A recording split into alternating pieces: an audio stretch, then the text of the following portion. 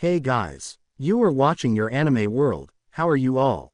Please support to subscribe this channel for watching new interesting stories. So in this video, we will see second part, what if Deku had a spectacular spider quirk.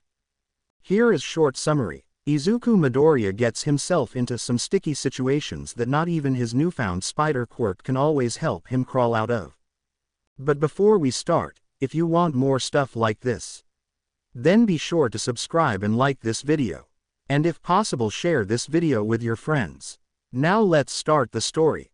There's a better likelihood of a villain attack having shaken his bedroom than an earthquake to have caused it to be in such disarray. So, standing on his ceiling with his hands on his hips as he surveys the messy space, he decides that will be the story he goes with should his mom walk in before he finishes cleaning it up. At some point, the boy must have mistaken the waste bin for his hamper, since that's where a good portion of the dirty laundry takes residence. Ironically, things like crumpled paper and tissues or empty soda cans are distributed in the opposite container. All of his reading and writing material looks as though it was flung off his bookshelves to occupy his floor rather than his desk. Izuku huffs aloud to nobody in particular but himself. Kicking it all under his bed to hide it won't be enough this time around. But that's where he starts. The small space makes for a good shadowy crevice to cover up a good margin of the junk. The drawers on his desk are already too filled with other stuff to cram anything else in there. The boy's closet is a maelstrom of pants and shirts that he'd just given up on hangers. The old bed technique is a reliable one. It's one he knows very well. So does his mom, but he figures he'll cross that metaphorical bridge when he gets there. Izuku just has to make sure his Spider-Man stuff stays out of it, at the very least. He can't risk any accidental discoveries. So the boy grabs his spandex suit and web shooters to stuff some spot that they won't get found like everything else. Izuku holds it all in his hands, feeling the weight of it. He winds up holding onto it in more ways than one, staring at the spider symbol etched in a webbing pattern. With UA's entrance exam coming up, he figures he could now stand a chance to get into the hero course. But there's a hesitation to try. Not only because of the whole secret identity thing or the vigilantism charges he'd get, but, well, there's a certain responsibility to what he's decided to do with what he's been given, and he might not be able to do anything until he gets a license if he goes down the UA route. Izuku sighs, squeezing the hemming of his costume. Fortunately, or unfortunately, he doesn't get to dwell on those thoughts for long. He doesn't need his spider sense to pick up on the handle to his room starting to turn, but he does wish it had alerted him, considering that could very much mean danger right about now. Quickly coming out of his rumination and acting on impulsive instinct, Izuku throws the suit up and webs it to the ceiling. His mother opens the door to just miss him hiding his web shooters behind his back. "Izu," she starts, "Mom," but he's too fueled by the sudden spike of adrenaline in his system to let her. He tries covering up his jumpy and fidgety behavior with a smile, but it comes out forced. "What are you doing here?" His voice is just as strained. Inko pauses in the doorway, noticing her son's strangeness straight away. She tries and fails to hide her concern, that's coupled with confusion from showing on her face, an expression of scrunched proportions creasing her aged wrinkles. After a second, "I live here," she treads carefully with her response while gauging the situation a bit more.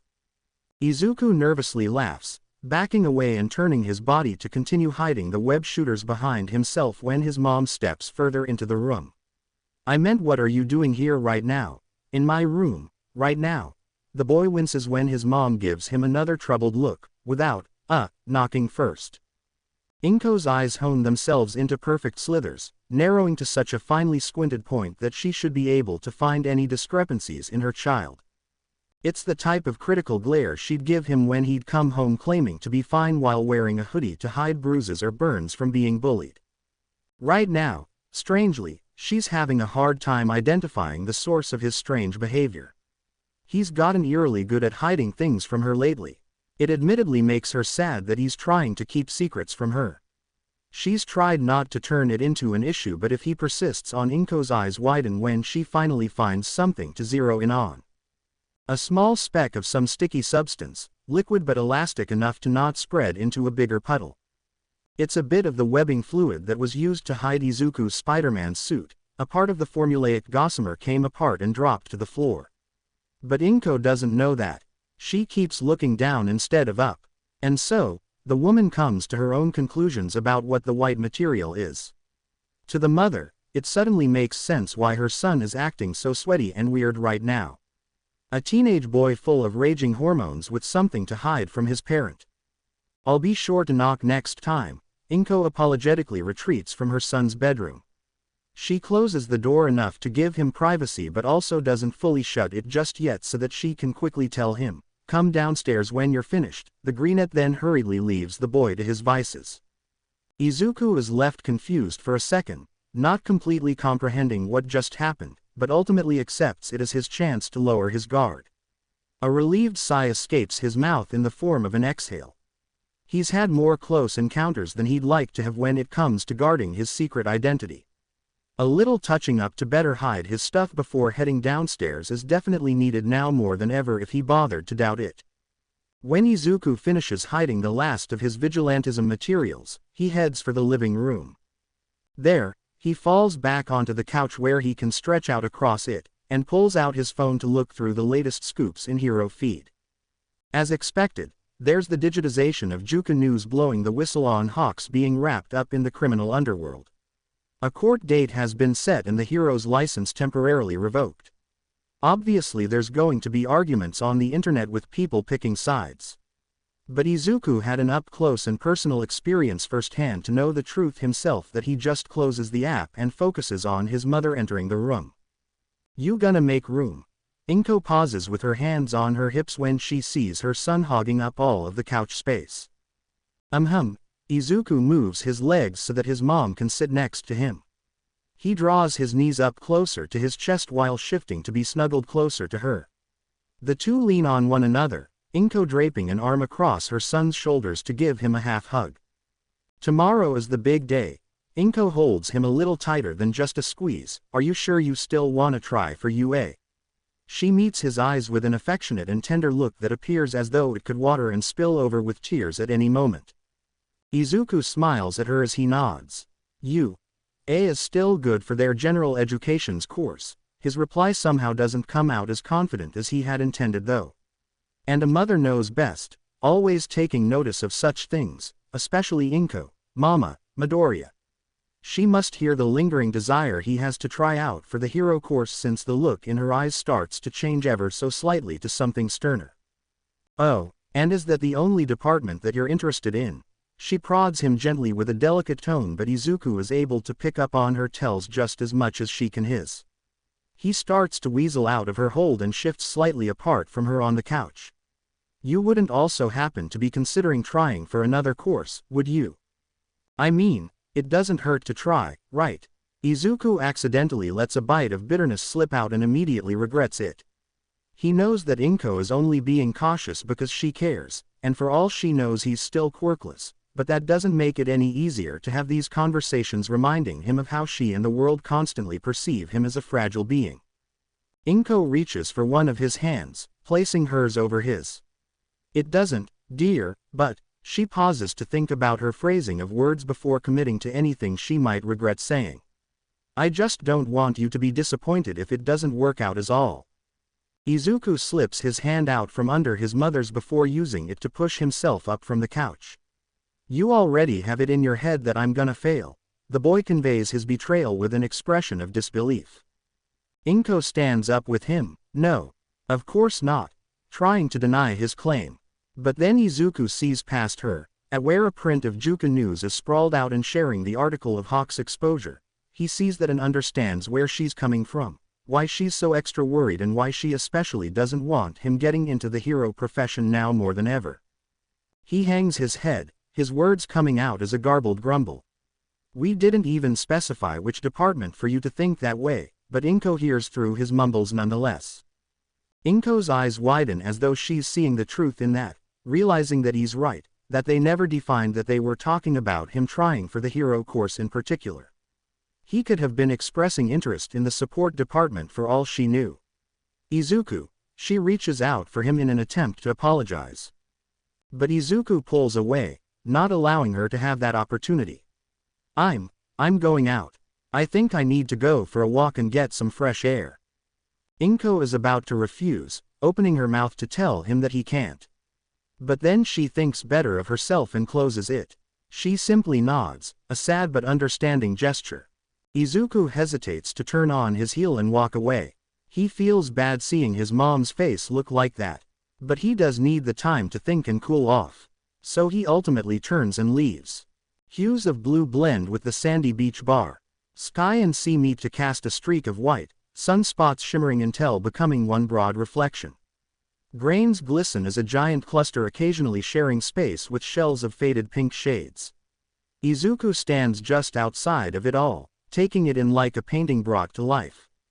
This is the handiwork of Itsuka Kendo and it never gets old to see. He recalls that cleaning up the beach had been a part of her training to get into UA. Her aspiration to join the hero course had spurred him on as Spider-Man, and now, it's motivating him to want to try and do more as Izuku Midoriya. The boy fishes his phone out of his pants pocket. He's still blocked by her.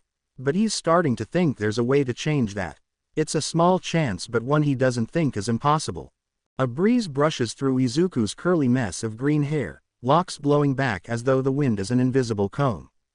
The reckless youth breathes in the air. His freckled face forms a smile. An idea has just become a plan. Izuku shoves his phone back into his pocket before turning and jogging off from the boardwalk.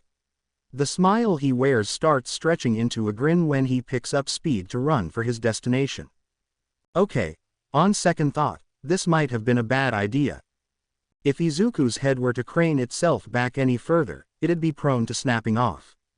But that's how high the wall to UA's entrance exam field testing site goes. Not even MT. Lady would be able to reach the top so easily. The boy makes an audible gulp when swallowing a harsh intake of air, feeling smaller than a spider in this situation. He had thought to himself that he'd be able to easily sneak into UA in order to gain a tactical advantage of the practical portion of the exam. If not for his own sake, then to give Itsuka the upper hand. It seemed simple enough to manage with spider powers. After all, spiders go undetected all day every day. Seeing high-tech scanners, turrets, motion detectors, and all other sorts of fancy security equipment advanced enough to make his spider sense rattle his bones has made him rethink it a bit though. Izuku is about to turn around and walk away, almost ashamed of himself for even considering cheating. Even if it's to impress and win back a girl's favor, he knows it's wrong. But his shoe sole kicks a pebble that bounces into a ventilation exhaust. And he takes note of it. It's such an easy way to bypass all of the pesky security, and since he's already made the trip over here, he backpedals his thinking to sneaking in. Pretty soon, Spider-Man is infiltrating the most prestigious hero school in all of Japan. The red and blue figure scurries through the ventilation system, occasionally batting away a cobweb left behind from his kindred brethren. The bright side is that it's cool air flowing through the shaft and not heat. Which with this summer weather, is more of a blessing than one. He's glad there's no rain to wash this spider out of this particular spout. Spider-Man breathes through his mask, glad that he kept a spare on him. A hero should never leave home without their uniform, just like his mom taught him a man shouldn't go anywhere without their wallet. Especially if that hero is a vigilante and they need to keep their identity a secret. And especially if that already wanted fugitive, Izuku likes to use that term loosely, is in the act of breaking and entering. As the vigilante peels back a thin sheeting of galvanized duct, he prays that he isn't caught. It'd really beep to have to go up against the heroes who may be the ones teaching him. There's a brief moment where he wonders if that's what the practical exam is for the hero course and if this whole reconnaissance mission was for nothing. And then he sees the giant mechanized Goliaths stationed at charging ports. It's like he walked, or crawled, into some sort of sci-fi military movie. The expressionful eyes on Spider-Man's mask convey his awe. It makes sense to have examinees go up against disposable foe enemies of such design. And yet, there are so many. Not just in numbers but in that state of design. Spider-Man hops from the wall to the ceiling, moving deeper into the massive supply station. There are some robots that look like child's play and then there are others that are seriously no laughing matter to have to deal with. Spider-Man lowers himself on a web line, viewing one of the bots up close and personal. It makes no difference that he performs his examination upside down. He can tell from a slight rapping of his knuckles on the bot's base that it's mostly hollow, which means it's very combustibly punchable. The vigilante alters his position on his string to view behind the machine. There, he finds a button on the robot's exposed back. It appears to be some sort of deactivation switch. The one beside it is less forgiving. Spider-Man sways with his body on the web line that he dangles from until he gains enough momentum to pivot over. The robot he lands on is poised in a low crouch, with shields guarding its legs and two tail-like extensions covering its surface area akin to that of a scorpion. Spider-Man shivers, slightly scared of this one out of some strange instinct. It has 3 camera lenses for eyes on its front and a button on its belly for turn-off beneath it instead of on top. Spider-Man's reflexes kick in, his body moving when his spider sense shouts at him to move. For a second, he worries that the robots may have turned on. When he lands perpendicular to them though, he sees that they are still disabled. What he finds himself facing instead is the back snap of Eraserhead's capture cloth. The underground hero coils the fabric around his neck like it's a wearable scarf. It's a fashion statement as bold as web-patterned spandex. Eraserhead raises an eyebrow, as though he himself is only getting to see who he's quarreling with for the first time. "You're the one breaking in here." It's supposed to be a question, but it's said matter-of-factly. "You're about the right height for an 8-year-old. I'm 14.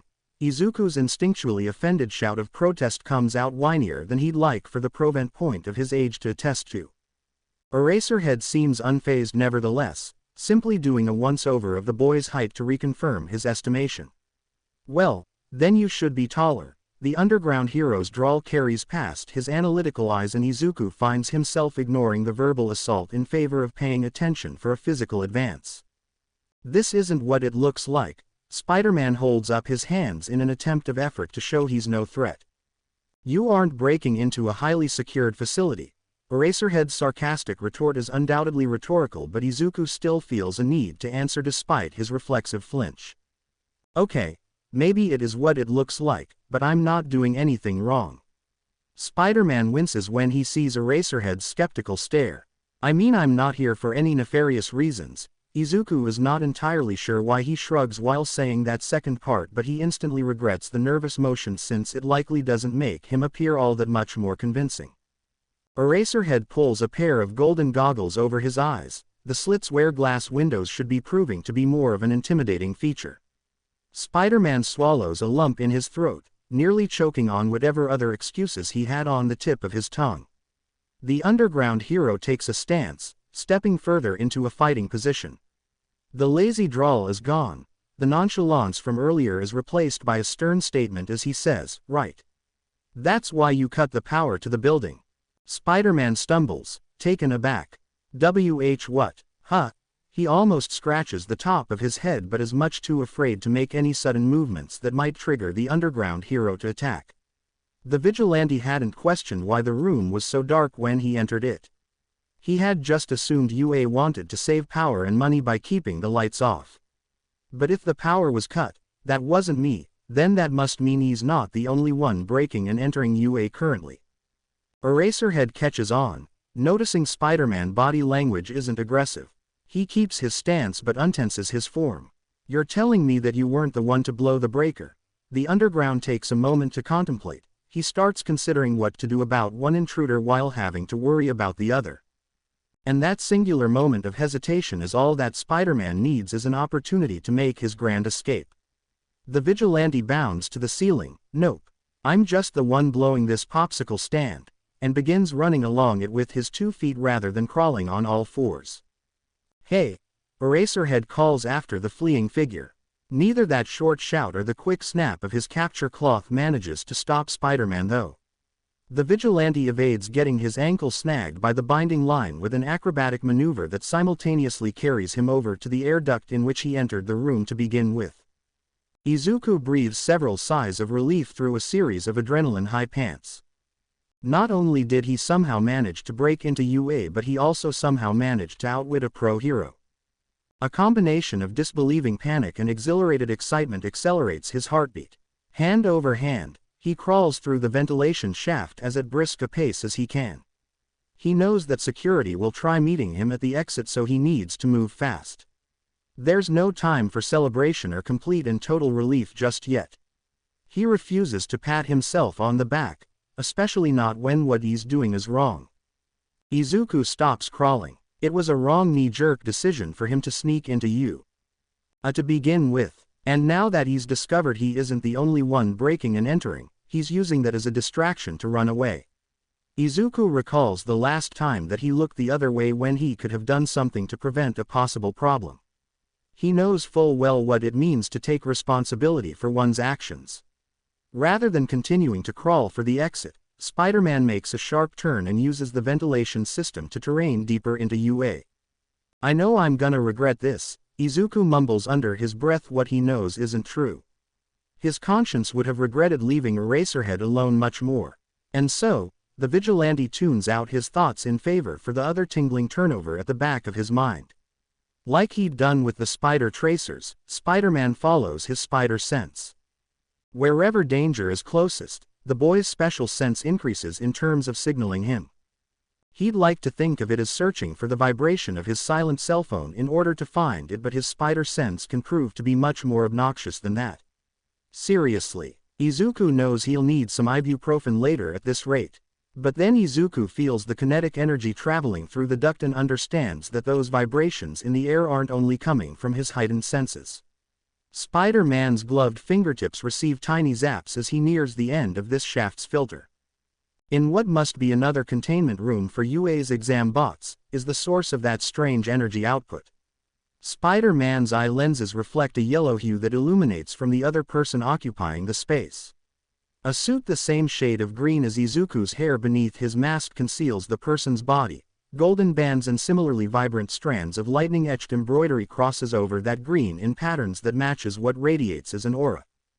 Izuku knows his hero trivia, and he can confidently say this guy doesn't appear to be anyone other than a plausible villain. The supposed electrical villain turns his head when Spider-Man climbs into the room. Izuku can see now that UA's second intruder has a face mask designed to look like a starfish bursting into a static shock. He wants to crack a joke about it but is at a loss for words over how dumb it is that he ultimately decides that it'd be too easy to make fun of. The electrical villain speaks first. Spider-Man, unintelligently unable to exclaim anything more than the identification of his surprise guest mate. Ah, there we go, finally a bad guy who understands the etiquette of these things.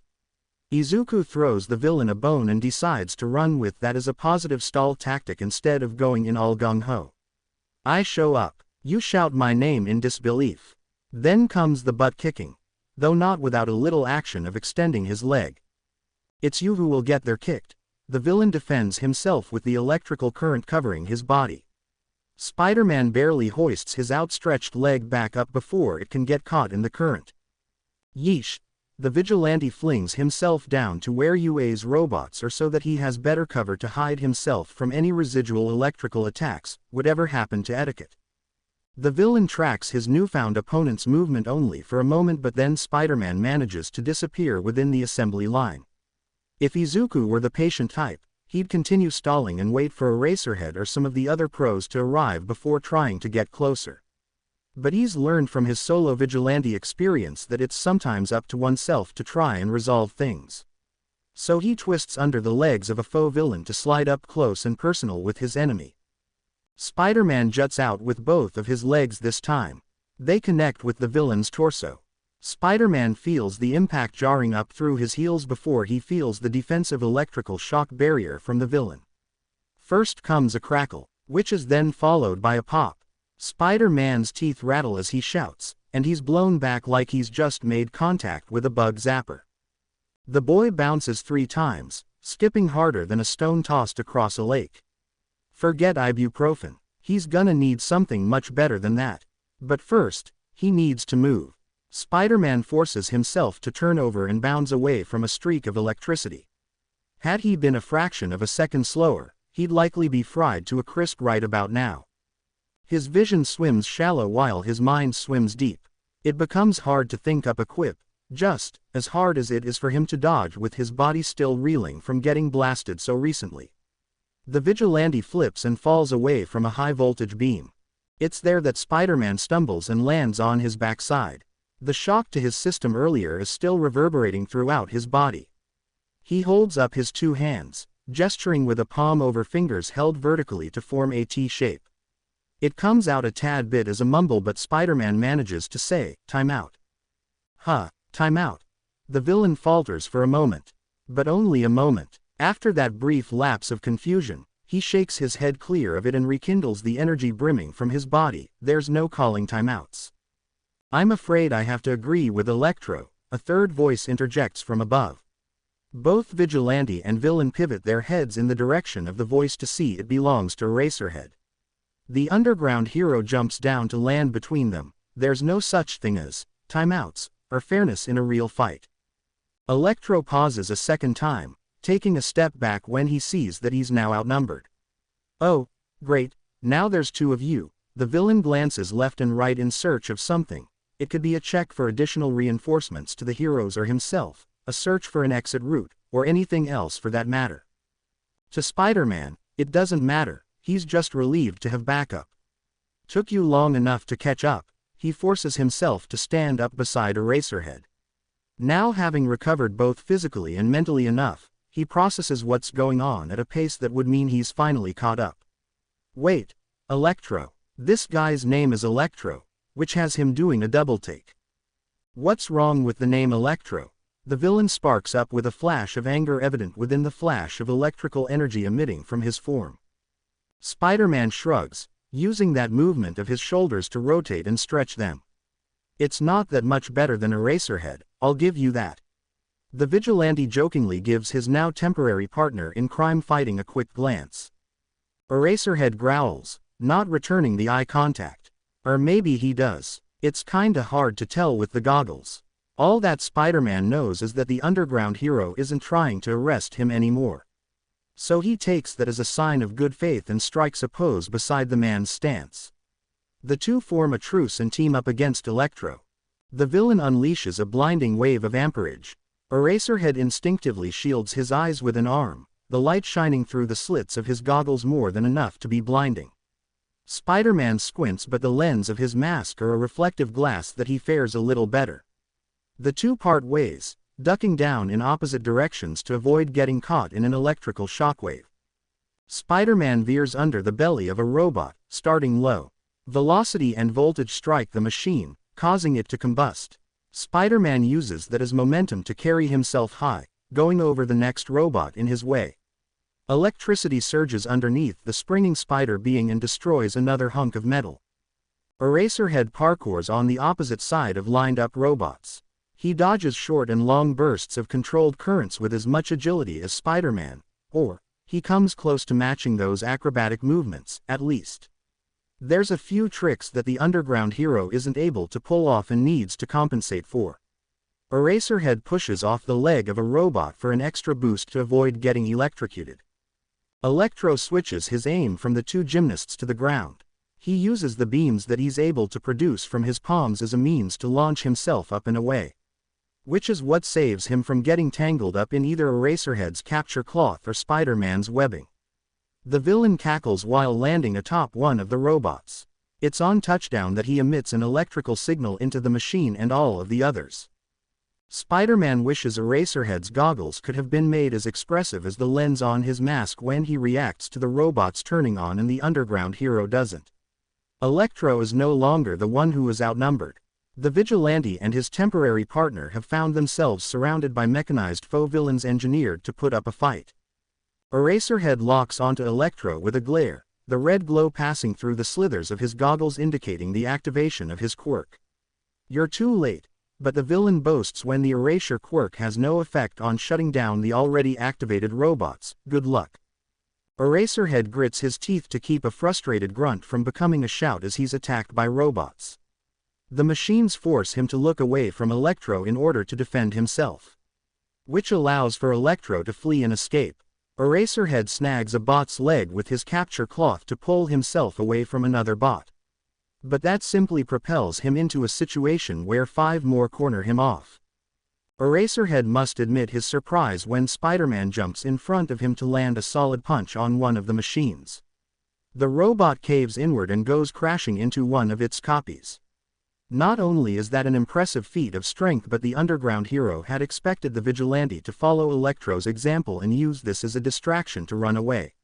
He gives Spider-Man a small nod to express appreciation for the save before moving to hit the shutdown switch on a bot behind him. I always thought the robot uprising was gonna be the vending machines. Not this. Spider-Man throws out a wisecrack while throwing out a faux villain's battery pack. He jumps onto another one's back where he punches a hole into it in order to rip out that machines too. Take this seriously. Eraserhead warns the vigilante to be cautious while performing defensive maneuvers of his own. It's not you controlling these. They aren't programmed for the entrance exam, so they could very well be out to kill us. As if on cue, a missile fired from one of the robot's back turrets comes rocketing towards them.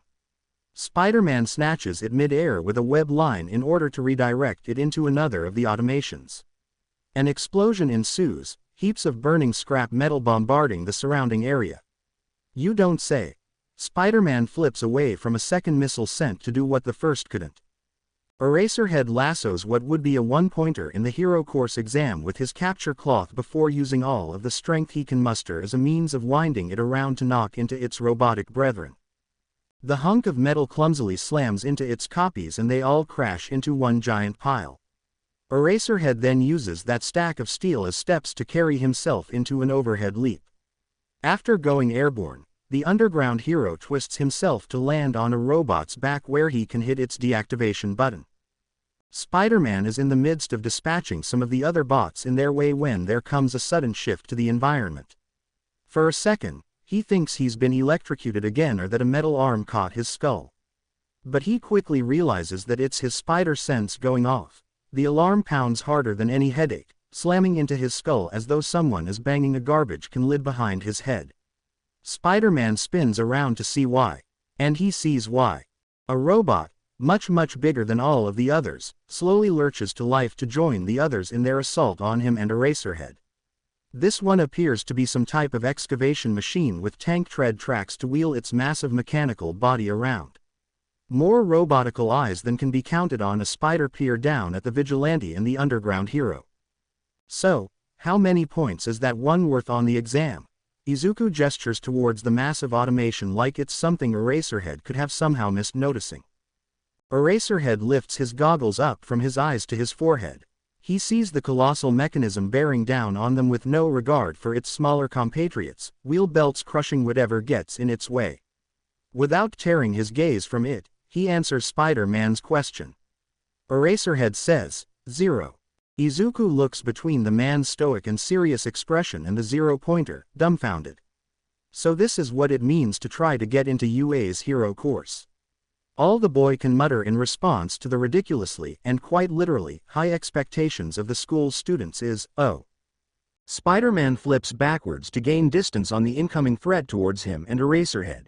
He lands on a one-pointer where he applies all of his weight into that landing to bring it down. Across the way, Eraserhead uses his capture cloth as a grappling line to hoist himself towards the containment room's rafters. The underground hero secures himself there while looking for solutions from the newly acquired vantage point. Spider-Man bounds from bot to bot, still staying out of range from the massive mechanism's belt crusher. But as he does so, he stretches web lines from automation to automation. The connected bands begin to pull the crowd together until there's a significant pebble in the path of the giant machine. One that gets run over carelessly, which results in a sticky surface beneath its rotating tread track like gum on the bottom of a shoe.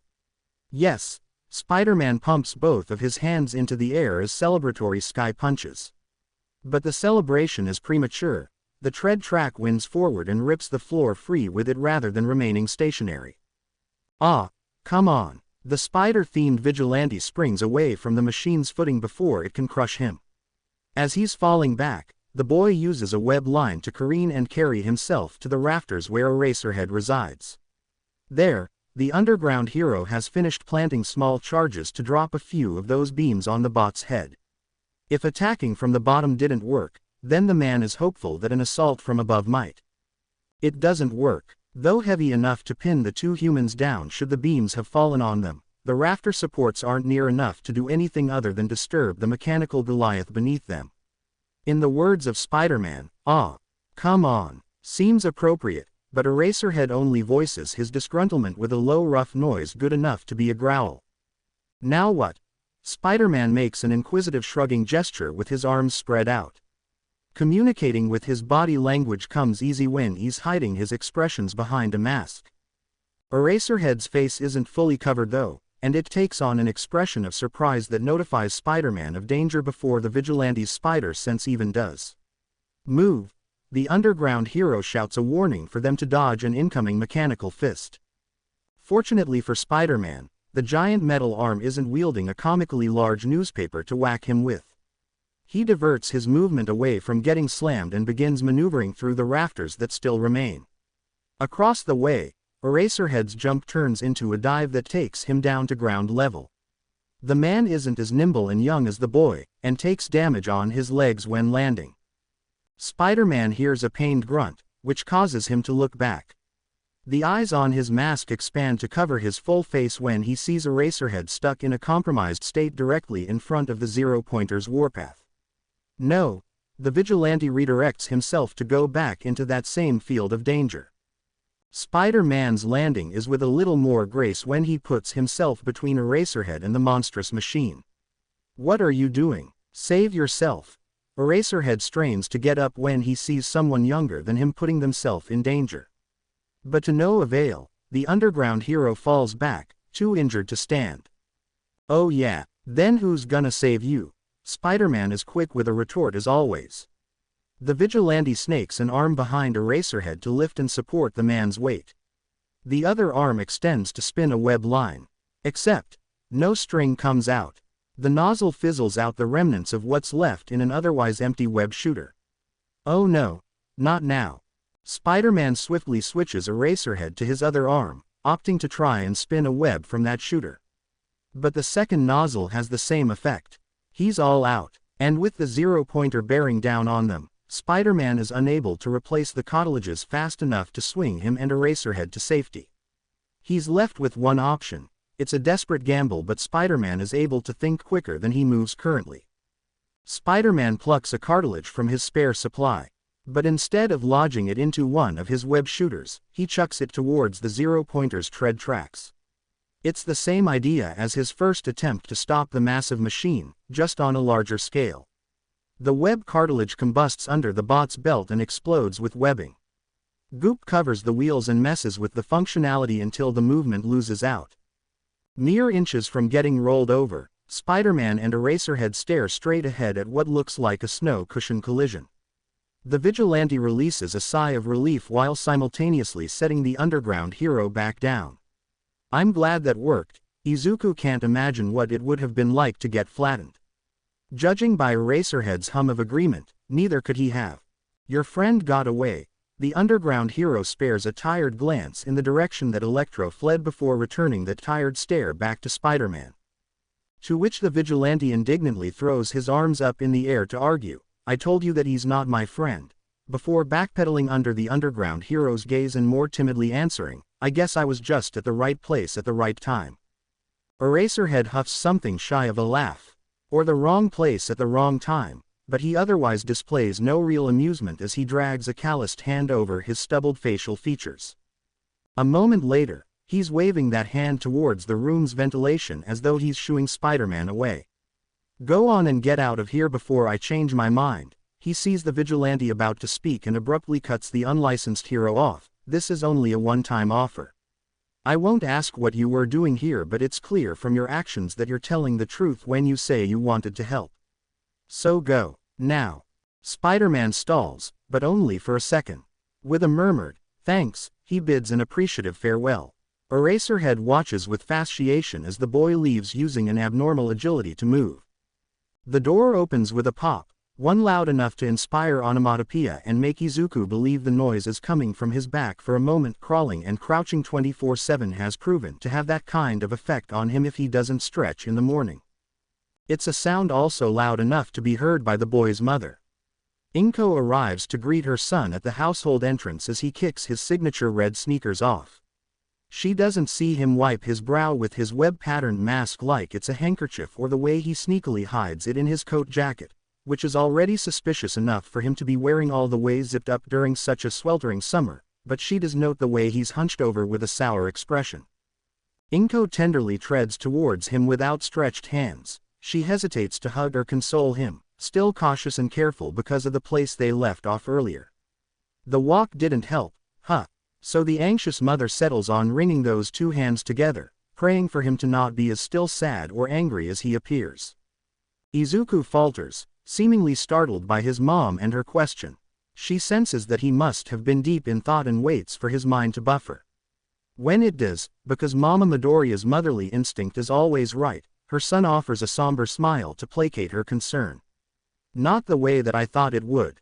Oh, Izuku. Inko's heart clenches as tightly as she squeezes her hands together.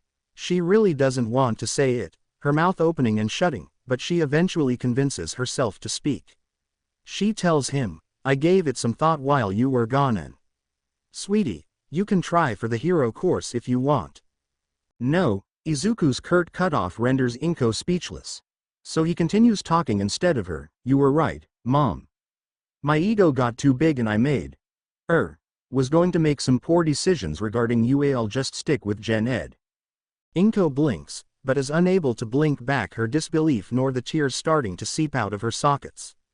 But I don't understand, you seem so sure. She means to ask him what about his walk could have possibly changed his mind, but is much too moved to do so. Izuku swallows, choking down his own tears before they can join his mother's. I just realized you were right is all. His shoulders give a small shrug. There's no use trying for something that'll just wind up being a big waste of time. Inko can hear the hurt in her son's voice to know that he hasn't fully let his dream go, and so she finally gives into her need to hold him. But she doesn't try rekindling his passion to alleviate that hurt. I just don't want to see you in danger is all. She can't bring herself to take that chance when he's quirkless and has no power to defend himself. Izuku stiffens in her hold, eyes going wide. Inko worries that she said something wrong again. Until his body loosens, and he leans into hers. Slowly, Izuku's eyes slide shut and he returns her hug. He rests his chin atop her head as he whispers, I know, Mom. When they finally break apart and end the embrace, Inko forces out a laugh to clear her throat. I won't have to worry about that with you being in Gen Ed though. No villains and no potential explosions that you could get from being in support either. It's a poor attempt at humor, but Izuku fakes a chuckle to avoid making the moment any more awkward. Yeah. He mumbles something else under his breath, but Inko is walking out of earshot as he does. She likely expects him to follow, so he raises his voice after that to call out and let her know, I'm gonna head to my room for a bit. All right. That's fine. Just be back down for dinner. She shouts back from the other end of the house a second later. Izuku sighs. He didn't tell his mom the real reason that he changed his mind. After all, how could he? That'd be like telling her that he's Spider-Man. After the mess that he got mixed up in, and that he's wondering if he's partially to blame for even he feels too responsible for the mishap at UA to show his face at the entrance exam. Not to mention the way Eraserhead and the rest of the school's staff must feel about him now, even if they did let him go. Izuku toys with the zipper at the top of his jacket, thumbing the metal pull tab. He has a secret identity to keep as a vigilante now more than ever. It's not like he can go using his powers at the exam to pass it without exposing himself. Slowly and ever so slightly, Izuku pulls the zipper down. Just by a bit. Just enough that the top part of his Spider-Man suit is exposed, right where the emblem resides. He's able to do what he always wanted without passing the hero course, which is helping people and saving lives. That's what the alter ego is all about. That's what Spider-Man is for. And as for Izuku Midoriya, he pulls out his mask, the reflective lens on it staring into his eyes. He can do some good too. He has a responsibility to his mother. A responsibility to his studies. A responsibility to those in his life that he doesn't get them tangled up in Spider-Man's web. Izuku shoves the mask back into his pocket and pulls the zipper on his coat back up. What he did, thinking that it was for Itsuka, was wrong. Even if it was some small part for her, he broke into you. A for himself and his own selfish reasons. She blocked him because of his responsibility as Spider-Man, and he almost gave up that responsibility trying to win her back. He hangs his head, thinking that his father would probably be disappointed in him.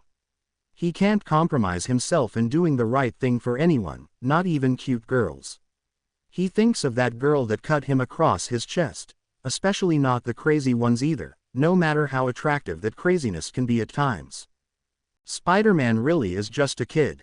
He thinks like a kid, acts like a kid.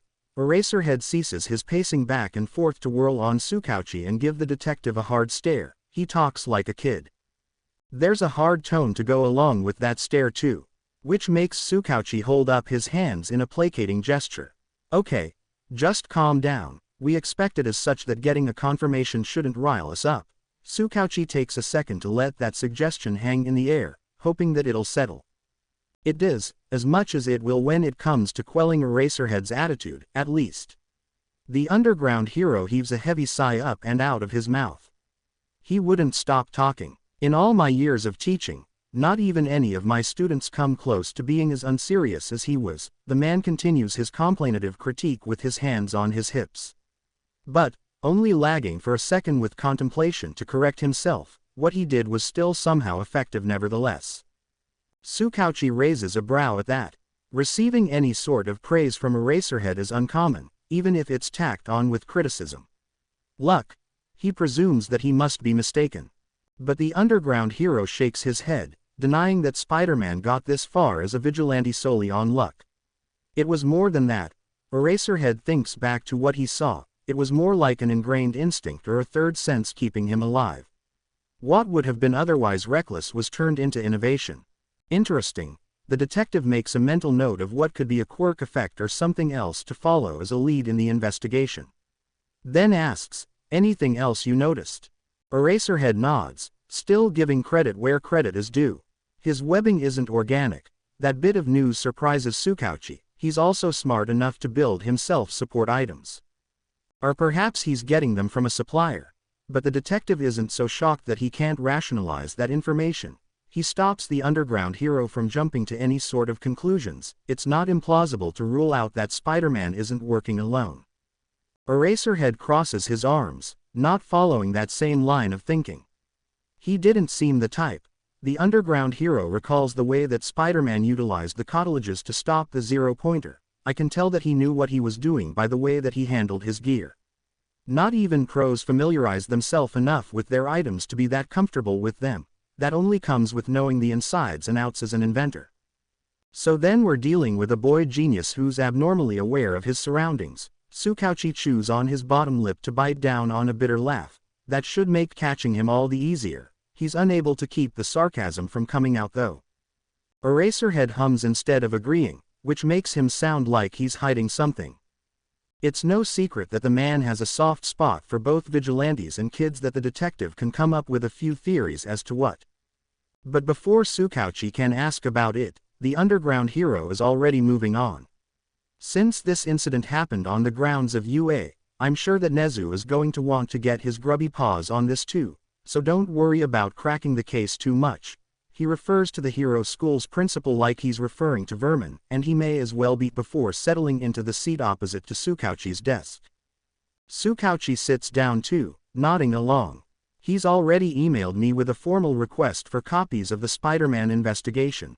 The truth is that the detective has been blatantly ignoring that request, and he knows he's safe in sharing such information with someone who understands exactly as to why he would. That rat bastard likely already has his own case file built that he won't bother sharing with me or the rest of the precinct anyways. Eraserhead hides his small smile of amusement within the crook of his capture cloth that doubles as a scarf. In doing so, he feels the brim of his goggles brush against the bristles under his chin. They remind him of something else that he can share with the detective. Speaking of which, you might want to boot up your computer, or get a pen out, whichever is faster. He mimes jotting down notes so that the detective gets the message, and Tsukauchi does just that. You mean to tell me that there's more? Tsukauchi steels himself with a glance up at the underground hero. The tip of his pen presses into a blank page of his notepad, ink seeping into the paper already. Eraserhead slides his goggles up over his head and sets them down on the desk between he and the detective. I tried using my quirk during our encounter. There's an intake of breath between both of the investigators that leaves what comes next lingering in the air before it can even be said. Erasure doesn't work on Spider-Man. You might want to consider altering the type of quirk suspects on your list. Pink petals flutter about with applicants, covering the grounds that are overlooked by cherry blossom trees. A vast expanse of leveled stone sidewalk leads into the prestigious place the way a red carpet may get rolled out for guests to a major event. There are even camera flashes to enhance that environmental effect, several people snapping memorabilia photos at the widespread entry gates. Izuku gazes up at the arch of it as he walks under what's suspended overhead. He half expects torches to be on either side the way that American film Jurassic Park had its entry gate. Despite having broken into UA prior to now, it's all awe-inspiring new ground to tread. It's a stark contrast between cramped vent shafts and assembly warehouses. The boy's eyes marvel at what's ahead of him. Built atop a forested hill, resides the Hero School Student Center. There are enough floors stacking the suspension of the facility that it could be a skyscraper. Glass panes radiate the sun on the horizon, only dimming where a connector bridge attaches the center with a second tower. From this far back, the architecture appears to deliberately mimic the letter H, undoubtedly standing for hero if it is anything intentional. That's just one of the many impressive structures surrounding the campus as Izuku follows the flow of applicant traffic. Acres of land stretch beyond what the eye can see. Anxiety, excitement, eagerness, and many other emotions swell within the youth. Izuku is so caught up in his fanboy fascination of it all that he winds up misstepping. A pebble in his path catches the front of his foot, causing him to trip over himself. Naturally, Izuku's spider sense warns him of the accident. His instinct is to catch himself so that he doesn't fall and scrape his knees or elbows. He's about to obey that bodily impulse. But on the way down, he can see the prying eyes of those around him. With an active audience watching, he can't boast his powers without risking exposure of his double life in vigilantism. Izuku fights his instinct, allowing gravity to take him instead of stopping it. Except, midway through his descent, there's suddenly no gravity left at all. Izuku starts to levitate above the ground. The boy frantically flails his arms, grasping at air as he reaches for the surface beneath him. He knows that if he can just touch the floor that he'll be able to stick and keep himself from floating away. Secret identity be damned now. He decides that he is not going to drift off into space before he even gets a chance to try out for UA's General Ed department. Whoa, no need to freak out, I've gotcha. A bubbly voice breaks through Izuku's panic and he realizes that he's just bobbing about in one place rather than soaring into the sky. It all makes sense to him what spared him a tumble when a brunette girl explains, "It's just my quirk," her hands pressing together with a whispered release, being what returns gravity to him. He breathes a sigh of relief, meaning to say thanks with it, but all the wind apparently leaving him in that sigh making it rather difficult. Izuku tries again. A wheeze comes out. Well, now this cute girl is only going to think he's weirder than she probably already does. The fact that she's cute doesn't help with his spiking anxiety either, by the way. If not for it being the tail end of a sweltering summer and his raging teenage hormones, he'd also like to imagine he wouldn't be so sweaty right now. The girl scratches the back of her head, starting to feel awkward about the interaction too. "You look super nervous. Sorry if I startled or bothered you. I just didn't think it'd be good to trip right before your exam. Bad luck and all." She waves over her shoulder while walking with the other candidates. "Well, anyway, we don't want to be late either. Good luck on your exam." Izuku raises his hand to wave back to her, the shaky appendage giving her a thumbs up that she can't even see from behind. It feels like going for a fist bump when the other person wanted a high five, especially when he keeps the gesture poised for way too long after the matter of her having left a while ago. But he still beams with some pride anyways. After all, he did just talk to a girl. Well, he didn't actually do any speaking, but that's a lot easier to do when wearing a mask, so he has some anonymity to hide his embarrassment. Which he doesn't have now. And Itsuka was a special case. Their meeting behind a dumpster much less romantic than UA. Whatever. The point is that he technically talked, not really, to a girl, and that's a good omen to balance out the tripping as a bad one. Having recovered well enough, Izuku puts one foot forward and takes another step to replace the one that he screwed up, which promptly leads him into a person's back. Oop, sorry. He staggers a bit to put some space between himself and the other UA applicant, only to see when the person turns around that it's somebody he recognizes. How his spider sense didn't warn him of his childhood friend turned bully is beyond him. Katsuki Bakugo whirls around to glower at the person that dares brush shoulders with him. Ha! His spark of anger only kindling into a more burning fire of fury when he too recognizes who bumped into him, Deku. The boy's ashen hair bristles like pines on a porcupine. Hey Kachan. Izuku reflexively recluses from his irritable neighbor. Past experience has proven that getting too close can result in some burns, which beeps when they practically live right next door to one another. What the F*** are you doing here? Katsuki closes the gap between he and Izuku. The angry S hand grabs a clumpful of the other boy's shirt, the S Quirk singing the material as it dares to detonate. Are you trying to apply to be a hero when I distinctly remember telling you to back off and not even bother? Spit flings itself at Izuku as the other boy barks at him like a Pomeranian. And no, I'm not. Izuku holds his hands up while wildly waving them to display himself as submissive and not willing to fight. They've gained themselves a few onlookers. Izuku tries laughing it off to de-escalate the situation, playing up his act so that the spectators will go back to their business. A has general studies too, he explains himself to the bully as best as he can. I wouldn't even dream of trying out for the hero course. Katsuki bares his teeth, his resemblance to a Pomeranian now looking like one prepared to bite. But he too takes notice of the passerbyers. And not even he is willing to start a problem in public that might hurt his chances at getting into UA. TCH, he releases Izuku's shirt, but not without a shove, and lets Izuku go free, so long as you know your place. Izuku deflates with his second sigh of the day. He expected UA to be an eventful place, but this is unbelievably unprecedented luck. The kid who rearranged his name's kanji to mean useless and got all the other children at his school growing up to call him Deku, just so happens to run into him amongst all these other examinees. What are the odds? But it is a firm reminder that he must maintain his unassuming appearance if he's to survive. He was only treated that way because of his quirkless nature, the switch up from his friend coming after that diagnosis. And so long as Spider-Man is a secret, it'll have to stay that way. Izuku gets back on track, following the flow of examinees towards the exam center. They start splitting at a fork in the path, various trails leading to different exam halls. It's not so hard to know which one is for the support department, lots of those candidates carrying heavy machinery with them. As for which path is the correct one to follow for general ed, that's a little tougher to figure out. Izuku slowly walks closer to the buildings where people file into separate auditoriums, hoping it might get easier to know who goes where from there. While browsing the exam halls, he becomes distracted by a familiar tingling sensation in the back of his mind. Izuku's face twitches and then scrunches up in confusion. Why his spider sense would be ringing here of all places is a strange occurrence. So, he turns around and tries to find the source of its cause. Some scanning of the potentially future students takes his eyes to a boy with a black lightning streak dyed into his hair.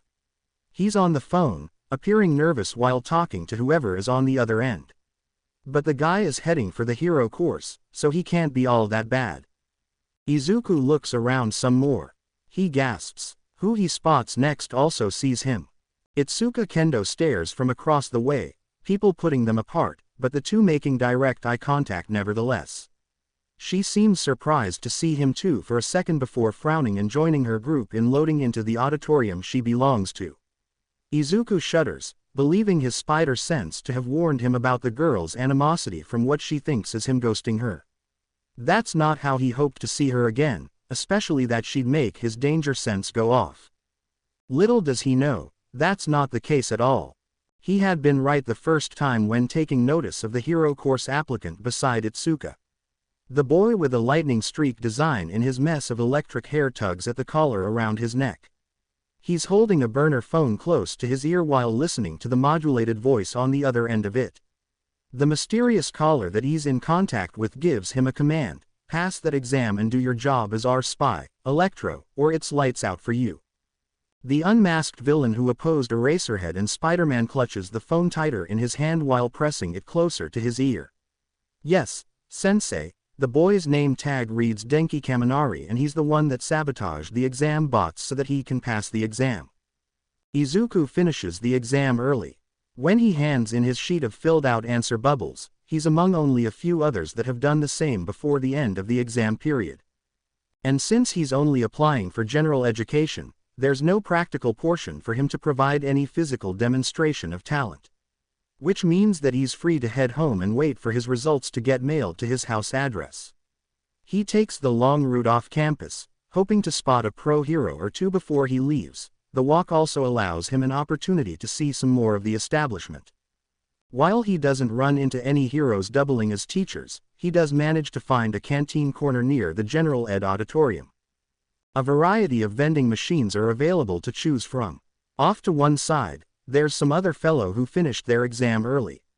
Izuku sees that they're buying from the canned coffee selection. Feeling like he could go for a bit of caffeine himself, Izuku decides to strike up a conversation. "Hello," he announces himself before approaching as to not startle the stranger. Half-lidded eyes glance Izuku's way. Upon getting closer to the person, Izuku sees that there's much more to their dreary demeanor than just their eyes. Hair as unruly as his own stands on end, an indigo bush of bedhead making the dude appear taller. Izuku suddenly understands why this guy came here to get himself some coffee. The vending machine spits one out for the sleepy stranger to take. The can lid cracks open and he takes a slow sip. Despite not having his greeting returned, Izuku continues talking to the guy. "Do you think you did well on the exam?" He figures it's only natural and polite. Especially since they have to pass each other by in close proximity to switch spots at the vending machine, and it'd only make for an awkward exchange if he didn't say something. There's an uncomfortable pause anyways. Izuku thinks for a moment that he'd have better luck talking to a wall and hoping for it to respond. But then he sees that the person appears to be considering something. Despite that contemplative look, the stranger answers, "Don't care." "Really?" Izuku reacts with genuine surprise. It's beyond him who'd go through the trouble of applying to a school without an actual care, much less a place as prestigious as UA. But then he reconsiders and thinks that it's possible this person is applying to more than one department. "What kind of placement were you hoping for?" He lets his curiosity carry the conversation further along while choosing his own canned coffee from the vending machine. The indigo insomniac makes an expression that knits his brows together. An already skewered stare shrinks even further. "What do you care?" Izuku hears some agitation in the tone of that question. It's accompanied by a pop from the boy's beverage when pressure is put on the grip of the can. Believing that he could be dealing with a potential secondary kachan, Izuku dials it back a bit. I don't mean to pry." He uses his signature submission method of displaying his hands as a sign of surrender. "I was just wondering if we might get put in the same class or not." He lets a nervous laugh escape, hoping that the possible aggressor will laugh it off too. Fortunately, some of that tactic must have worked, because there's a visible release of tension in the fellow UA applicant's shoulders. But there isn't a complete loss of attitude, not judging by the snippiness to the stranger's next sentence. "It takes a lot of pride to automatically assume you're already in the hero course," he says it with a sneer. Izuku's emerald eyes widen at that. Realizing that there's clearly been a misunderstanding, he begins waving his hands around in an exaggerated effort to clear it up. "Oh, you thought no. I only applied for general ed." He starts laughing again while nervously rubbing the nape of his neck. "I'm not exactly hero course material by society's standards." The indigo insomniac's slitted stare parts enough to be considered wide too before blinking. It's as close to a surprised expression that the stoic poker face allows. "You're not." But his humbled hesitance in what to say next gives away a lot. "Sorry. I didn't realize." "No need to apologize. You had no way of knowing." Izuku continues to laugh and wave it off. When he sees that the other boy isn't laughing along, he sobers himself with a couple of feigned coughs to make it seem like he's clearing his throat. Izuku pauses before trying to pick up from where they left off. "So, I take it that you applied for the hero course then. That standoffish demeanor remains in the stranger, even when he twists on his heel to walk away. No. His answer comes as he turns his back to Izuku. Which of those two things is more surprising to Izuku as a tough competition? The shell-shocked spiderling soaks it in while grabbing his canned coffee from the vending machine. Once his mind catches up to his body, he realizes that he's standing there all alone now. Oh. Izuku stammers out a quick response while stumbling forward to catch up with his acquaintance. So, what did you apply for? He speaks up just enough to be heard from behind the other boy. The stranger side-eyes his pursuer until they're walking next to each other. After a moment, those eyes roll dramatically and the boy answers, same as you, albeit with a less than enthused sigh, general education. I see. Izuku nods along while mulling over that fresh bit of information about the purple-headed puzzle. Pieces of that puzzle snap together in his mind. Pretty soon, he's come to a conclusion. If you're like me, you must have originally wanted to try for the hero course instead then. The sleepy stranger sobers up enough to shoot Izuku a serious stare. We're nothing alike, his voice growls into his coffee can before he takes a long swig from it. Izuku recluses after that, realizing that he may have made a mistake in being so presumptuous. Embarrassed, the boy diverts his gaze and takes a sip from his own beverage to go. Yeah, probably not. He drags his feet with a downtrodden mien. The other boy's feet stop completely, other than turning to face Izuku. So why do you keep following me? He glares as he gives Izuku an accusatory attitude. Izuku jumps, startled by the sudden stop that was immediately followed by an interrogative advancement. Sorry, I didn't mean to. It's just that, well, the exit is in this direction, so. He fidgets while trying to come up with a logical explanation to cover for something as stupidly simple as trying to make small talk and become friends. The peeved purple-headed person continues to stare down Izuku a while longer before eventually accepting that answer. TCH. He steps back and then begins heading for the building's exit. Fine. Izuku takes that as a sign that he can at least follow the other boy off the premises, so he hurries to catch up. It becomes a bit of an awkward walk when the two of them don't say anything more to one another, the silence only broken up by periodic sips from their drinks, but it's better than arguing at least. Until, the uncomfortability becomes a bit much even for the one who caused it to be that way. The bedhead boy begrudgingly clears his throat before awkwardly asking, when you said you don't meet society's standards, what did you mean by that? Izuku stares at the indigo-haired fellow, surprised by his inquisitiveness. He stops and swallows. He hadn't expected to talk about it and reveal this about himself, but he figures it won't change anything if the stranger already dislikes him. I'm quirkless. It's weird to say that now that he has spider-like abilities, but it may as well be true still. At least, as far as the public's perception of Izuku Midoriya is concerned, he is still quirkless. He has a mirthless smile on his face to go along with his bitter laugh. Not exactly hero course material, right? The irony of him not being up to society's standards is kinda funny though. Izuku isn't sure whether it's a good thing or a bad thing that he's the only one laughing right now. So he doesn't look at his acquaintance. He can't bring himself to do that. He looks ahead instead, and is relieved to see that they've reached UA's frontal barrier. We're at the exit gate. Well, guess this is where we part ways. He turns to leave, throwing a wave goodbye over his shoulder as he does. Where are you headed? Train station is this way, but finds himself shocked still rather than continuing to leave. He whirls himself around to look at the boy he was walking with, as if that will help him to make sure that he heard that correctly. The stranger's stoic stare is still there, but there's a notable softness to it now. Izuku realizes that the guy has lowered his guard somewhat. Green curls fall to one side when Izuku tilts his head. Looking at the stranger from another angle doesn't help him to understand either. He momentarily believes it must be pity or something along the lines of that, but he's seen what that looks like from people before and this doesn't quite fit that category. Seeing Izuku's delay, the other boy raises both his eyebrows. He casually points behind himself in the direction that he's going in. You did come by train, right? And that makes some sense to Izuku. Alright.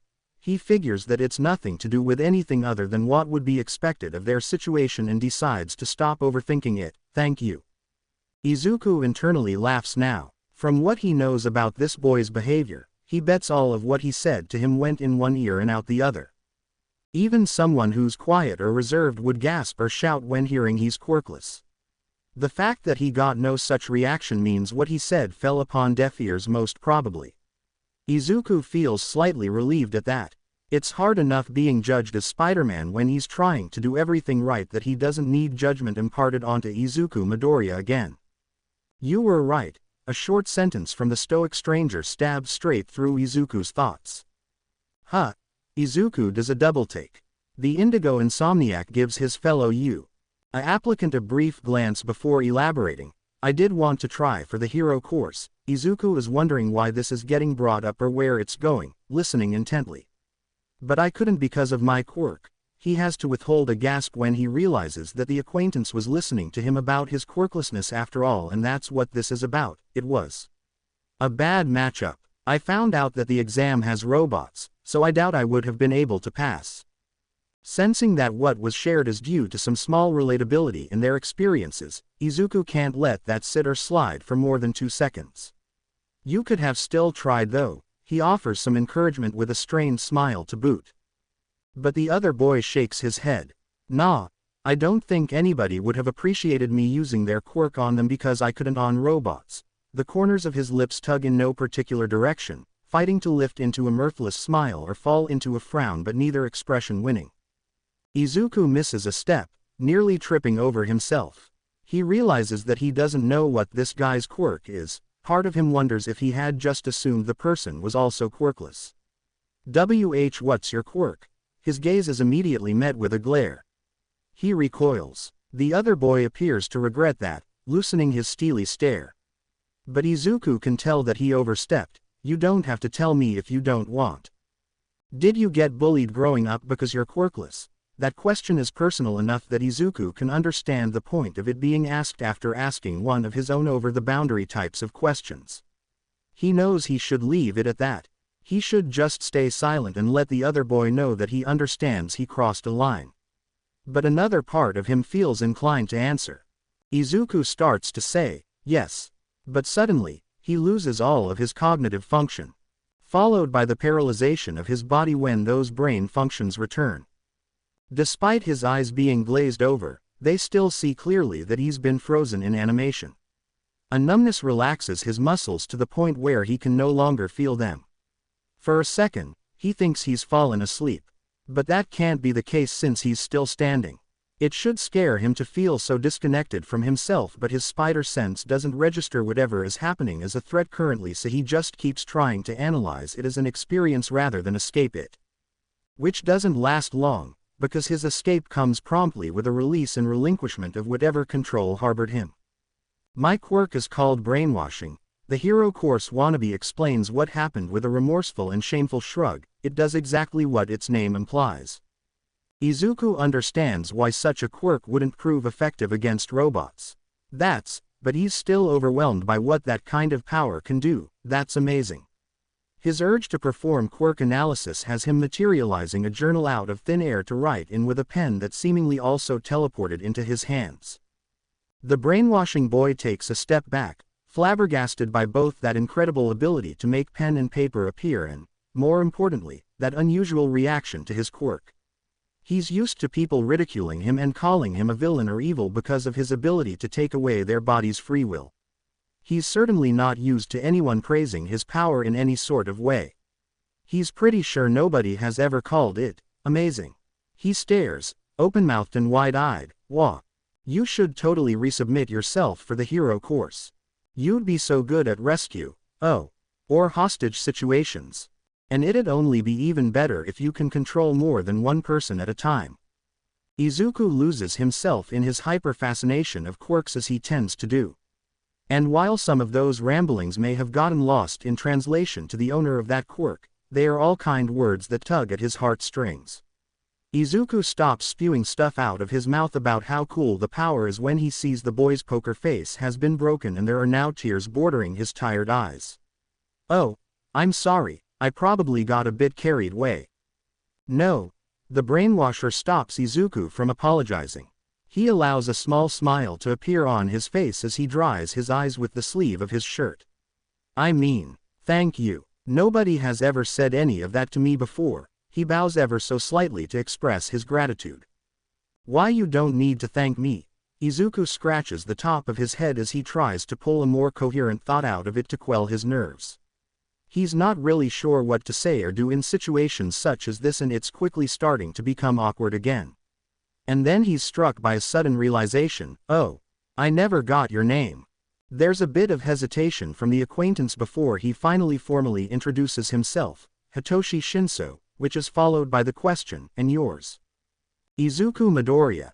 The broccoli-headed boy straightens and smiles as he returns the favor. It's nice to meet you, Shinso. Shinso raises an eyebrow, appearing skeptical. Midoriya. Really? His drawl is full of just as much incredulity.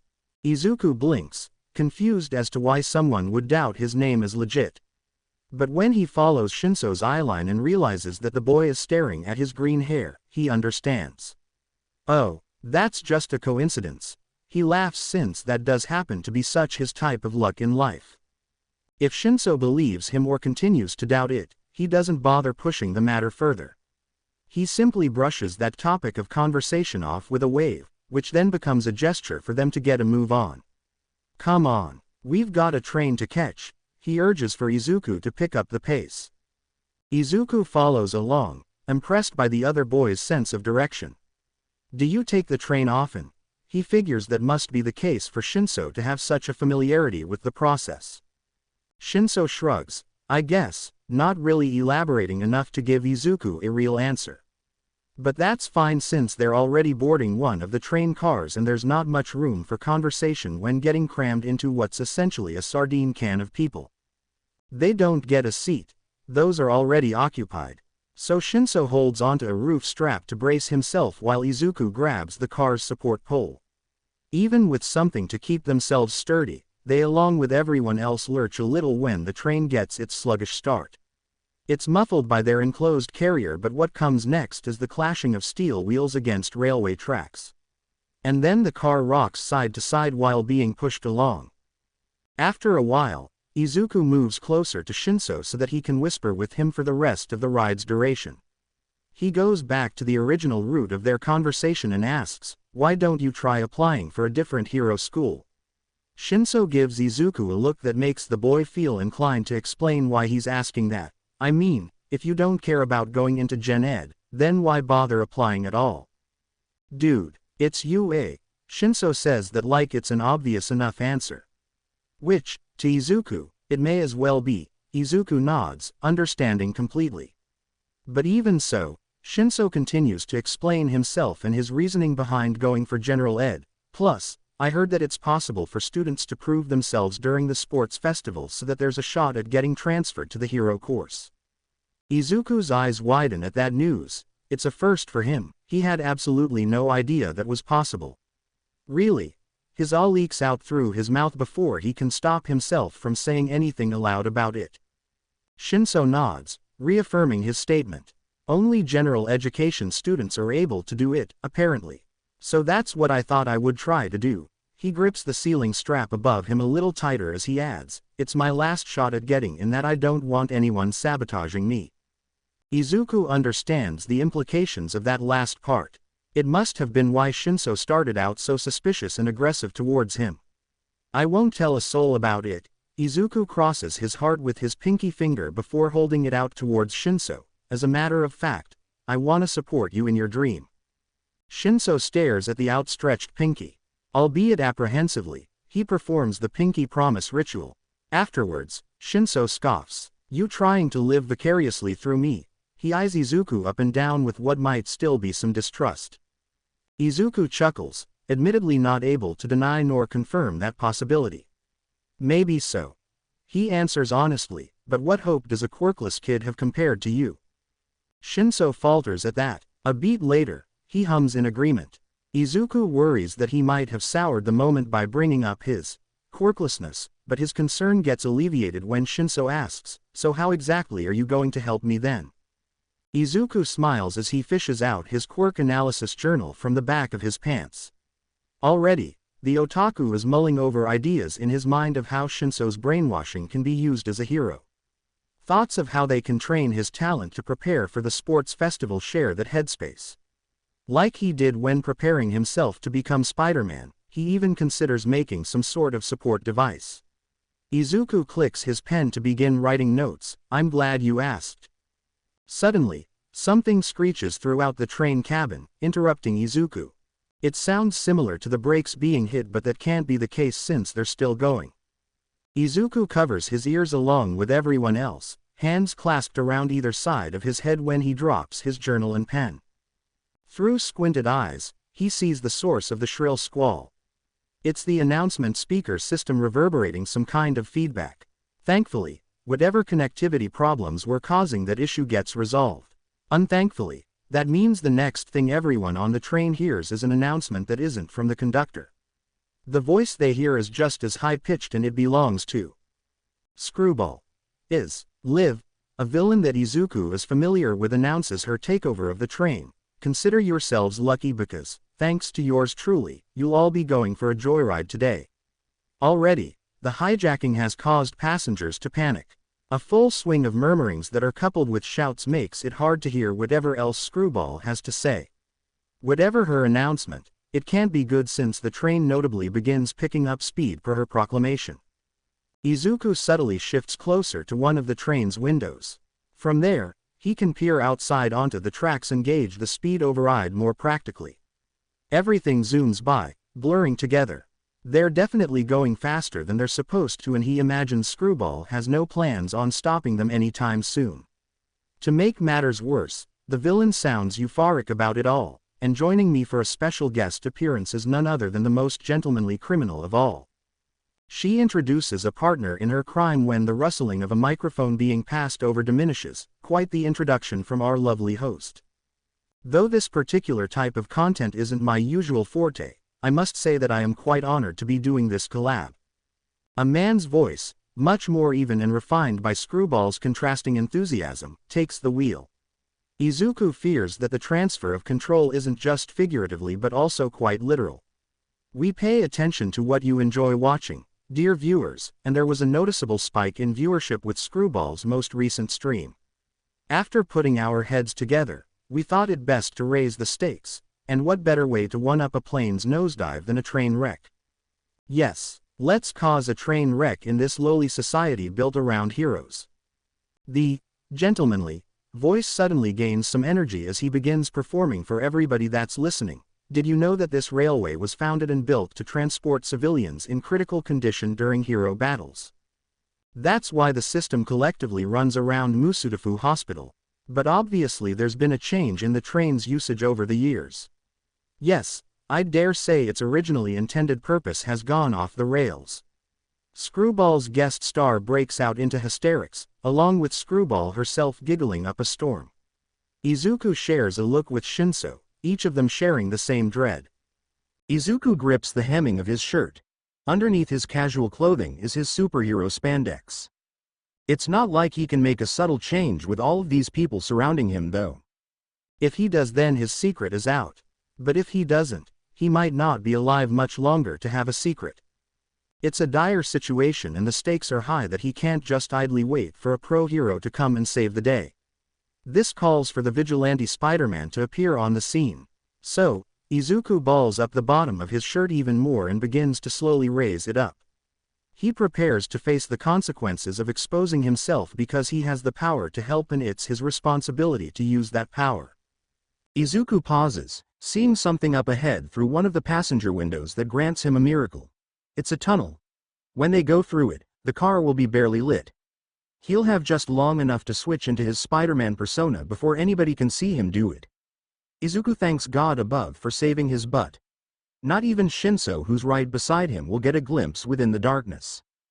And so that's exactly what Izuku does. He waits until the train enters the tunnel. As soon as the car gets blacked out, he pulls his shirt off to unveil the spider emblem centered in the web pattern of his suit's top. Then, just for caution's sake, he pulls on his mask next, which is followed by his web shooters and gloves.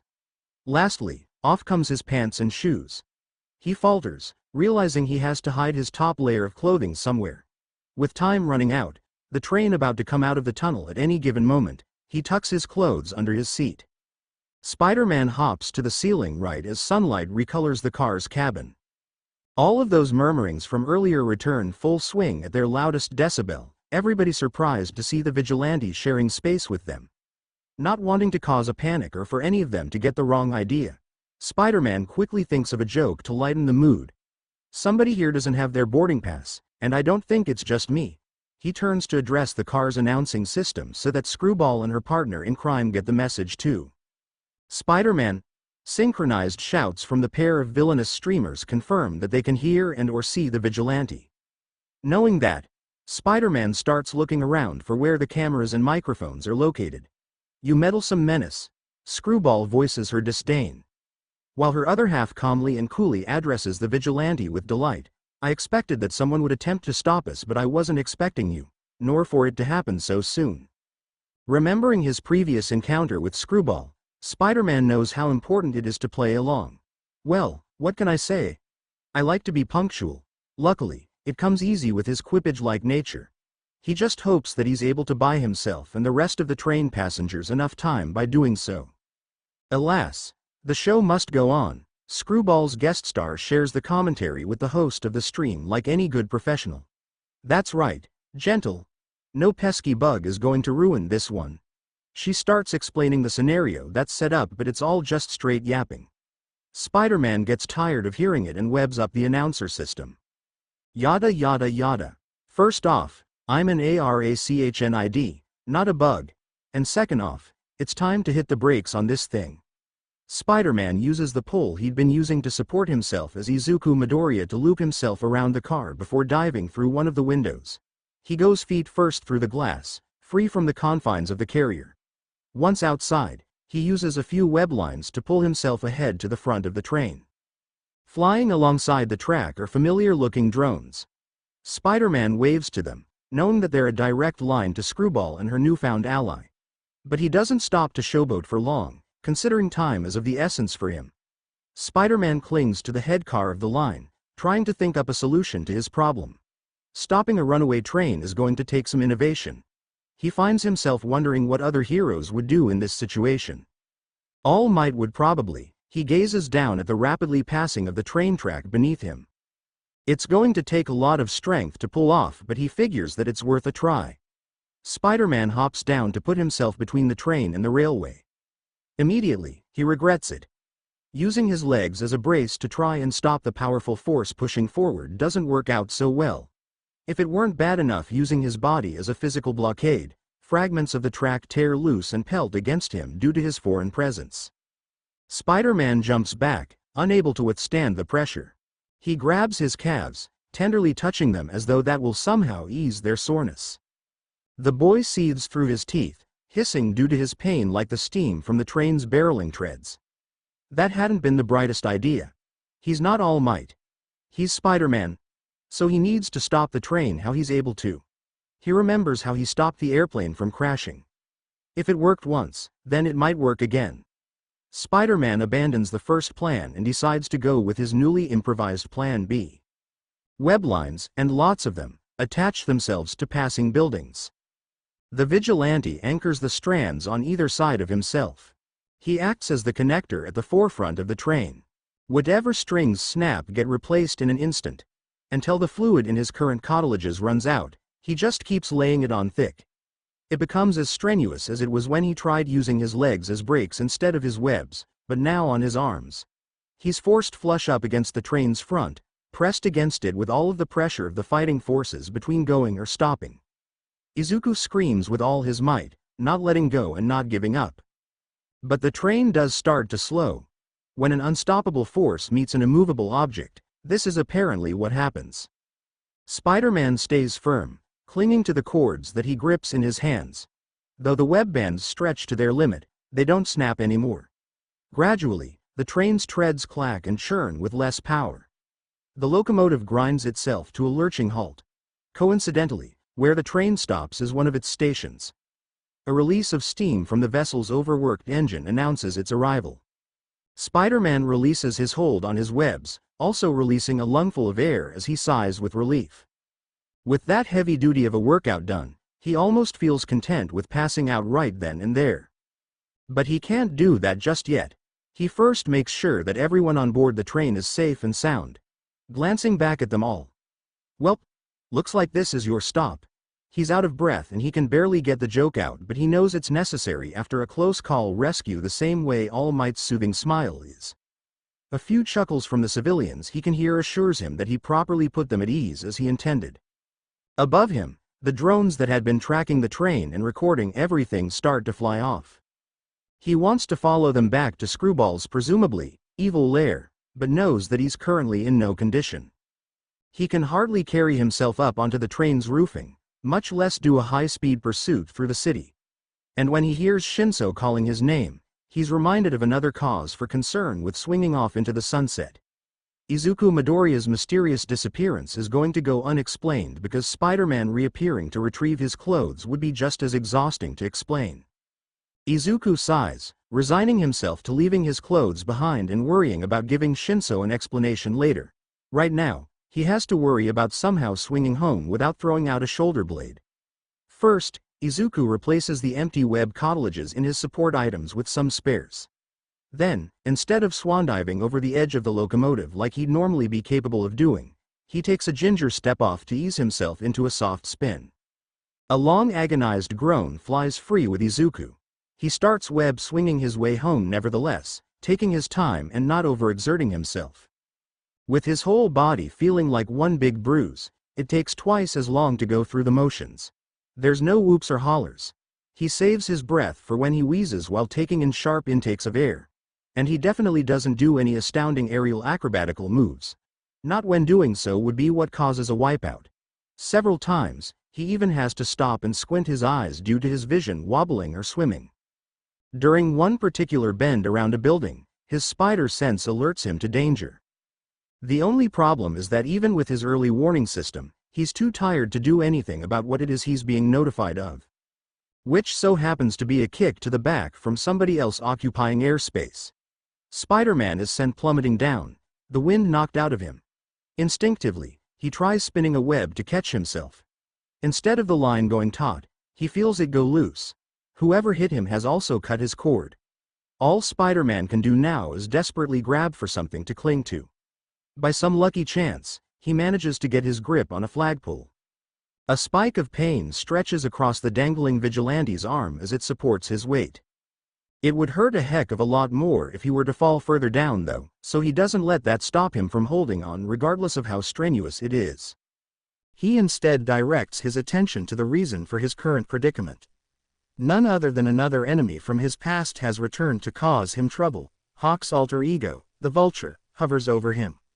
No doubt to exact revenge. Spider-Man turns his head down, seeking something to save him.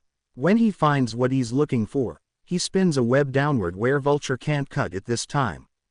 There's too much throbbing in his head to think up a good enough quip.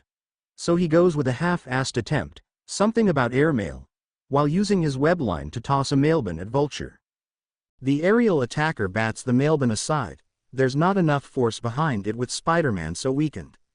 Which means the vigilante is completely vulnerable to Vulture's counter move of diving down at him. Unable to jump or pull himself up in order to dodge or evade the incoming attack, Spider-Man is left with only one option. He lets go of the flagpole and goes into a freefall. Vulture passes overhead and the vigilante spins a web to carry himself further away in the other direction. It saves Spider-Man's life. Except that Spider-Man is still too siphoned of strength to be moving so rapidly, and he finds himself overexerting his body to a point of collapse. The vigilante tumbles onto a rooftop, rolling across its surface with no refinement or control of the crash. The boy's body aches all it can to protest against his attempt at getting back up. With Vulture barreling down towards him to continue their spontaneous battle though, he doesn't have much of a choice but to tolerate that pain. Spider-Man gets on his feet to stand up, legs wobbling as they try to keep him that way. But by the time that he's gotten himself vertical, he has to throw himself sideways again to dodge an attack. Vulture veers overhead with the full width of his wingspan unleashed. The bladed tips of the feathers slice through the support stand of a water tower. Spider-Man's spider sense screams at him to move, but he's barely able to even get on his feet by the time that the storage tank comes toppling down. Millions of gallons of water within the container crashes over the vigilante. He's knocked to the ground like a surfer going under a wave. What remains of the broken tank lays on top of Spider-Man as rubble. From beneath the wreckage of all that's landed on top of him, Spider-Man stirs with what's left of his remaining consciousness.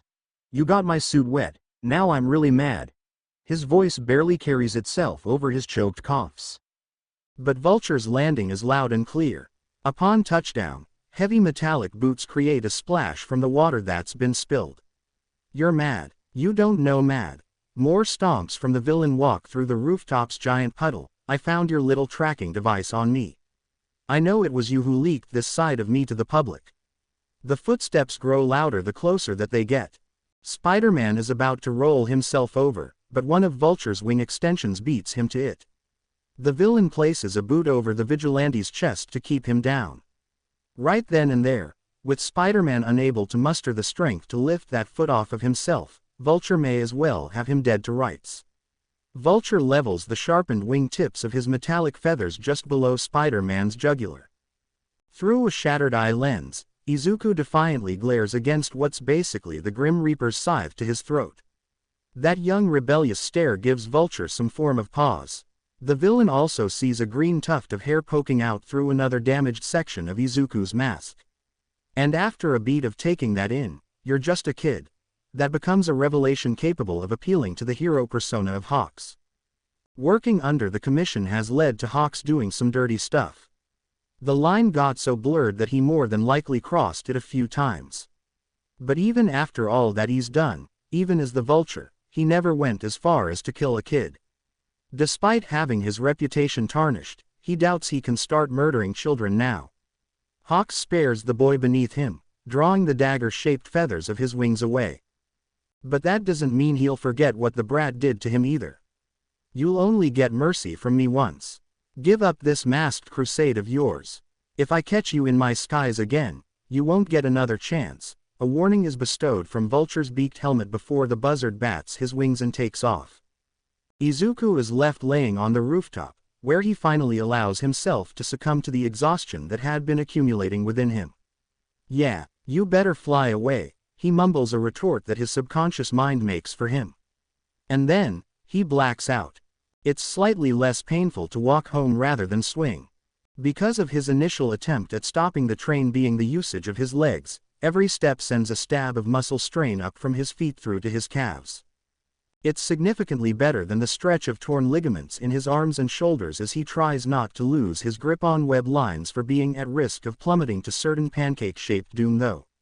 It's also better than having to worry about another ambush. Clearly he isn't capable of defending himself as Spider-Man if he's caught in costume. So, for the time being, he's mild-mannered and ordinary-looking Izuku Midoriya. The bruised boy brushes a hand over his sore spots. His current state reminds him of the days of when he'd get beaten by bullies for being quirkless. There wasn't much that he could do to defend himself then either. The only difference is that now he has no intention of curling up into a ball and surrendering. When it comes to threats from genuinely bad guys like the Vulture, he won't allow himself to be submissive, nor will he back down. There's no hanging up webs or threads for his double life as the wall crawler just yet. He only needs to rest and recuperate first, and then he'll go and return Vulture the favor. It may be because of that desire for R&R, or maybe it's because he's dressed down and within a few blocks from his house, but Izuku finds himself gradually lowering his guard.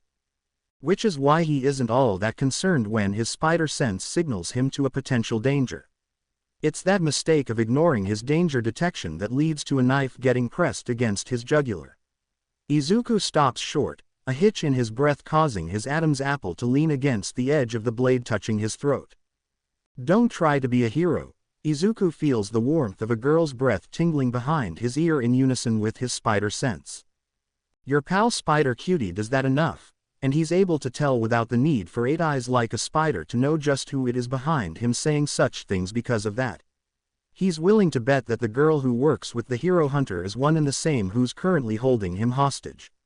And he's also willing to bet that she'll go through with her threat if he doesn't answer her question. You are buddies with him, right? With Spider-Man, Izuku feigns fear well enough thanks to plenty of years practicing with Kachan and his cronies. But the act of innocence can only do so much when someone is actively wanting an excuse to hurt him. The knife pushes into his skin to pressure him into talking faster. I take his pictures, he tips me off and I snap photos. The knife eases up, but only momentarily, before nearly giving him a close shave. Really, you two never hang out. The girl's tone is one of genuine curiosity, but Izuku is no fool to knowing there's still a real danger to her. As he commonly does nowadays when in high-strung moments, Izuku turns to his knack for humor to hide his anxiety.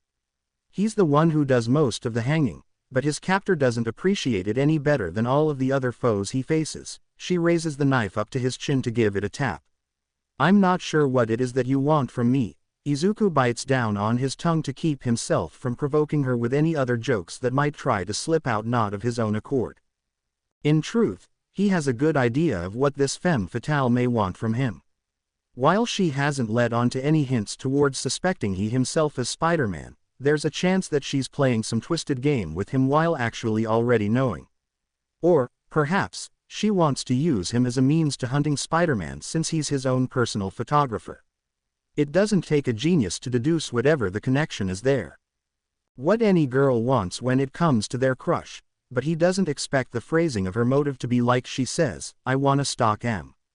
She sounds more like a yandere than anything else as she yaps like crazy. I can only find so much about him online.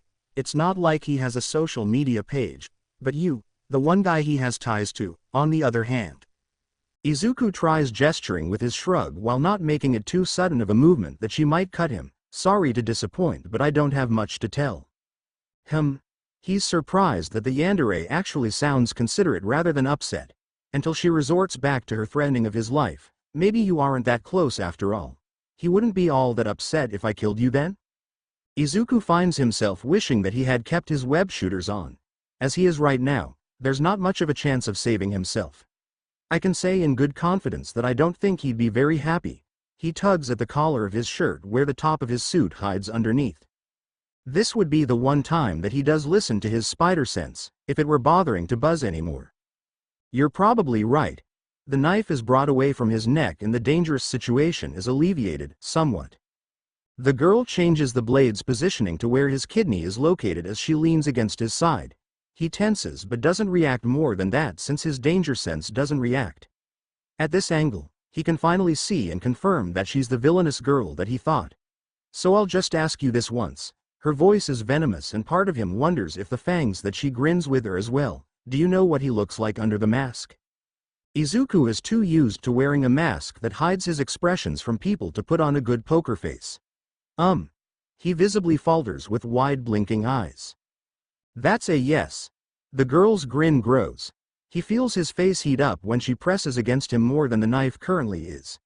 Is he cute? Her own face is just as red, but he's pretty positive that it's for a different reason. Izuku stutters, feeling his mouth move as it struggles to say something that won't compromise his identity but won't get him stabbed either.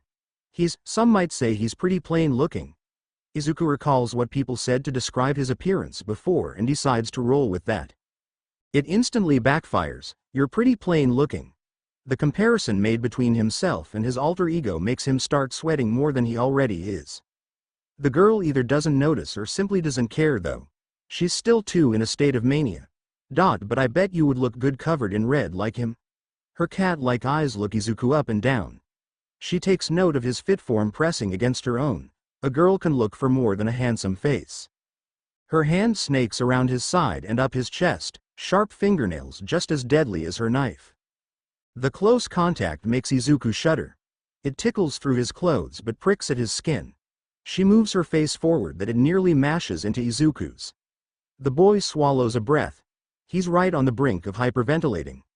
Just as he believes this girl is about to steal his first beep from him, her mouth stops short from his. She says, I want to know who he is. And he's reminded that her fascination is with his secret identity as Spider-Man for a reason. He's about to push her away for that reason. Maybe even expose his identity for the sake of stopping her.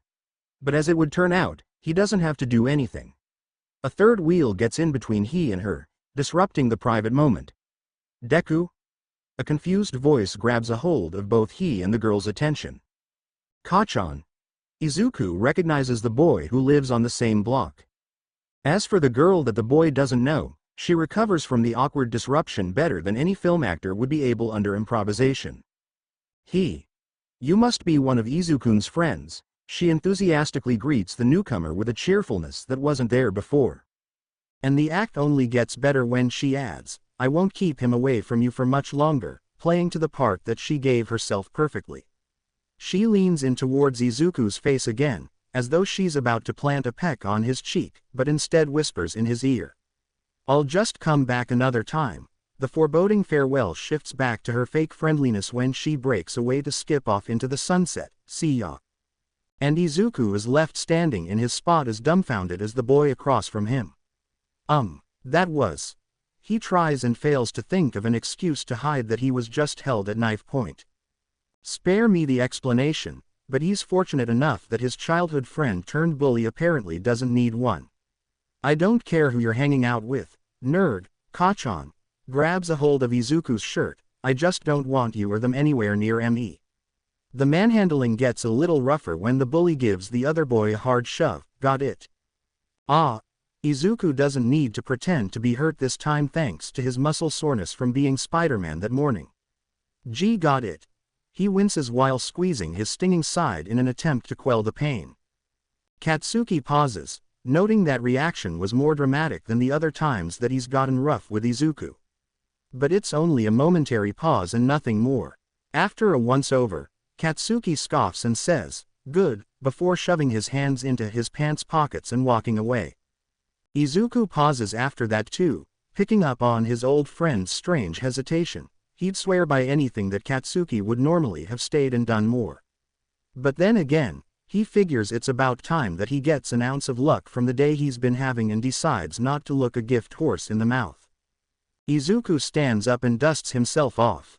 At the rate of familiar foes that he's been encountering, he half expects another one to swoop in and knock him back down. But at long last, he's able to get home and spend the rest of his time recuperating instead. Izuku hums, his hand moving to his face. There, his fingers feel a piece of paper stuck to his forehead. It's not as firm as the gripping that his spider powers give him, but it definitely has a good holding that slightly stings when he peels it away.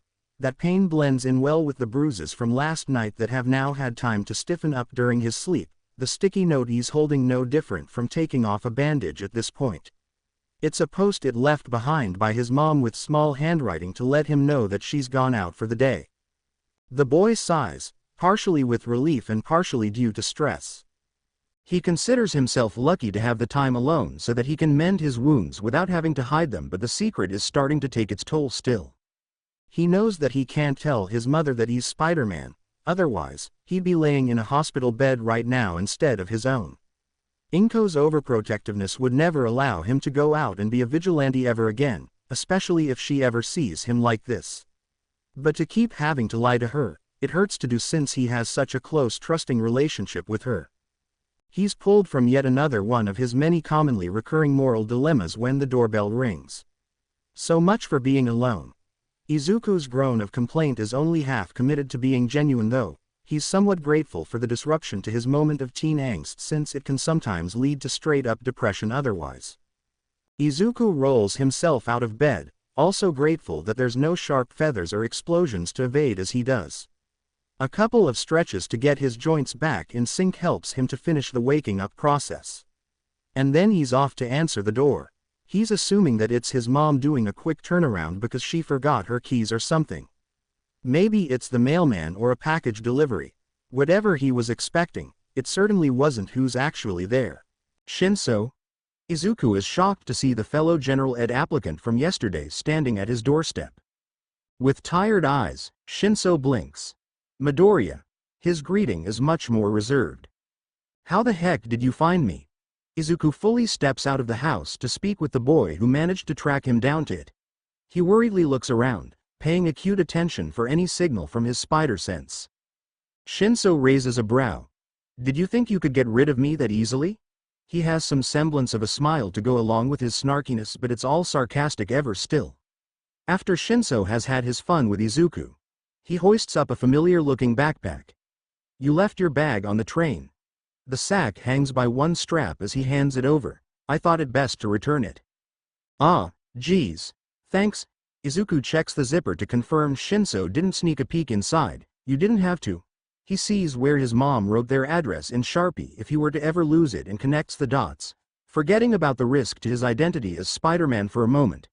You'd make a heck of an underground hero the way you tracked me down, he breathes out through his mouth with a short laugh. Shinso shrugs. Maybe I've got a bright future as a detective ahead of me, his small smile returning for a second. Izuku does an underhand toss of his backpack so that it lands in the house before turning back around to face Shinso and asking, would that be so bad? Shinso's eye sags sizen up as he considers the question. He scratches behind his messy indigo bedhead of hair and mumbles quietly, I dunno.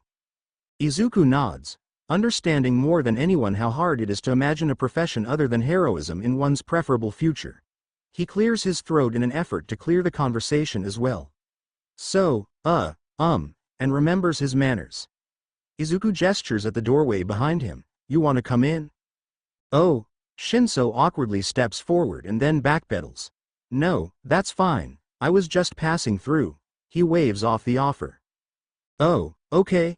Izuku instead steps further outside to join Shinso on the sidewalk. After a beat of silence, Shinso crosses his arms and raises both his eyebrows.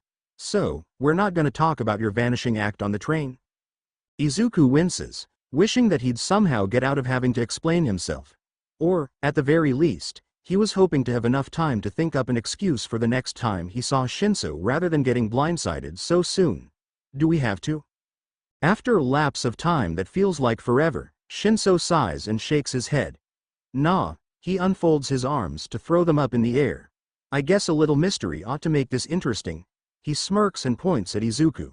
I'd suggest you try to be an underground hero with style like that though. Izuku huffs, keeping himself from laughing at the irony of Spider-Man becoming dark and gritty with his bright red and blue outfit. A quirkless hero. Imagine that, he instead tries picturing himself as some separate entity. Like, he could call himself Dusk and work only at dusk. Hey, you're unassuming as it is. That would only help in getting your enemies to underestimate you. Shinso somehow stays serious with his suggestion. He even goes as far to admit, I know that I underestimated you when we first met. While tacking on, I won't make that mistake again.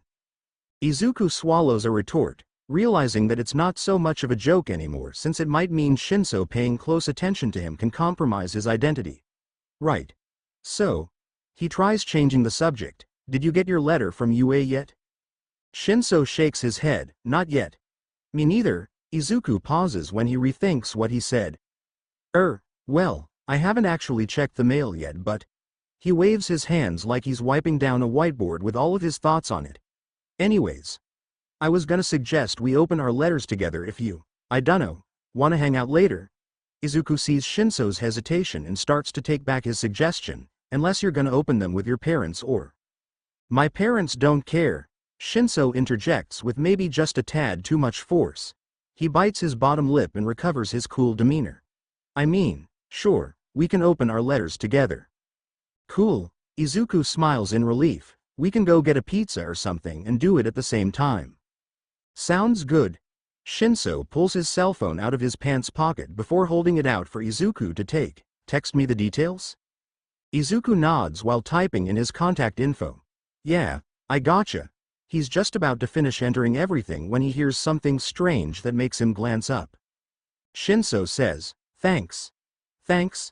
Izuku's face curls up with confusion. You're the one who brought me my bag back. Shinso dithers when it comes to his response. I meant thanks for being a fry. Shinso stops short.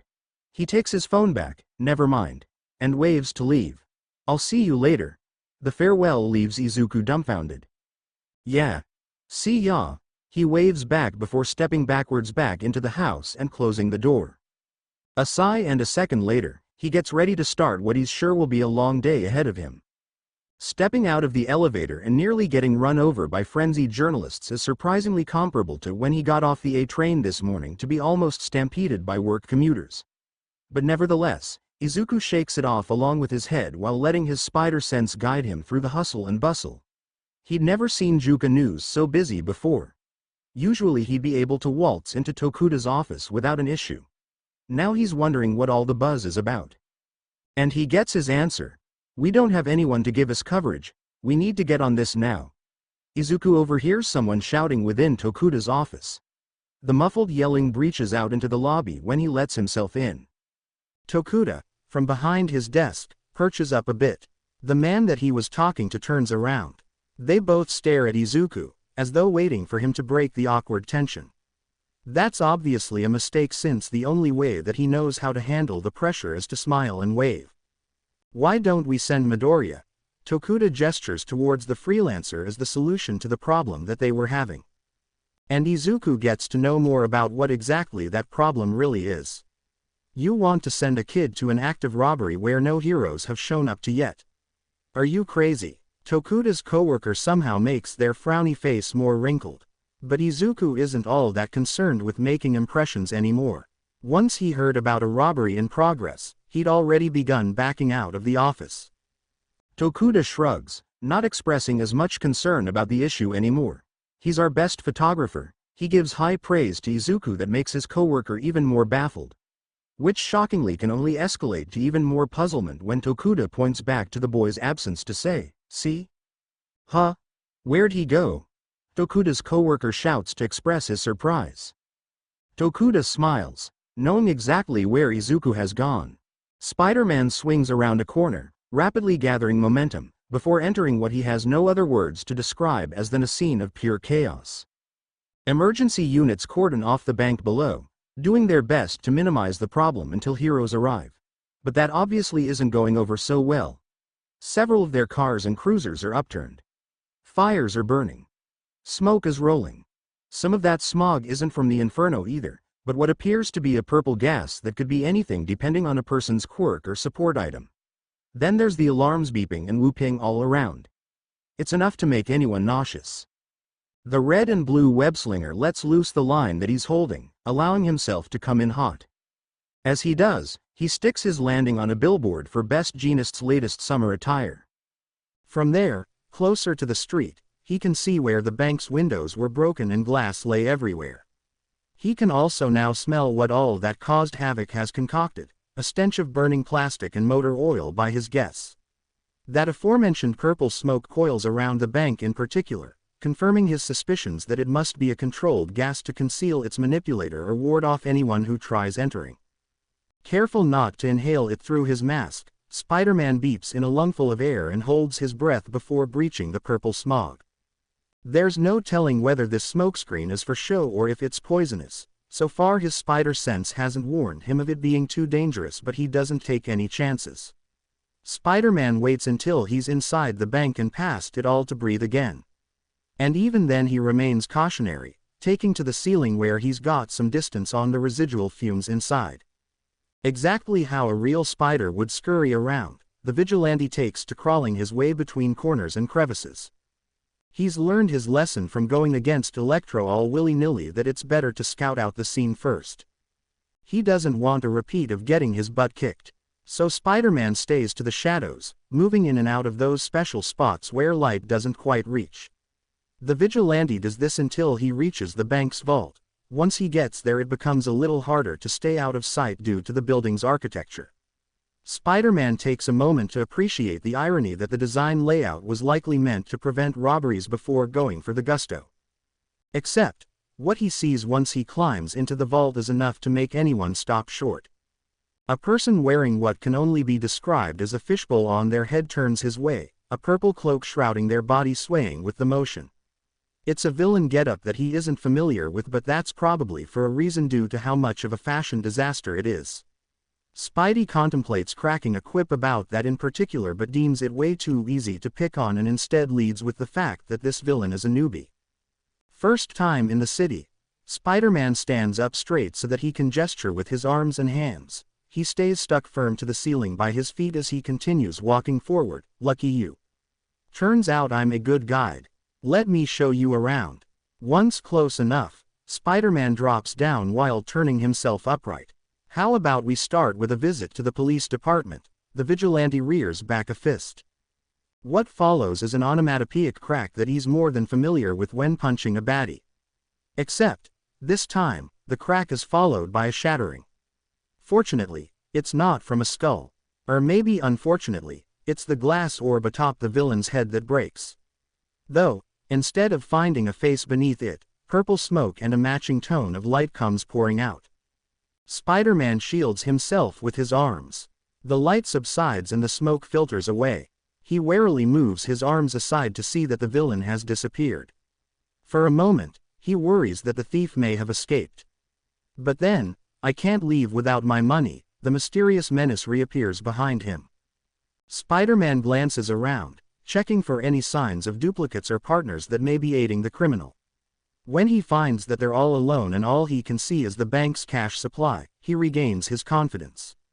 Well, you should have probably thought about how you were gonna transport it all then. He puts his hands on his hips as he assumes a humored posture. But the villain doesn't fret for lack of bags or a getaway vehicle as Spider-Man had imagined they would. Instead, the stranger has the gall to chuckle. With a snap of the cloaked criminal's fingers, all of the money in the room somehow vanishes within a flash of light. Once the sudden surge of brightness recedes, Spider-Man notices that a green marble is now clutched between the villain's fingers. Oh, I did. What may as well be a magician's trick comes next. The stranger removes their spherical head from their neck and replaces it with the marble. Both balls resized to conveniently be swapped is shocking enough. But the real spine-tingler is when the shrunken sphere releases a flash of light that's followed by a big old bus barreling forwards. Spider-Man's spider sense doesn't warn him any faster than his eyes do. He's hit by the large vehicle like roadkill. The vigilante grunts as he's rammed through the wall behind him and out into an alley. Freaking Fortnite, man, Spider-Man groans from his prone position on a pile of bricks for cushioning, his head that's titled up to look at the big blue bus falling backwards to gaze upward at the sky. What he sees above him is what he almost thinks is a hallucination brought on by a concussion. But his eyes don't deceive him after all, the underground hero dropping down from the fire escape to land beside him all too real. Fortnite, Christ, you really are a kid.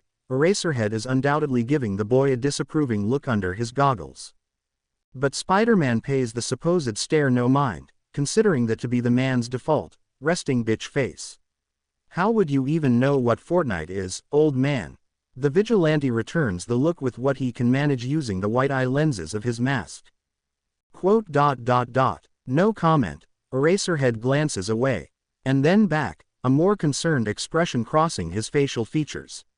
You all right? He asks. Yeah. Spider-Man forces himself to his feet as if to prove his point to the licensed hero that he can keep up. I've shrugged off a lot worse before. But for some reason, that doesn't alleviate the underground hero's worries any better. Eraserhead just keeps staring at him with that face. Spider-Man stares back. Eventually Eraserhead stops and gets back to being his serious straightforward self. Let's stop this guy then. He motions for them to enter the bank. So, what brings you to the neighborhood? Spider-Man strikes up some casual chit-chat conversation as they venture through the gaping hole in the wall and into the now empty bank vault. Not that it's any of your business, but I was the one deemed most suitable to deal with this villain considering we don't know their quirk yet. Eraserhead grabs at the capture cloth around his neck as he prepares to do his job. Ah, Spider-Man blinks behind his mask. That actually makes sense. Because then you'd be able to erase their quirk and... Eraserhead silences the reckless youth with a finger to the boy's masked mouth. It's not wise to openly discuss strategy when the enemy can potentially hear us. The underground hero fixes his temporary ally with a stern stare far worse than the one from earlier. Spider-Man shrinks under the man's glare. He squeaks out a soft, sorry. I couldn't agree more. The two turn and strike stances when they hear a voice that's not their own. Levitating off the ground by a few feet is the cloaked criminal responsible for fender-bending Spidey. As Mysterio, I know better than anyone that some things are better left just that, a mystery, the villain proudly proclaims their presence once gaining the duo's attention. Spider-Man squints one eye on his mask while the other expands, giving him an expressionism that resembles befuddlement. Wait, I thought your quirk had something to do with smoke and lights. Now you're floating. Pick a power, dude. As soon as he says that, Spidey recalls that he's one to talk due to the amount of things that he can do himself, but he decides to keep that thought just a thought. Mysterio chuckles to himself again, amused. As I said, a mystery. Spider-Man can sense even without his spider sense that the villain is about to act on that declaration. So, thinking fast, the vigilante quickly shoots out one of his recently developed spider tracers. The small tracking device lands on the criminal's cloak, attaching itself to the fabric like a tick sinking into skin. And good thing too, because his sense was right. Before Eraserhead can throw out his capture cloth, Mysterio vanishes in a flash of light and purple smoke. Damn, Eraserhead swears through gritted teeth. When he's through mentally beating himself up over Mysterio's vanishing act, he turns towards Spider-Man. At least I've still got you. He reels his capture cloth back in so that he can use it on the vigilante instead. But Spider-Man has other plans. Rather than waiting around to be caught, the vigilante throws himself backwards to perform an acrobatic exit. See ya on the flippity flip. His quip goes along with some actual flipping until he too escapes the bank. Eraserhead could probably pursue Spider-Man. He himself is well versed in parkour enough to chase the vigilante down. But something holds him back. He hesitates for too long. And by the time that he's ready to do anything, it's already too late to bother trying to catch up. He lets out a sigh and shakes his head. She's so used to finding her solace by sitting alone in the dark, with her computer monitor's HEV light being the only thing worth setting her sight on. But now, she's no longer alone. And now, there's someone, who is far brighter, and far more worth looking at. Her sweet gentle, who so caringly flips on the lights to the room so that she doesn't strain her eyes anymore. He is more motivating than any number of subscribers to her streams. He is but one number and that is enough for her. The redhead swoons, also grateful to him for her recent rebranding. Once previously known as Screwball, a name that was born of mockery, she'd realized her fans were rather laughing at her instead of with her when they turned on her to help Spider-Man. She has now taken on a different persona. This new identity of hers fits the gentle criminal's style so much better that they can now stand side by side as partners and be a perfectly matched couple. She is La Brava, the frills and pinstripes of her outfit that comes with this guise finishing her transformation. La Brava plans on making an announcement about this collaboration turned forever union soon, as a big debut crossover stream between her old Screwball account and Gentle's. She just needs to come up with something clever and big enough to wow her audience first. It's hard to up the ante after going for planes and trains. And despite Gentle's brilliance, even he has a hard time thinking up something for them to do. So she sits and she schemes. Her malware feelers browse the dark web for avenues that might develop into something bigger. And after a few pings, each hit becomes something to save aside. But then there's something different. Something, not quite an IP address, seeks her out. Hello, my fellow criminal performance artists. A bubble-headed figure appears on her screen without warning. She doesn't know how, but someone has hijacked her system. This hacker, whoever they are, has a collared cape similar to the aesthetic of Gentle. La Brava believes they may be a fan but doesn't want to take any risks without asking first. Who are you? What do you want? La Brava does her best to block whatever feeds that she can to prevent any further intrusion to her servers while stalling for time with her questions. At the very least, she can cut the video camera's readout. I am the master of illusion. Mysterio. Mysterio doesn't seem bothered by the lack of visual reception if his continued bravado is anything to go by, and I come seeking an alliance. Gentle toys with his mustache, pinching the ends between two fingers. La Brava glances his way, watching him think. When the criminal finally figures out what it is that he's putting together in his mind, he snaps with those same fingers. Aha, I recognize that voice. He grins and nods for La Brava to turn their video back on. You wouldn't happen to be Mr. Compress, would you? Ah, so you're familiar with my work. I'm charmed. The hacker places their hands together to convey their pleasure. While La Brava personally has never heard of Mr. Compress or Mysterio before now, she holds her tongue, thinking it best to keep her ignorance a secret. But I must request that you keep my past exactly that, a thing of the past. Gentle comes closer, sharing the seat at the screen with Labrava and making the woman blush. Why? Gentle criminal shows some sincere curiosity in his question that Labrava stops trying to hack her back. She ultimately decides that she's much too distracted by her proximity to her partner to focus enough anyways. The same reason Miss Screwball altered her appearance, I imagine. The former Mr. Compress gestures enthusiastically to his new appearance.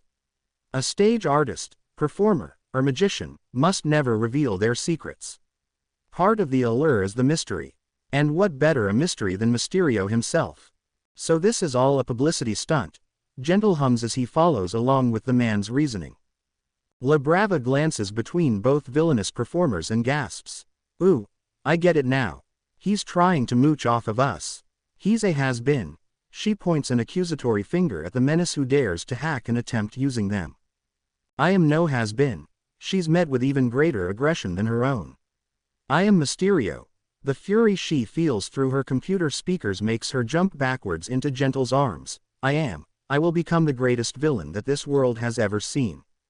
After a moment of stunned silence, Gentle clears his throat to ask, and how do you suppose you'll do that? Gentle, you can't seriously be considering working with this guy. Labrava gazes up at her idol with indecision over whether she herself would like to participate in collabing with anyone other than him. But Gentle has such a way with words. Let's face it, dear, our well has run dry and we could use a fresh perspective, and his hands in the way that he caringly caresses her cheeks. She folds, like a lawn chair, not literally, but it's close to happening with how she melts into his touch. Come, Mysterio's image is replaced by a GPS location as he invites the two of them to his hideout. Let's meet and discuss how we might perform together. Gentle criminal and Labrava accept the offer, hand in hand, with a polite bow. We'll bring the tea, they say in unison. Spider-Man swings clear of a guard tower.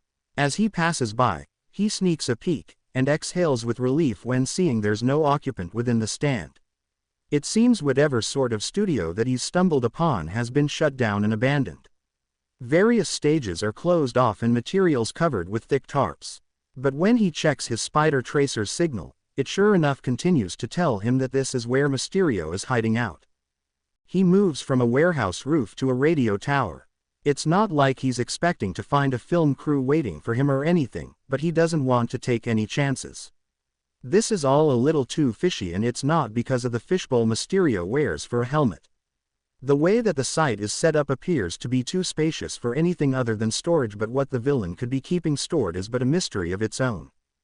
Just as Spider-Man thinks that he's doing a pretty good job of sneaking around, he senses something behind him that makes him instinctively leap away.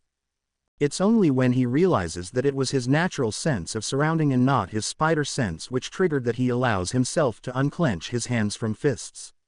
Oh, it's only you. The vigilante reconsiders lowering his guard though, uncertain of whether he should be relieved or not when seeing the ever-familiar underground hero that he's slowly starting to grow accustomed to sharing scenes with. That's not the reaction from you that I was expecting. Eraserhead raises a brow above his goggles. What are you doing here? Spider-Man crosses his arms over his chest, squinting the lenses of his mask in Eraserhead's direction. I think the real question is, what are you doing here? I put a spider tracer on Mysterio, but you found him how exactly? He waits on an actual answer to let the underground hero know that this isn't one of his rhetorical question type of quips. But Eraserhead is just as mysterious as Mysterio and doesn't really offer much of a real answer other than, it gets easier to track down bad guys when you've been doing it for so long. He lifts up his goggles from his eyes to his forehead to look at Spider-Man more seriously afterwards and adds, go home and leave the rest to me.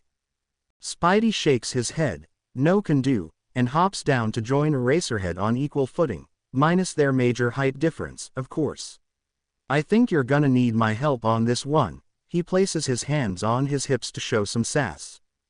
Doubtful, Eraserhead grumbles under his breath as he looks off to the side. But before he can turn his head back, it's from that direction in his peripheral vision that he catches with his eye a contradiction to that mumble. Move back. The underground hero orders the vigilante to hide immediately. Spider-Man and Eraserhead take cover in a shaded section of a warehouse's corner. Their backs are flush up against the wall to keep themselves as hidden as possible. But just because nobody should be able to see them, that doesn't mean they can't still see whoever is around that corner. Which means Spidey can get a good look at who caused such a disturbance to he and Eraserhead's conversation. A very short woman with red pigtails and a funny outfit walks alongside an elegantly dressed man.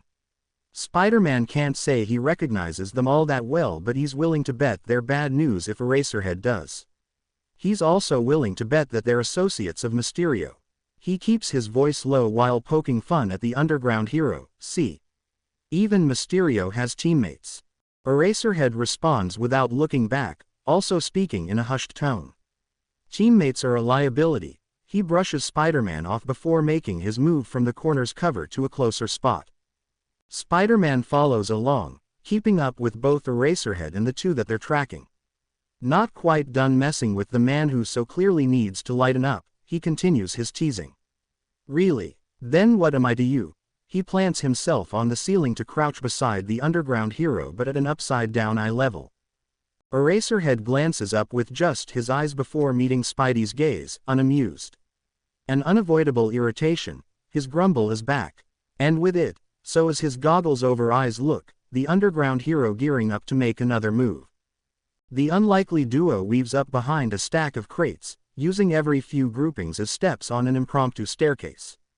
And as they venture further and further, they wind up finding themselves deeper and deeper into a storage station.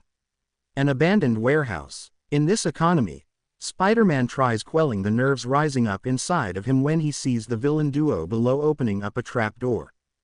Eraserhead exchanges a quick look with his temporary partner, and gives a nod. Spider-Man is confused at first but soon understands the gesture as some sort of signal. Since, well, the underground hero then springs into action before he can. Two grunts sound out below where Eraserhead tackles the two villains into the hole that they had been preparing to climb into. Spider-Man follows closely behind, throwing a fast glance over his shoulder when he hears the trapdoor close off the exit upon his entering it. But there's more than just that problem. Another major concern is the fact that it's pitch black where they are. Unable to see a thing in the dark dungeon, he's assuming it's an evil dungeon. He relies on his spider sense to help him navigate. Gentle, gentle. A voice that he regrettably recognizes calls out before anybody else can. Whoever attacked us, you won't get away with this. Yep, he's absolutely positive that he can match the sound of that voice to a name now. Since he knows who he's dealing with and that Eraserhead has no spider sense like he does, Spider-Man decides it's time to test out his latest invention. He had planned on using it as a beacon in the sky or something, but this is as good a trial run as any. The room illuminates with a red-hued light fashioned into the same design as his mask. It's a circle that shines right on the pig-tailed woman. Gah! She shields her eyes from the sudden blinding shift in light spectrum. "Oh, come on, Screwball. I thought you liked the spotlight," he announces himself and what he knows with glee over the fact that he's finally caught her. But that excitement is short-lived. Suddenly, his tiny utility belt spotlight isn't the only source of light in the room. Everything brightens as stage lights activate. And Spider-Man finds himself in a scene that he certainly wasn't ready for. He had been expecting a dungeon, but where he's at looks a lot like the moon of all places. Considering Eraserhead, Screwball, and Gentle aren't suffocating from a lack of oxygen, and neither is he though, he's hoping that it's safe to assume they're only on a set made to look like the moon. Which also hopefully means the Martians marching towards him are also fake. Wait, Martians? Spider-Man can hardly believe his eyes when he sees the uncanny little green men just like they're portrayed in the movies. Eraserhead kicks one when it tries to grab him, knocking its head clean off. Robots. He seems unfazed by them regardless of if they're sparking from damage or growling like the real deal. And while he could potentially wrestle with whether it's all that surprising to discover the aliens are fake, Spider-Man instead thinks about his sudden case of déjà vu from them. He fights Eraserhead back-to-back just like their first Team UP at UA against Electro's hijacked exam bots. "We really need to stop meeting like this," the vigilante decks one of the robots as he tries getting the underground hero to appreciate that fact. But Eraserhead isn't as willing to participate in witty banter. He dispatches his enemies silently. Likely because he's a licensed pro and older, but Spidey also likes to think maybe the man just isn't that used to having a sidekick around either. Speaking of sidekicks, Spider-Man literally kicks one of the robots aside to protect his partner. What's going on? The recently rebranded Screwball clings to her partner's side as they watch the show that's being put on. Gentle Criminal rubs his head, still recovering from how he landed when being tackled by Eraserhead. I wish I knew, my dear, he can hardly understand the current set of circumstances as much as anyone else. That is, until Mysterio materializes out of a thick purple fog. The Master Magician sits upon a throne of his own design. I see you have stumbled upon my little secret, and from there is where he operates the Martian machines by using a scepter that doubles as a magic wand. I am here to invade your planet. Sure, but Spider-Man doesn't buy the act one bit, and you'd be surprised to discover I'm actually All Might under this mask. The vigilante's sarcasm has a bit of a sting to it that makes Mysterio glower even through the spherical helmet covering his face. Eraserhead doesn't bother saying a single word. He'd seen through the villain's parlor tricks long ago. Besides, it's not really his style to brag or boast. He simply focuses on dispatching the remaining robotic enemies so that he can hopefully put an end to this and finally call it a night. Then perhaps you'll believe my alternative story. Mysterio drops a handful of what looks like marbles as he rises from his throne. The balls bounce their way towards Eraserhead and Spider-Man where the two brace for whatever tricks that they hold.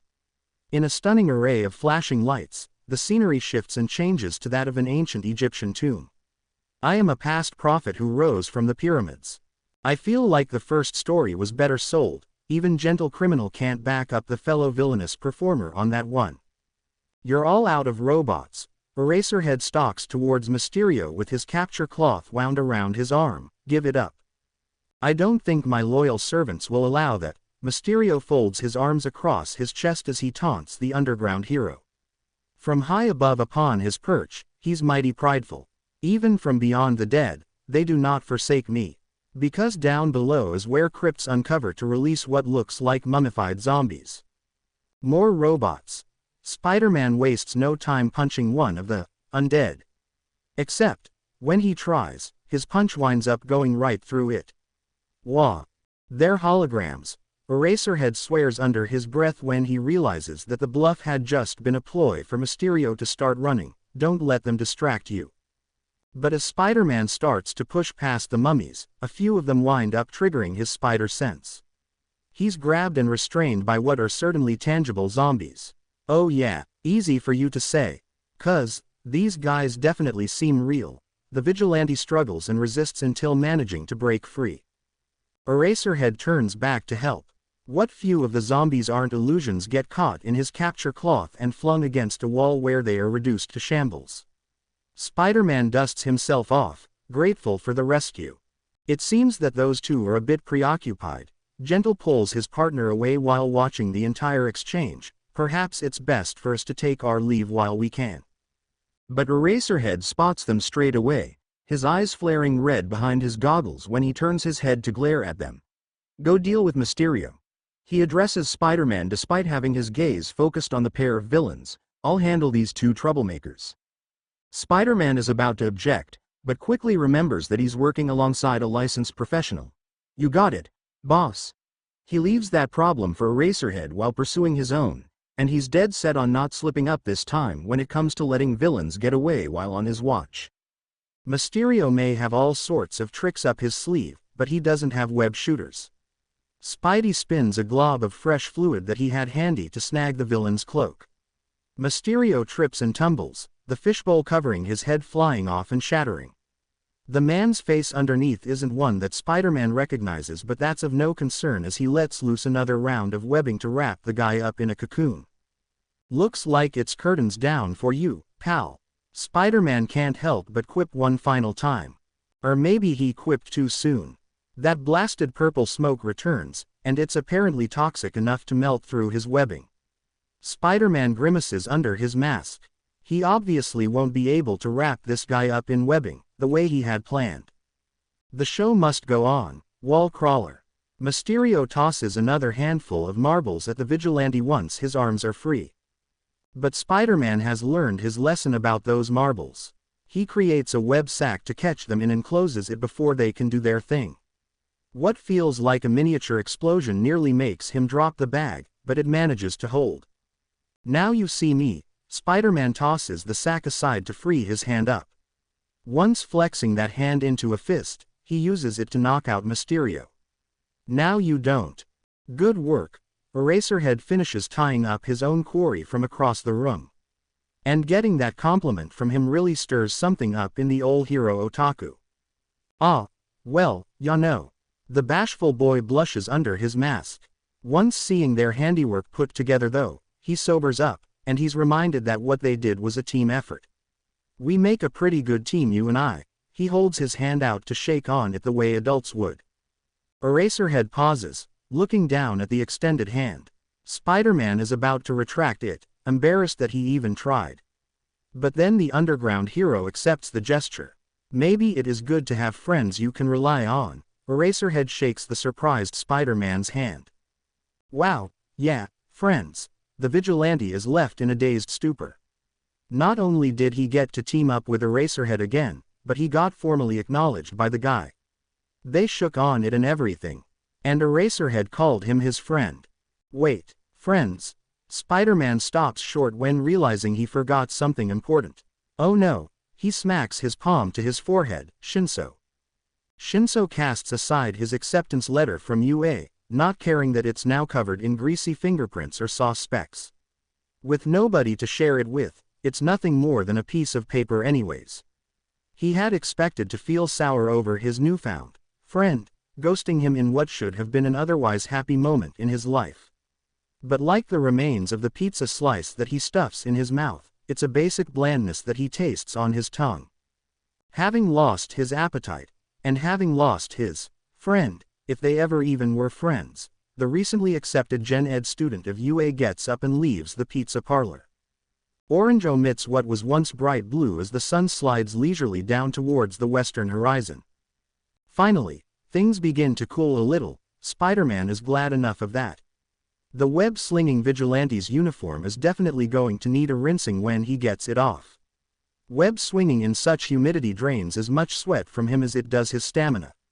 He only hopes that the paycheck he just picked up from Tokuda doesn't get ruined by being drenched too. Those shots of Mysterio were tough to get and he'd hate for them to go to waste. Well, okay, maybe it isn't too much to also hope for this last week of summer to lose its heat.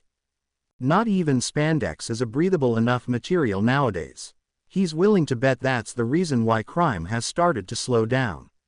Everybody is probably too busy trying to stay cool at the beach. Wind blowing against his body as he free falls is his only saving grace when flying so close to the sun, but there's no water at the bottom, so he always has to cut it short for the sake of not going splat instead of splash. Part of him wonders if he should be spending his last bit of freedom at the beach like everyone else. Itsuka cleaned the one clothes by his home to be usable again. But then again, it doesn't make for a good reminder of the girl that blocked him or the fact that he hasn't even opened his letter from UA yet to even know if he'll be going to school in a week. He'd meant to do the grand reveal with Shinso but, well, Shinso blocked him too. He can't say he blames Shinso for thinking he was stood up, likewise to Itsuka, but he also can't say he doesn't blame Spider-Man for his new habit of losing friends either. Well, there's always the possibility that he'll make new ones if he does get into UA. And opening the letter with his mom will be just as nice, despite the inevitable waterworks. Then there's also Eraserhead who said they were friends, which he's pretty sure that guy's heroing life is just as lonesome as his. Maybe the only social life that heroes have is with each other. It's not like All Might is often seen mingling with civilians at the mall. Spider-Man smiles at that thought, thinking it makes for a good enough reason to stop throwing himself a pity party. Teenage angst is for the bedroom back at home. Right now, he's Spider-Man. And by golly, web swinging always does the trick of clearing his head when he does it long enough. The view alone is something that just can't be beat. Who knew the best way to see the calmness of the city was 40 feet up? He asks himself a rhetorical question. But, of course, the universe has to give him an answer. Down below, there's what looks like an explosion. Because it's not. This city is never calm. Spider-Man releases his current web line and redirects himself with a new one to look into what is most certainly not going to be a pretty view of the sunset. And Spidey's right. What the vigilante sees when he swings himself lower is not a pretty sight at all. Flames have consumed a store that sells musical instruments. Ironically, the shop's marketing has an Endeavor cutout propped over it, the fire-themed hero burning rapidly along with everything else. Spider-Man's white-lensed eyes expand when they see the ad sign break and collapse over the front of the building. The entrance, which most likely doubles as the exit, is now blocked with whoever might still be inside trapped. Great. Spidey mumbles a sarcastic comment to himself about the predicament. Not only is it a hazardous situation to be in, but the heat having been turned up on an already sweltering summer day isn't doing him any favors. He has to act fast not to pass out from heat exhaustion. Which means ripping off an air duct is an alternative way into the burning store. He kicks off the second screening layer once he crawls inside. Immediately, smoke fumes filter through the newfound opening of space. Spider-Man coughs as he tries fanning some of it away from himself. Breathing isn't his only problem either. Even with his eyes covered, they begin to sting and water. Spidey blinks and focuses, trying to see through the thick blackness. His search for anyone that may need rescuing begins. Since his vision isn't at its optimum potential, the vigilante opts for a secondary method of looking. He cups his hands around his mouth and shouts, "This is a music shop, isn't it? If there's anybody still inside, I need you to do what you do best and make some noise." Spider-Man strains his ears to listen for a response that he can use to navigate better. And, albeit faintly, he hears someone. It's a voice that sounds weak and full of coughs, but he hears it. Over here, a person calls out to him from somewhere deeper within the rising fire. Spider-Man makes haste to follow the sound of the voice calling for his help. It takes veering over a collapsed shelf of old records and crawling atop the ceiling, but he manages to make it to what looks like the rock and roll section of the store. Once there, it's easier to hear the civilians coughing fit. Spidey stalks his way down the aisle with his hands out in front of him as though that will help to clear out the smoke blocking his path. What he finds waiting for him at the end of the rock and roll row is a ransacked drum set laying atop what looks like a young girl. "I'm no expert, but I don't think that's how you're supposed to play with those." Spider-Man does his best to lighten the mood while working to clear away the debris pinning the girl down. It's not like he really needs help with that though. The fire's bright glow is getting dangerously brighter. He moves a little faster. While helping the girl up, he notices that she has jacks dangling from her ears. His inner nerd puts two and two together that her quirk must have been how she heard him and why she'd be musically inclined to shop here. He also realizes that her quirk must make her hearing sensitive, hence why she can hardly stand without wincing so much. Her equilibrium must be off due to all the noise from the debris dropping around them. Thinking fast and acting just as quickly, he webs little globs to her ears in order to muffle some of the noise. She leans into him as he continues to prop her up. He worries that his webbing noise cancelers aren't doing enough to help. Until she mumbles a soft, thanks, and starts to regain her balance in order to walk a little. They aren't able to walk very far though. Some of the wall fixture crumbles away and blocks the other end of the aisle. Fire spreads across and begins burning the newly acquired material to melt. Unless they're able to put those flames out, it's only going to get worse for them. Spider-Man has to free up his arms from holding the girl in order to do anything, so he carefully lets her go. Hope this works. He first tries spraying the flames with a thick coating of webs. He may as well have just been adding kindling to the fire though, since it doesn't do very much to put it out. Which leaves him with only one alternative option, which is to search his surroundings for a different means of combating the flames. By some saving grace, he finds the front desk where emergency supplies are kept. Next to a panic button that's already been hit, there lays a fire extinguisher. He picks it up and returns to the girl's side where he can use it. Spidey struggles with the asphyxiator while trying to figure it out. He's never worked one before. So, he makes up his own way of using it. Spider-Man uses his spider strength to tear the top clean off. Foam extinguishes the fire in front of him and the girl as it comes bursting out. It's a blessing and a relief that there's just enough in the small tank for them to clear the way. Spider-Man tosses the empty container aside once he's finished using it and starts shifting aside the rubble. Escape from what would have been their fiery coffin is just within reach. He only needs to dig a little further. Spider-Man's spider sense shouts at him to move. Flames consume the spot where he once was. However, there's something different about these flames. These flames are burning blue instead of orange. The vigilante bounds backwards, using his fingertips to briefly touch down and spring himself into the air again. More blue fire follows. It's almost like the flames are chasing him.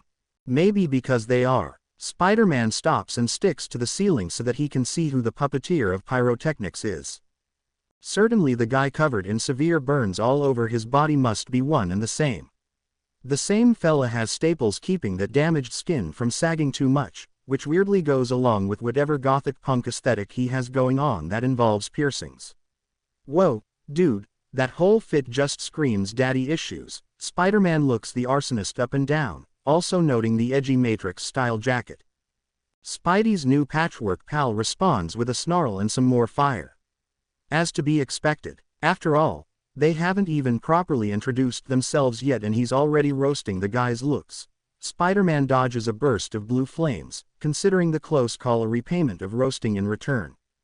After taking up a poised posture atop the service station away from the girl that he's supposed to be rescuing and keeping safe, the vigilante makes himself a wide-open target. So, what do you call yourself? Molten Man. A little goading also goes a long way to lure the villain away from the endangered girl. What would make for a good Human Torch responds with another snarl. Dobby, the reveal of his villain name sounding just as deadly as he looks and acts. Spidey may be on summer break, but he's enough of a bookworm to know Dobby means cremation under a certain arrangement of kanji characters. Ordinarily, that type of name would be nothing to joke about. But he is Spider-Man and wisecracks is kinda his thing by this point. DaBaby. He just has to push his luck. Which he hopes is hotter than the flames heading towards his way, since cremation doesn't sound like a good way to go. The wooden desk is charred black before evaporating instantaneously afterwards. Spider-Man had moved just enough in time to spare himself the same fate. Dobby, the villain reiterating the clarification of his name with his display of power lets the vigilante know that the self-imposed alias isn't by any means an underminement. Matt. Spider-Man shrugs to hide the shaking of his shoulders. Molten Man is better. He trusts his body's ingrained instinct to leap before another wave of blue barrels at him. He really wishes that the blue wave was water at the beach instead of superheated fire. While regretting his decision to take up vigilantism instead of surfing, he figures he may as well keep trying to make Dobby regret that name. Heck, DaBaby is better. I don't care much for the opinion of what's about to be a burned bug. Dobby disregards Spider-Man's critique by, you guessed it, hurling more fireballs. That's some hot temper you have. You sure you don't have daddy issues? Spider-Man starts to get used to the one-note attacks and gets into the groove of dodging. Now he feels silly for shaking with fear earlier. It's not even remotely close to chilly in this fiery death pit of hell. Dobby doesn't dignify that with a response, but Spidey can tell it's got the villain steaming. Just a little more toying with the baddie's nerves and he'll be able to control where the fire is going. Which, at this rate, is everywhere. But more specifically where Spider-Man wants to direct it, is at the ceiling. Come on, say, flame on. Just once for me. The taunts lure Dobby's attacks like moths to flame. Spider-Man throws himself out of the way so that the heavy assault destroys the roof and not him. An opening is made where debris rains down. Through smoke and soot, the sky is a sight to behold. You really know how to bring the house down, but Spidey knows that it won't be so easy to escape through that exit without dealing with Dobby first. Maybe next time you can use a guitar to do it. The vigilante grabs a hold of a big bass and uses it to bludgeon the villain. With Dobby down, Spider-Man hurriedly grabs onto the girl he had bothered entering the burning building for in the first place, and he scurries out with her. She's still coughing up all the ash that she inhaled, but he takes it as a sign that she's alive at the very least. It's all in a day's work for the spectacular Spider-Man. He just barely made it out unscathed, but neither Spider-Man's spider sense nor his instincts could save him from the jet of blue flame that chases after him out through the hole that he created.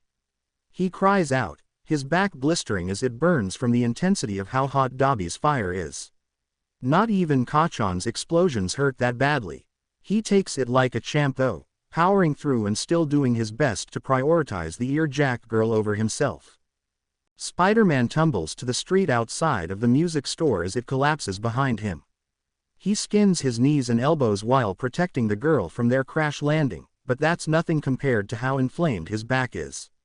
And unable to catch a break even after all of that, he shields her from the blast of the store exploding, or what was left of it. Fire still remains when the dust settles, but there's no apparent sign of Dabi within it. Spider-Man squints as he continues to stare at the arsonist's work. Irony or no irony, he can see that the Endeavor ad is both buried and cremated. If Dabi's goal had been destroying the hero's image in some sense or fashion, then he got away with it. Spider-Man suspects that won't be the last that he sees of the pyromaniac either. Ah, man, what am I supposed to tell my boss? A disheveled kid who looks about the same age as Izuku himself also stares at the destruction in dismay. Realizing the poor fellow must be an employee of the place that just got demolished, he thinks to offer up an excuse that he would probably use in the same shoes. Tell em that you had a fire sale. He shrugs when the kid's open-mouthed expression is directed at him, and that it was a blowout. The kid shakes his head, then hangs it. Whether that'll be what he tells his boss or not, he has no other options at the moment but to walk away and sulk about it. Spider-Man watches the victim leave, feeling both pity and sympathy. He flinches when he hears someone clearing their throat from the other direction. He double flinches when he realizes that it's the girl he saved. He's still holding her. The way you handled that was pretty, and she's complimenting him. And now that he's actually getting a good look at her, she's actually pretty cute. Grateful for his mask, and not for the first time, Izuku blushes beneath it. That's me. He awkwardly laughs while trying to think up something clever to say back, always hard. He hates himself. I mean, he really hates himself. The girl laughs though, so what he said can't be all that bad. She brushes one of her jacks behind her ear like a loose strand of hair. His eyes are drawn to it and her hair. It's short, not going any farther down her head than to her chin. And it's purple. Even with ash splotching her face, she's beautiful. Well, thanks for saving my life, I guess. He nods, finding it hard to form any words to respond with. It's a problem that he has when occupying space with pretty girls. Fortunately for him, he's also occupying space with police. Or, rather, he's about to. And that would actually be unfortunate considering vigilantism is illegal. He snaps back to attention when hearing the incoming sirens. I should probably be going. He lets the girl stand for herself and begins backing away. She doesn't fall over now that she has his webbing earplugs out, so he assumes she'll be fine for him to swing off. Before he does though, he hears her laugh again, and he has to look back to find out why. The girl is making the same hand sign that he is, a grin on her face. It's rad how you choose to spin your webs. She holds it up high over her head like she's waving goodbye in her own way, rock on. Izuku doesn't have the heart to tell her that the real reason for his specific hand gesture when spinning webs is so that he hits the spray nozzle properly, so he responds back with a faulty confidence as Spider-Man. Yeah, rock on. The vigilante swings off into the sunset with the girl watching. Ordinarily, there would be no better way to end his day despite the mild detour with Dabi. However, there is just one minor inconvenience. Okay, it's a major inconvenience. Izuku realizes mid-swing that he had his check from Tokuda tucked in between the waistline of his suit, which so happened to be the same spot where he got blasted by Dabi's blue flames. The check is singed to a crisp and unable to be cashed. And as if that already wasn't bad enough, he also had his letter from UA stored in the same spot, the envelope sharing the same fate. Izuku lands on a rooftop to regain his bearings, holding the blackened unreadable remains of what were originally important documents to him. It's going to be hard explaining either of these to anyone, much less his mother. And if the music store employee's opinion is one to chalk up as a validated opinion, then it's not like whatever excuse he comes up with will be a very good kind. Closing the oven door comes with a clack, one that sounds an awful lot like the same sound that the temperature dial makes when being switched on. Since he'd never taken the time to learn from his mother whether or not there should be a distinction between the two noises, he crosses his fingers and just hopes for the best. It's not like he can call her to ask and learn now that he's trying to surprise her. And besides, it's also not like making muffins will be enough to set the house aflame. Izuku chews the inside of his mouth, not because of any anticipation for what the baked food will taste like when finished, but out of worry. Well, at least he has his spider sense to give him a heads up. Plus he had recent first-hand experience handling a fire thanks to Dabi, so. Izuku steps away from the oven, letting it do its thing. Out of sight, out of mind. It's going to take time for the muffins to bake and it does him no good to just loiter around being anxious about the wait. It can't be any harder than staking out a warehouse for Mysterio. Nor can it be more difficult than coming up with a web formula, much less the support gear to use that webbing. Or so he hopes. Speaking, or, in this case, thinking, of which, he can kill two birds with one stone by also baking a batch of more of that web fluid. While heading upstairs to his room to do just that, Izuku listens for the kitchen's fire alarm. When content enough that he doesn't hear it because the muffins are fine and not because the smoke detector needs new batteries, he stops straining his ears. He wouldn't even be bothering to bake if not for the reason that he's trying to surprise his mom. Which is a good enough cause for celebration. Long story short, after making a phone call to you about getting a replacement letter for the one that he lost, they had told him that it'd be a waste of postage and mailing, and that he'd either be in class or searching for a different school by the time he got the new letter. So, he got his answer outright then and there. As of that moment, he learned that he's going to be a Gen Ed student at UA. What better way than to tell his mom than with muffins? It may not be the hero course, but it's definitely something to be excited about. It's something he wants to shout and proclaim to the world. Except, who is there besides his mother to tell? Izuku had tried texting and calling Shinso to see if they'd be sharing a class together or not, but he's still blocked and couldn't even leave a voicemail. His not-so-friendly neighborhood childhood fry bully is off the table too, considering Kachan would sooner nuke him than congratulate him for it. Izuku makes it to his room, stopping by his bedside end table where a photo of him with his dad rests in a frame. He wishes he could tell his father, but that's not possible either. Alone, he has nothing better to do than get to work on that web fluid. Izuku opens up his hidden chemistry set within his desk drawer, also shifting aside hero journals for ingredient and compositional compound notebooks. It's a lot of effort moving this stuff around each and every time, but it's the cost of keeping a secret. Which is why it comes in handy to keep spare cartridges on him at all times. Izuku digs into his pants pocket to procure the container that he'd been carrying around, prepping to pop it open and refill it. Izuku pauses. Or, maybe it's more like he freezes. What he sees in his hand is not a web cartridge. Sure, what he's holding is the same rectangular shape and size as a web cartridge. However, what he's holding is not metallic or hard. What Izuku has in his hand is soft and wrapped in a thin plastic coating. Common sense battles with his spider sense when he realizes that he accidentally mixed up a yeast packet with the web cartridge. Which means, what's currently being baked in the oven is a whole lot of web fluid.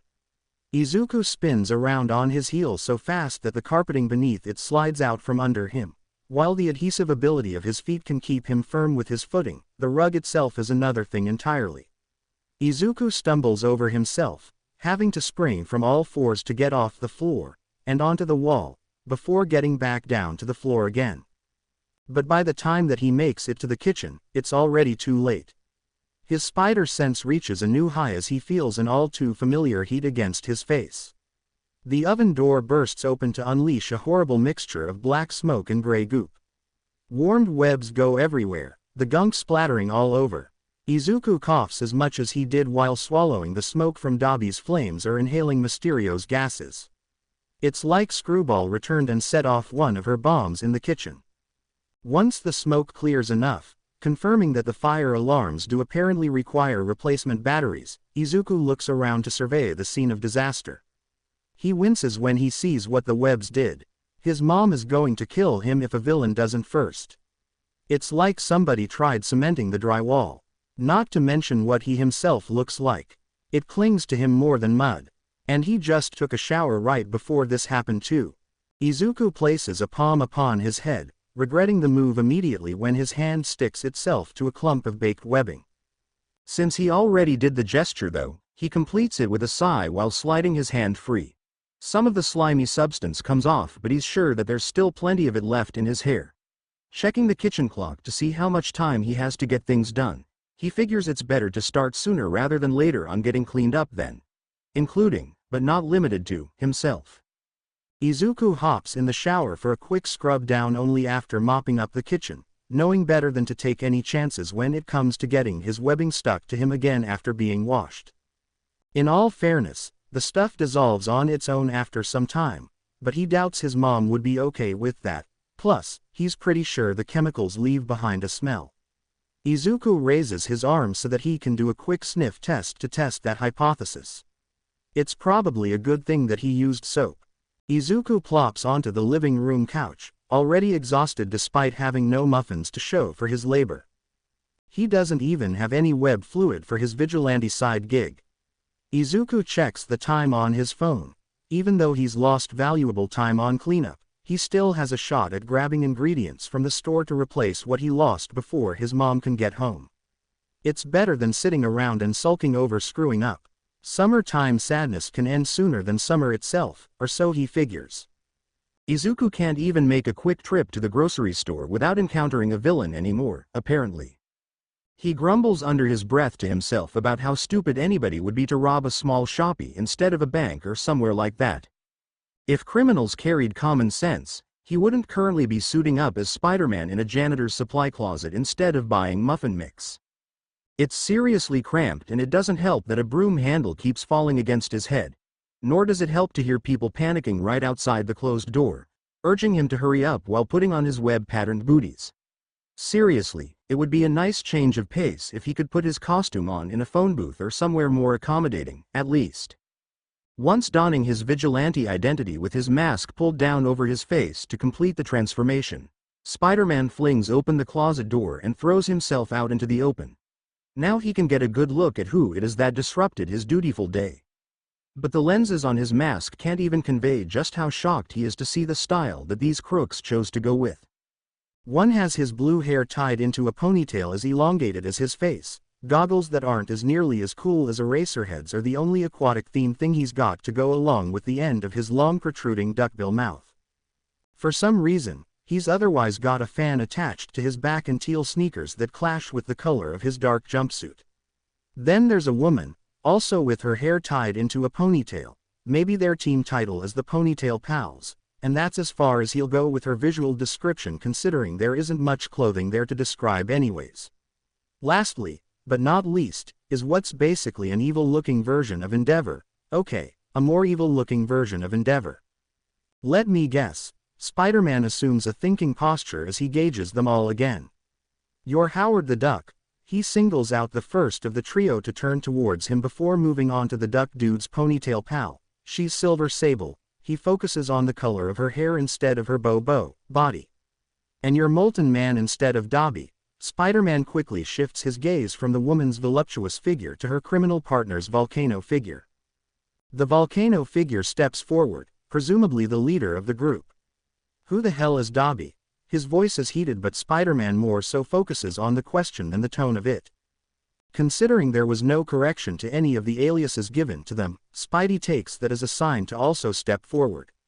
So you're saying I guessed your names right then? The fiery leader thrusts each of his hefty arms forward, flames flying from both extended limbs. At least the flames are orange and not superheated to burn blue this time. Except, the hot stuff thrown towards Spider-Man is a different state of matter entirely. Instead of gas, it's liquid. The scalding stuff is orange because it's lava. Spider-Man jumps away, allowing the shelf behind him to melt rather than his spandex. We're the Volcano Thieves. The lava leader announces the title of his trio as if nearly getting boiled wasn't any sort of clue. And Spidey is willing to bet that the volcano namesake comes from the magma-themed man in particular, if things couldn't get any more obvious. Really? But the vigilante can't help but glance at Volcano's partners in crime again. Did your friends not get the memo about your gimmick then? The woman criminal takes offense first and charges in with what looks like a ninjutsu club, being slightly more scared of her less than clothed body making contact with his than the weapon that she's wielding. Spider-Man quickly reacts by restricting her rush with webbing. The lack of lava lady goes down. I mean, one of you is modeled after a duck. Spider-Man moves on to the second grunt of the small group. Unfortunately, this fodder puts up more of a fight than the first.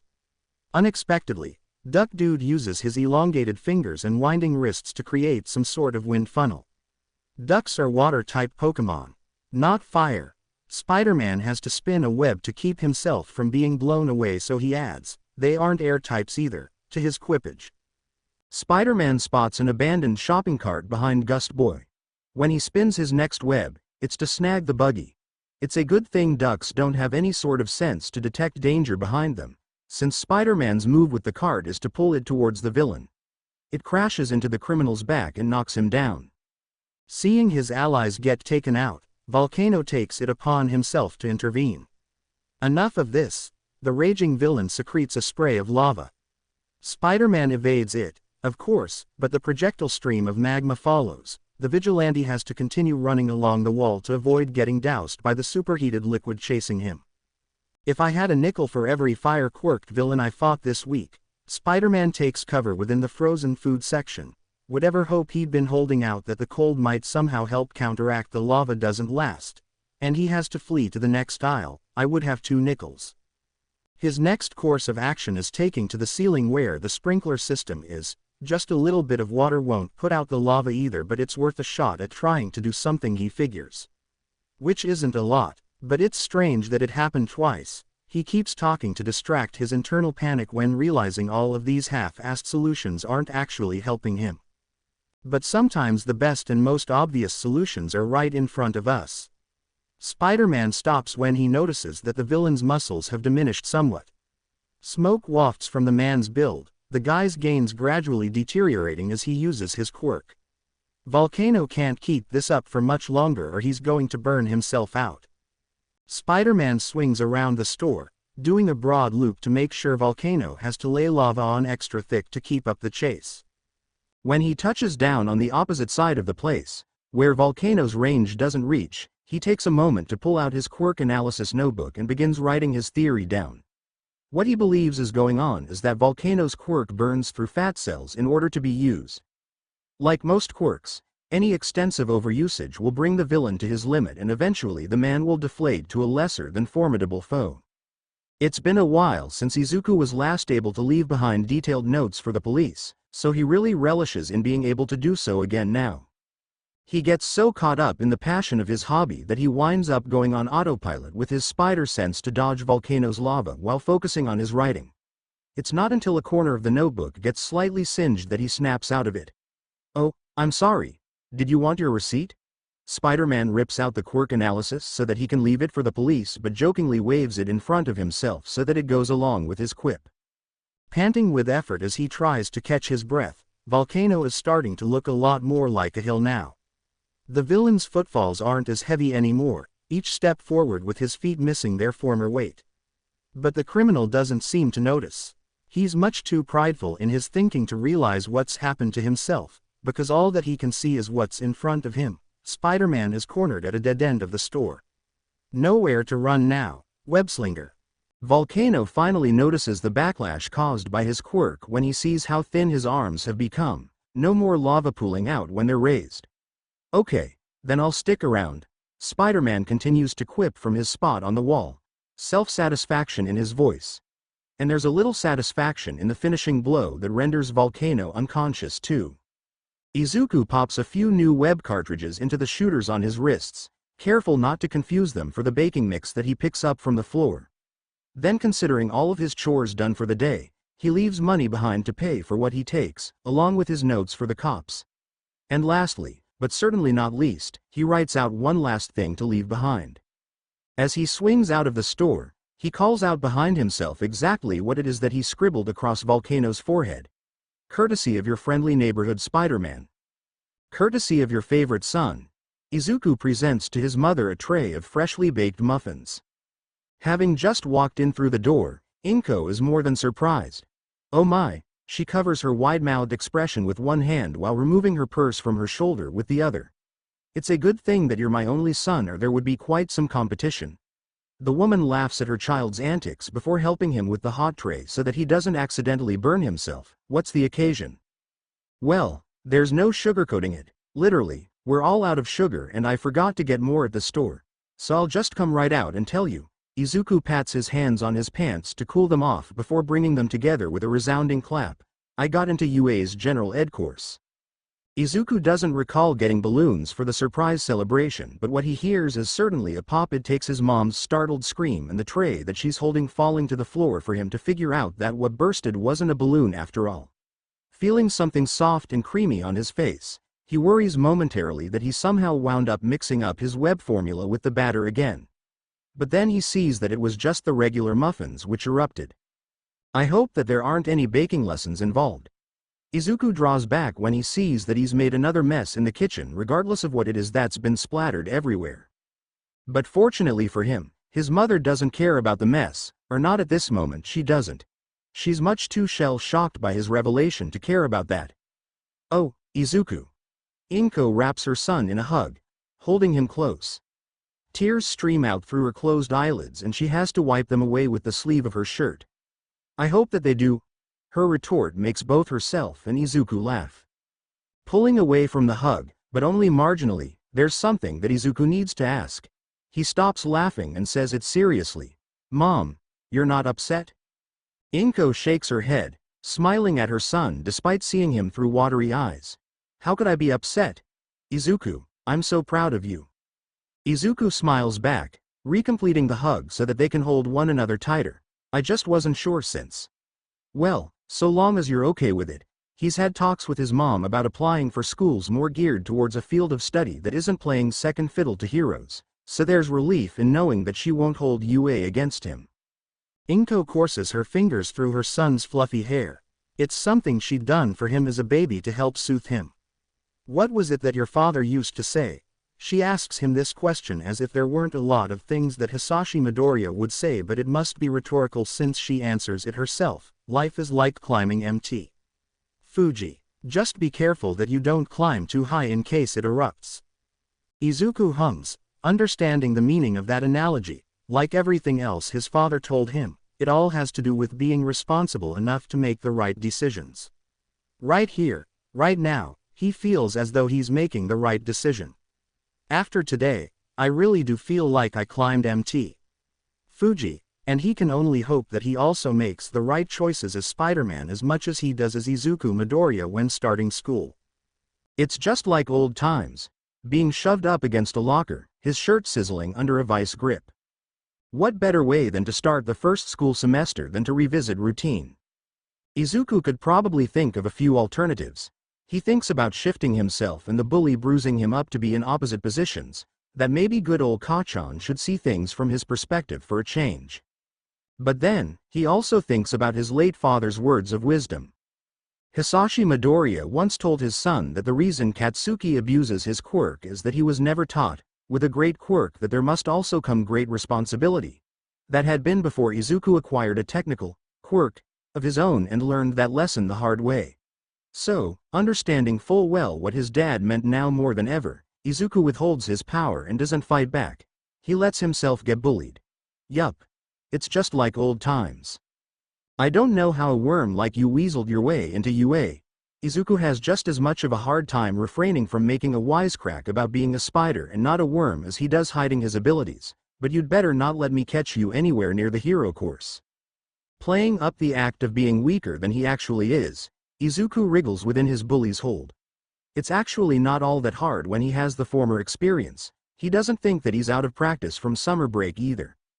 Like I told you at the entrance exam, I'm only in general education. He holds up his hands as a show of surrender. You probably won't even see me anywhere around here. Katsuki sneers at Izuku with contempt. Surely, there would have been more of an exchange between the two of them in this interaction. If not for the morning bell chiming to notify students of their classes beginning soon. Izuku prays a silent thank you. Katsuki drops his victim and turns to leave but makes sure to give one last comment before he goes. I'd better not, or else I'll pound you for being on my turf. Izuku knows better than to request a definition from the bully for his meaning of pounding. He's been roughed up enough as it is. And he really doesn't want to take any chances being late to his first class on his first day. So, he bends down and scoops up the textbooks that were originally in his locker before his encounter with Katsuki. And then he makes a beeline for his homeroom. Ordinarily, Izuku would be thrilled about the prospect of starting his semester at UA of all places. Anyone would assume that moving into a new school would come with a fresh start. Except, according to Katsuki, this turf is no different from Aldera High. And if that close brush between the two of them was of any indication, there won't be much of a difference in terms of what comes with being on Katsuki's kind of turf. And as though to prove that point, didn't hear the bell? I told Nezu we should have made it louder. He's already being hassled by his homeroom teacher as soon as he steps foot through the door. Try not to make a habit of being tardy anyways. Izuku turns to apologize, not expecting to find himself face to face with a pro hero. Present Mike is his homeroom teacher even though he's only in general studies. It's so sudden a revelation that it stuns the poor otaku. The licensed professional must notice that his latest student is starstruck because he doesn't seem bothered by Izuku's unresponsiveness. Why don't you go grab a seat before you're too late for that too? Izuku nods, regaining enough motor function to steer his body to a desk in the back.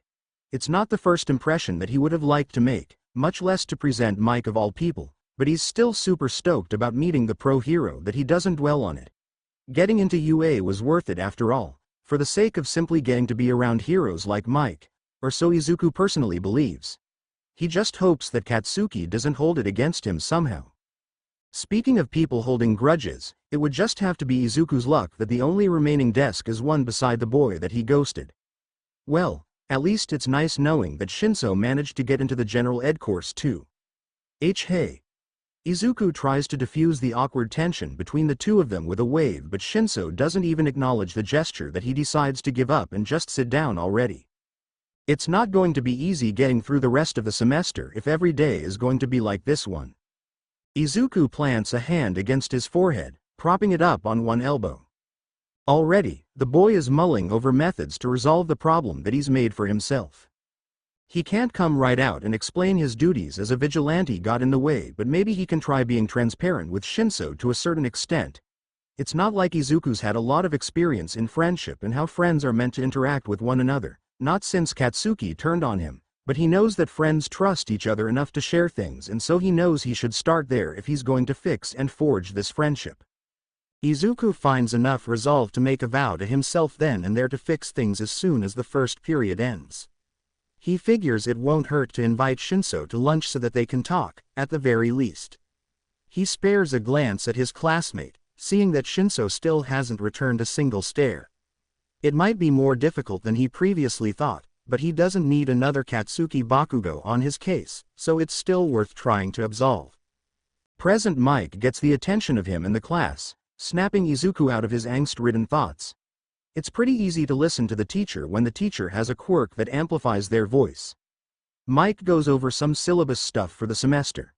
There's roll call. First day details to iron out. Then the real schooling starts. Which proves more boring and difficult than Izuku remembers from Aldera. Learning English as a whole other language is not as fun as it sounds. But nevertheless, Izuku gets through it somehow. And the time for him to flag down Shinso for their much-needed conversation comes. Hey, Shinso, wait up. He calls after the brainwashing boy whilst stuffing his textbooks into his backpack. In his scrambled effort to not let Shinso get away from him, Izuku winds up spilling the books all over the floor rather than zipping his bag closed. Crud. As expected, nobody stops to help him. There's only a few quick looks of pity. At least none of them step on his books or hands as they walk by. He figures that'll change when they learn about his quirkless status.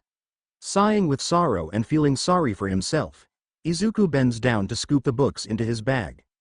If you're always clumsy like that, then it's no wonder why you were late to class. Izuku looks up to see none other than Present Mike approaching him from the other side of the room. Izuku diverts his gaze, worried that his opinion of the hero is about to get tarnished since he hasn't had the best of experience with past teachers. But when Mike squats to help Izuku, the boy is delightfully relieved of his concern. Here, little listener, we wouldn't want you being late for your next class too. Izuku is at a loss for words again, albeit this time for a different reason. He's so emotionally embarrassed that he could cry. Shutting his eyes and shaking his head, he mentally resets himself. Thank you, sir. Izuku forces himself to show his appreciation to the hero that helped him in a time of need when others wouldn't. Which makes present Mike super happy. Mike smiles, beaming brightly. He talks. The general ed homeroom teacher stands with Izuku. I'd love to hear you speak up a bit though. Don't be so shy, kid. Most would consider the extroverted fellow a bit much, what with his hair styled into a large spiked tuft making him seem arrogant, but Izuku understands that the man is genuinely trying to help in his own way. Why yes sir. Izuku forces himself to shout a little. Much to he and Mike's elation, it makes for a good moment between the two to share some smiles. That's the spirit. Present Mike laughs and gives Izuku 2 thumbs up. Then Mike uses those hands to usher Izuku out the door and into the hall. Now get a move on. We're trying not to make you late again? Remember? Right. Izuku waves behind himself as he jogs down the hall. He catches a glimpse of Mike waving back. For a moment, he thinks that it may not be like Aldera here after all. But when he's inevitably late for his second period, his second teacher isn't as forgiving as his first. Smentos, also a pro hero but with a heart of stone literally. Izuku plans on researching that later, scolds him for being tardy, and he even gets a pink slip for it. Smentos makes it clear from the get-go that he's much more of a stickler for the rules. And so Izuku finds himself sulking in a seat beside the ever-still unsociable Hitoshi Shinso again. After English is apparently history, Izuku knows all about the lesson in which the past is doomed to repeat itself thanks to personal experience. But he knows better than to make light of such a joke with how serious Smentos is. The guy is actually a big block and that's not just his personality. No, literally, he's stone-shaped into a humanoid cube. It's interesting considering the man somehow has that stone pulled back into a ponytail behind his head, but Izuku doesn't want to risk getting caught doing quirk analysis instead of taking notes that he doesn't linger on that thought. Instead, Izuku focuses on being ready to actually stop Shinso this time. Or, at the very least, keep up. As soon as class lets out, Izuku chases the other boy out the door and into the hall. Wait, we need to talk. He weaves his way through other students of the school and actually requires aid from his spider abilities to be able to do so, that he wonders how Shinso is able to do this without a similar quirk.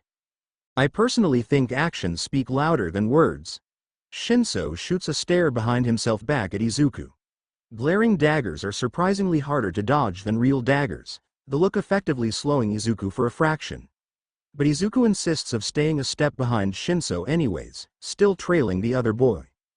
Look, I know what I did was messed up, but I want to apologize. Izuku pleads for Shinso to stop, but the pace only gets picked up. All I'm asking for is a chance to explain myself. The two weave their way around a corner opposite to the direction of the cafeteria. This isn't towards the mess hall. Izuku wonders aloud why Shinso steered them this way. He gets his answer, because I'm not interested in eating with you. Shinso shows no restraint in trying to shake Izuku off his trail when he makes another sharp turn. Where they're going, Izuku has no idea, and he's pretty sure neither does Shinso, but it's evident that they're bound to become lost at this rate. Just leave me alone, Shinso says. Not until you hear me out first. Izuku hurries to catch up before the chase gets too out of hand. But as he draws nearer to Shinso, he receives a sudden spike of his spider sense. He half expects that his body will instinctively pull him away from a punch. If Shinso is annoyed enough, that shouldn't be too far-fetched. Surprisingly, instead, Izuku finds himself flying towards Shinso rather than away. When he turns his head to the left, he sees why. Look out! Izuku tackles and throws Shinso along with himself out of the way of a giant steel door. Smoke surrounds the two boys, making them cough when they try to catch their breath. Having more experience with recovering from explosions, Izuku gets on his feet first. He worries that a villain may have followed him to UA, somehow having discovered his secret identity as Spider-Man. Except, his spider sense has stopped signaling him to any signs of danger.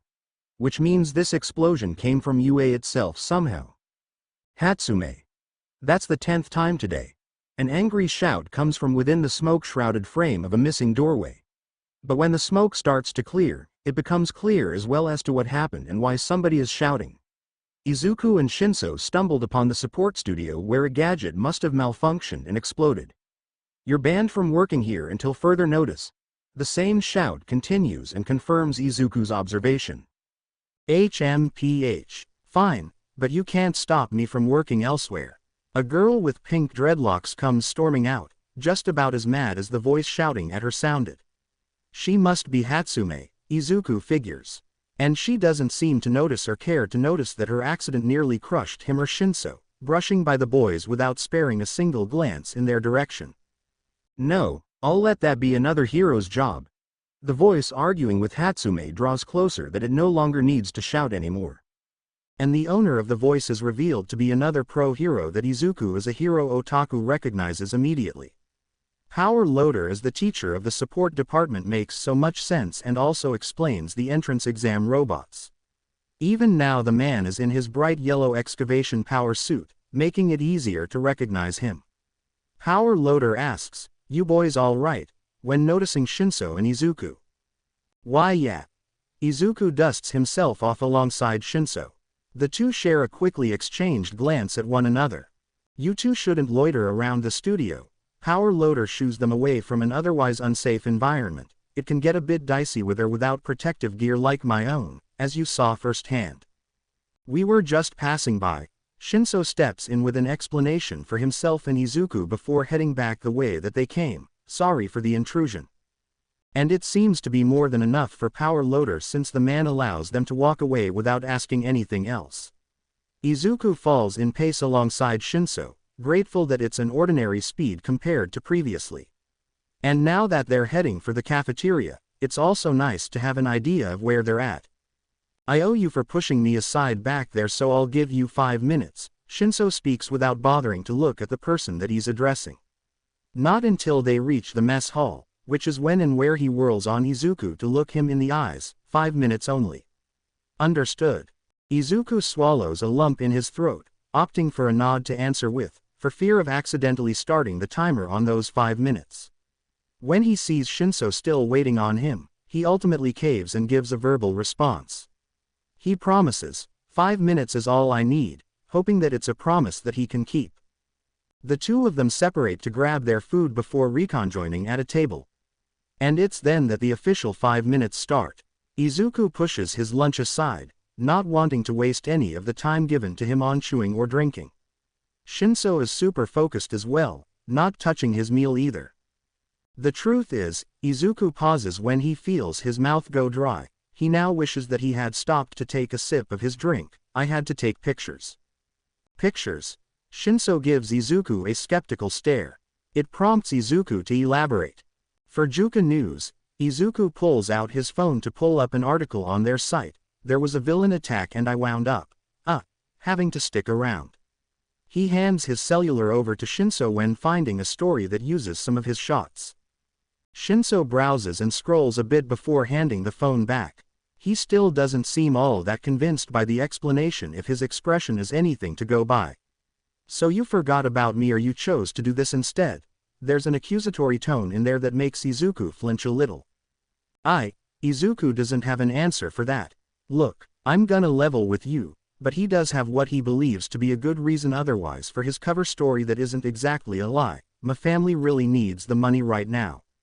It's just me and my mom and I want to help support her with the bills as much as I can ever since my dad died." Hearing that, Shinso's stern expression drops completely. "Oh." He breaks eye contact by turning his head away. Ashamed, he apologetically bows his head and says, "I'm sorry."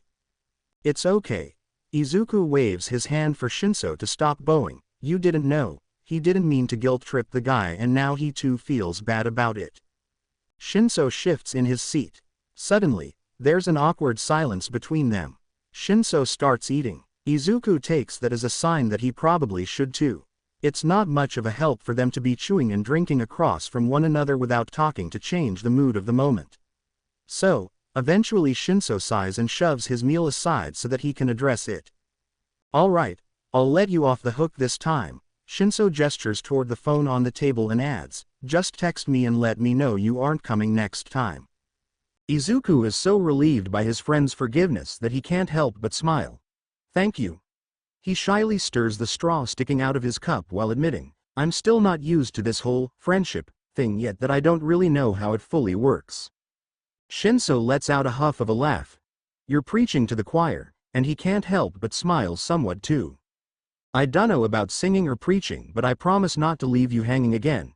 Izuku pauses to take a bite from his bento box before adding, "even if it means missing out on snagging shots of Spider-Man." "Wait. You're the dude that takes pictures of Spider-Man?" Izuku jumps in his seat when his spider sense doesn't warn him of somebody sneaking up behind him. He internally curses the selective timing of the power when he turns around and sees that the person is also a girl. And not just any girl, but the one he so happened to save from Dobby just a few days ago. She's as cute as she was then, even more so now that she's cleaned up and shyly tucking an earjack behind one of her ears like a stray strand of hair. Did you ever get to meet him? I mean, what's he like? Izuku's eyes are drawn to the girl's lips as she asks him questions that he has a hard time registering any answers for. Yeah. Is he as freaky as they say? Izuku snaps out of his daze when he realizes that there are in fact more than one girl crowding around him. The one who wants to know if Spider-Man is freaky has a pink shade of skin that makes her stand out as much as her extroverted personality does. He definitely looks freaky. A floating girl's uniform is just as vocal and energetic if the swishing of the suspended skirt is anything to go by. The invisible girl and the pink girl damper Izuku's mood a bit over being flocked by them since they're inadvertently calling him freaky. But he's perked back up when his supporter of the bunch chimes back in to defend his alter ego's honor. He's not freaky. The girl who had seemed so reserved and introverted earlier shocks them all with her outburst, even herself if her recoil is anything to go by. She returns to her shy state and quietly adds, he's heroic. The pink girl grows a mischievous grin while sing-songingly saying, "Does somebody have a celebrity crush?" and begins hanging off of the earjack girl. She's joined by her invisible partner, the two tag-teaming their teasing. No. I mean, the earjack girl is reduced to a stammering mess that has to cover her blushing face with her hands to hide her shame. Unbeknownst to her or the girl's friends, Izuku is blushing too at the mention of her potential crush on Spider-Man. But Shinso notices. He rolls his eyes, not knowing about his friend's alter ego but knowing from the short time that he's shared with Izuku that the boy isn't used to receiving such attention. Already fed up with the girl's rowdiness, he interjects with a feigned cough to gain their attention. "If you don't mind." He drawls and gestures to the food on the table. "We're busy trying to eat here." "Oh. Sorry for the intrusion." The earjack girl is quick to apologize on behalf of herself and her friends. Though her friends don't appear all that apologetic themselves, or so anyone could imagine, the invisible girl shares a pout similar to that of the pink girl's expression. Before Izuku can alleviate the situation, somebody somehow manages to escalate it. "Don't mind them." He's shocked to see that the person is none other than Itsuka. Izuku is starting to understand just how small a world it is that he lives on. They're jerks not worth talking to. Izuku winces when Itsuka directs that statement towards him with her stare. Whatever the odds are that all these girls would share the hero course together is just his kind of luck. His father had always called it the Midoriya misfortune, and while his mom took to denying such a thing, Izuku is starting to believe in the superstition. Shinso glares right back at them, not really helping matters. But whether it's for the best or the worst, any further development in their confrontation is cut short by Itsuka dragging the girls away from conflict. "We're the jerks not worth talking to." Shinso scoffs at the receding backs of the hero course girls. He's acting like he was the one that got personally insulted. For all Shinso knows, Izuku figures that would be the obvious conclusion without context. So he turns back towards his friend and decides to clear up the confusion. "She and I have a short history." He realizes that explanation is rather ambiguous when Shinso blinks at him with raised eyebrows and elaborates, I kinda ghosted her." Izuku isn't sure what kind of reaction he was expecting to receive, but it certainly wasn't Shinso bursting out in laughter. Shinso wipes at his eyebags like he's drying tears. "I guess it's not a thing to be taken personally with you, huh? Hey, it's not like I did it on purpose." Izuku responds a little too defensively, but Shinso doesn't seem to take it the wrong way if his continued laughter is to provide any sort of clarity. If it were anyone other than you saying that. Shinso smirks and shakes his head. I don't know how it's possible to pull off, but I believe you. Izuku opens his mouth to retort but relents and huffs out a laugh instead. Thanks. He stops to think about whether or not it's a compliment that he was given before adding, I guess. Don't mention it. Shinso returns to polishing off the last of his meal when he sees his friend lost in thought. It makes for a good show to go along with his lunch.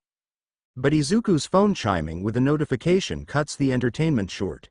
Izuku takes a glance at the screen to see his hero feed app blowing up with news relating to spider-themed robots terrorizing the city. Izuku does a double take. He has to grab his phone and get a closer look to make sure he's seeing things right.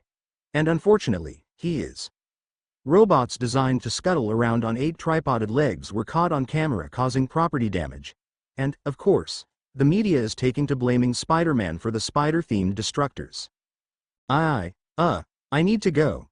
Izuku starts to subconsciously stand up despite still thumbing through the hero feed reports. He's unaware of Shinso doing the same across from him, albeit the other boy wearing a confused expression. Shinso sees the strange state Izuku is in and immediately questions it. What's going on? Izuku shoves his phone in his pocket as he prepares an excuse to use. When he lifts his head up and meets Shinso's eyes though, he just can't do it. He has a hard time lying to his friend that he just repaired that friendship with over having told lies before. It's a Spider-Man thing. But he realizes he can't tell the truth either as soon as the words leave his mouth. I need to go take pictures of a Spider-Man thing. Shinso slowly sits back down, processing that reason for Izuku's abrupt departure. Oddly enough, he isn't mad. He's just confused. Right now? You'll never make it back in time for class. Never mind the personal argument he could make about their friendship and the promise that was literally just made about this when the bell for their next period rings as though on cue. Izuku's facial expression twists and screws when he hears Shinso's statement backed by the bell, as though he himself hadn't considered this a problem until having it pointed out. Cover for me. He begs his buddy more so than asks him to find a solution for his absence.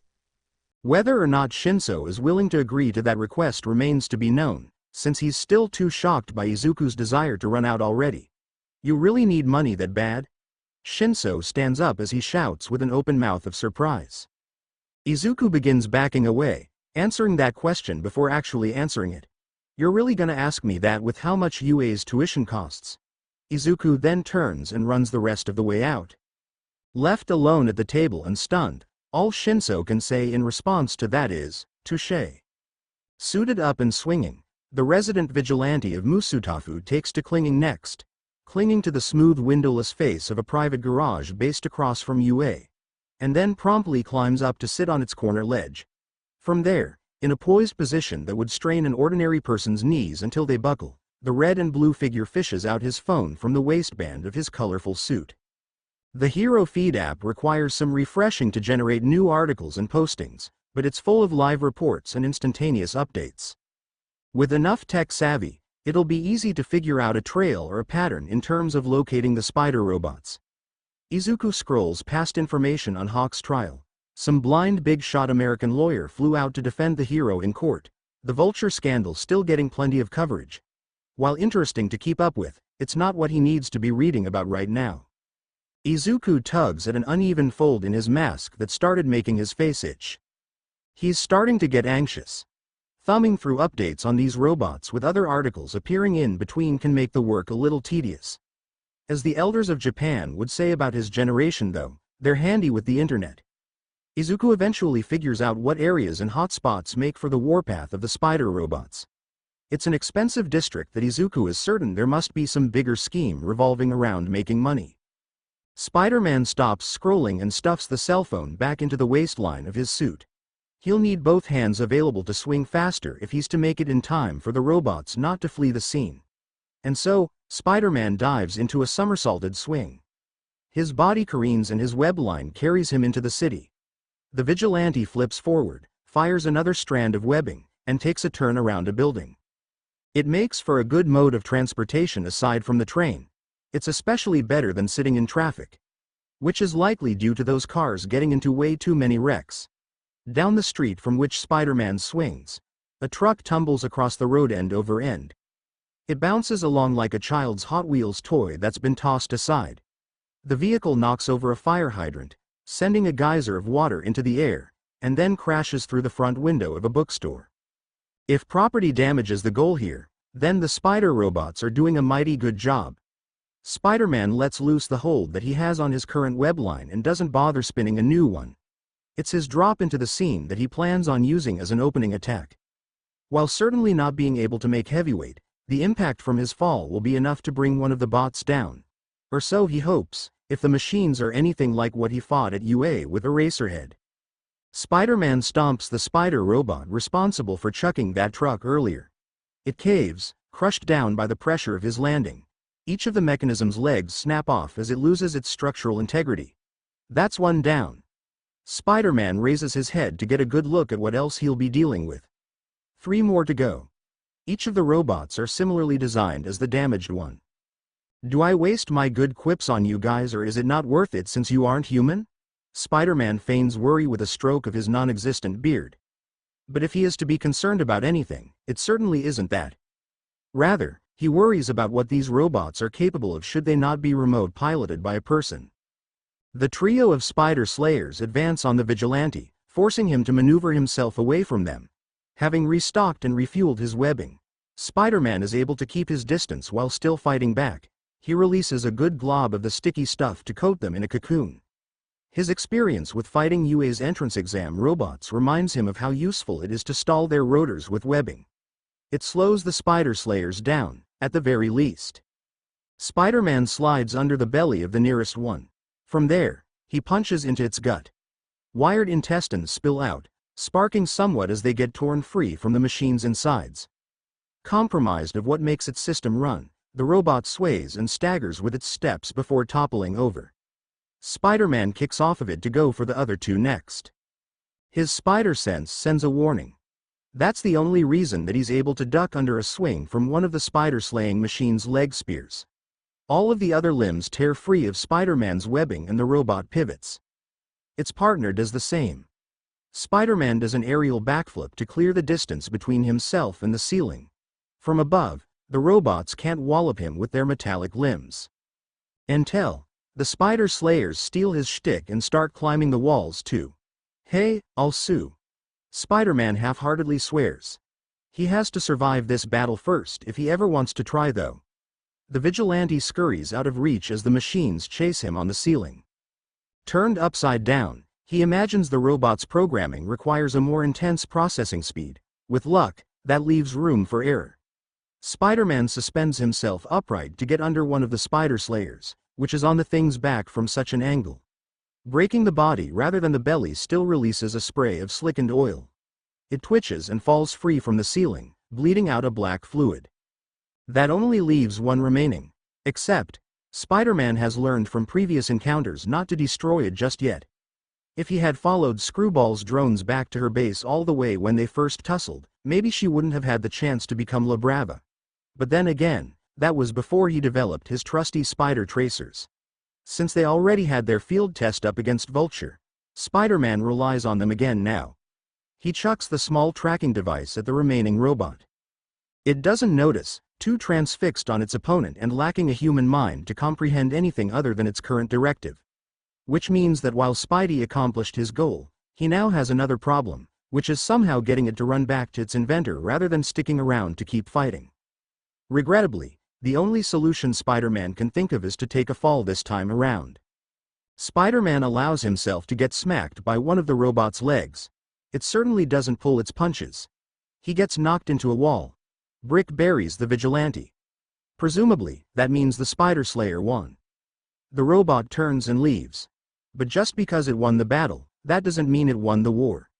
Spider-Man climbs out of the wreckage a moment later, still alive. All right, Sparky, take me to your leader. The vigilante follows closely behind, already putting his plan with his tracer to the test.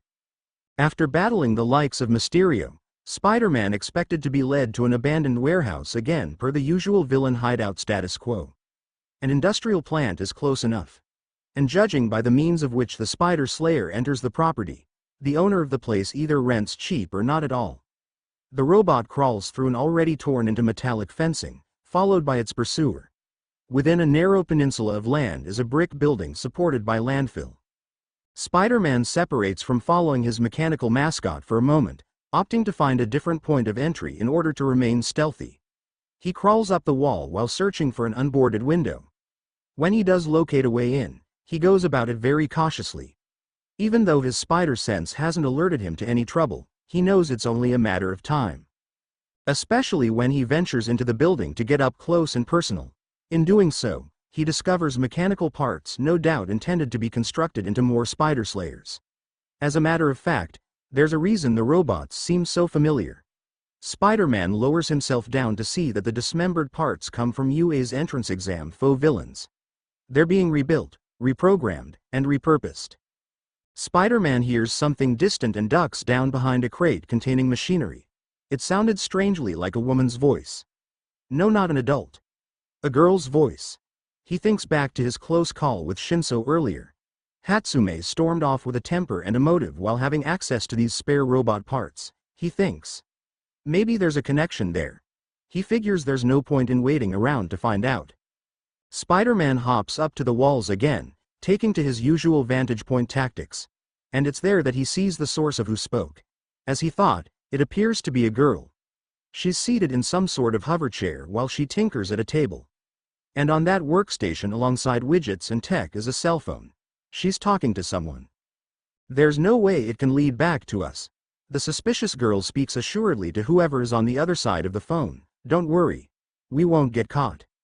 While he could and probably should stick around to hear more, Spidey can't help himself. Are you sure about that? He announces himself while dropping down to let the girl know that she's been caught red-handed. Huh? Spider-Man? She spins herself around in her hover chair to face him. And she's not Hatsume. But she is someone that Izuku recognizes and remembers. She's the brunette girl that he bumped into at the entrance exam. And you must be the little tinkerer that went about framing me as of late. Spider-Man plays it cool and acts like he doesn't know her since she wouldn't know otherwise. Plus, he still needs to know what the motive of a prospective UA student would be in such a situation. Sorry. She apologizes and the apology sounds sincere. That was an occupational hazard. She taps her cell phone to hang up the call with whoever she was talking to before refocusing on the vigilante. I needed to divert attention from myself and what I was doing, and you were the most recently obvious option to go with. Her explanation thus far still isn't very assuring though. And what exactly is it that you're doing? Who are you talking to? Spider-Man continues prying for answers.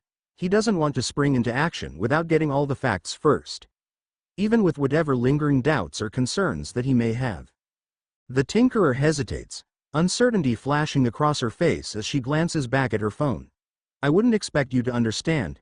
She then taps at what appears to be a hidden keyboard on the armrest of her hover hair before apologizing again. Sorry. Oh, brother, Spider-Man already knows that whatever she did isn't good, his spider sense saying so. And he in his sense is right. She must have reactivated the spider slayer that he was following, the robot scuttling towards them to intervene. It puts itself between its creator and Spider-Man. Not that one robot will be enough to do anything as opposed to the group of them that he fought earlier. Spider-Man kicks one of its legs out before using another as a brace to pull himself up onto its backside. As he did with the others, he punches it inward until it breaks down. It's as fragile as it was originally. No matter the rematches, that's Robots Zero and Spidey still victorious. Wanna try that again? Spider-Man turns around to face the girl again. Before she can hit anything else on her keyboard and hover away, he spins a glob of webbing over the small console and hops aboard. I still have my Quirk, Spider-Man. She's close enough to him now to reach out and touch his arm. And it's then that he remembers more about her. The way that they had met was by her removing his gravity to keep him from tripping. Their reunion, though, is her taking away his gravity to make him trip up. I hope you don't get airsick like I do, but he's able to bring her along by keeping himself adhered to her hovercraft. His feet stay firmly planted to the special chair so that his floating takes her along for the ride.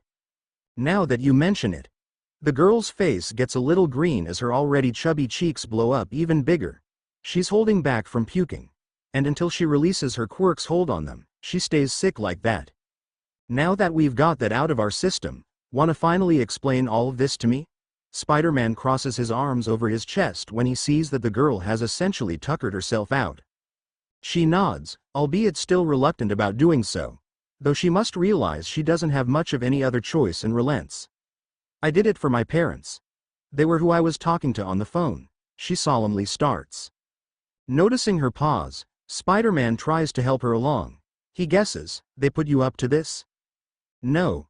But she's quick to correct him on that assumption. No. They weren't all that keen about this. Know that it was all my idea and none of it really their fault. Okay. Spider-Man nods along while probing her for more information. They work in construction. I figured if I used these old UA bots to demolish expensive districts that they'd be able to pick up more work. You see, they're very poor and I just wanted to help them. The girl blinks back, tears that have begun to stream down her chubby cheeks. Anybody else would have probably left it at that and convicted her a criminal. But having met her before, Izuku knows that there's more to this story. She wasn't in a motorized wheelchair before. Not at the entrance exam. Plus there's the matter of how she managed to get a hold of the spare UA bot parts to pull this whole scheme off. They could afford this though. Spider-Man raps on the hovercraft with his knuckles to prompt another explanation from the girl, and it works. No, she shakes her head and reveals, this was a consolation gift from UA. Spider-Man must convey some sort of shock through his mask since she doesn't waste time on continuing her expositional dump like she was earlier. I partook in their entrance exam for the hero course. I thought I could make money as a hero to support my parents. But one of the robots from the exam malfunctioned and she sniffles as she looks down at herself in the hovercraft.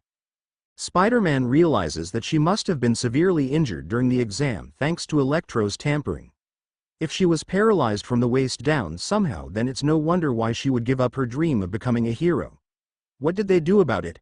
Spider-Man breathlessly asks one of many questions on his mind about the matter. The girl looks down. Spider-Man follows her gaze. The hover chair that she's sitting in is the answer. Or, at least a part of it. The brunette shrugs. They compensated me and my family a little. In return, we signed an NDA to keep UA's mistake off the record. She looks into the white eye lenses of the vigilante's mask. They said it would ruin the reputation of heroes and ultimately disrupt society, that it would be too great a risk to share publicly. First Hawks as the Vulture for the HPSC and now UA. Spider-Man starts to wonder if All Might ever did anything scandalous that got covered up. He shakes his head, clearing that thought out. He decides there and then that there's no way every hero is like that, least of all Might. But then again, UA let Katsuki Bakugo into their school and the things he has done as a bully are. That inkling of doubt makes Spider-Man sulk. He doesn't know who to trust anymore. Even the underground hero that he's teamed up with is supposed to catch and arrest him. For a while, that was okay, we made peace with it and we made our dues. The paralyzed girl continues her story. Spider-Man goes back to listening when she shares what led to her becoming a villain. But then I saw you, a vigilante, and I got to questioning the whole system. If anybody knows better, then it should be you. How flawed and corrupt it is that sometimes we need to do things outside the law. So I went into mechanical engineering through my parents' company to get a hold of what was scrapped by UA at the entrance exam and redesigned their robots to be based on you. Hearing that he himself had a part to play in this only brings Spider-Man's mood down even further. He had hoped to inspire people, but it wasn't his intention to inspire them this way. He feels responsible for this whole turn of events as much as UA should. He tries wrapping his head around how this girl could have gone down such a path. You were going to be a hero. You should have known better than to wreak havoc. The robots were never going to hurt anybody. I activated the UA failsafe chip in them and set their prerogative to only destroy buildings. I swear it was never meant to cause any harm. The girl is quick to try and justify her actions, but Spider-Man stays unconvinced. I'm sorry, but I can't let you go after this.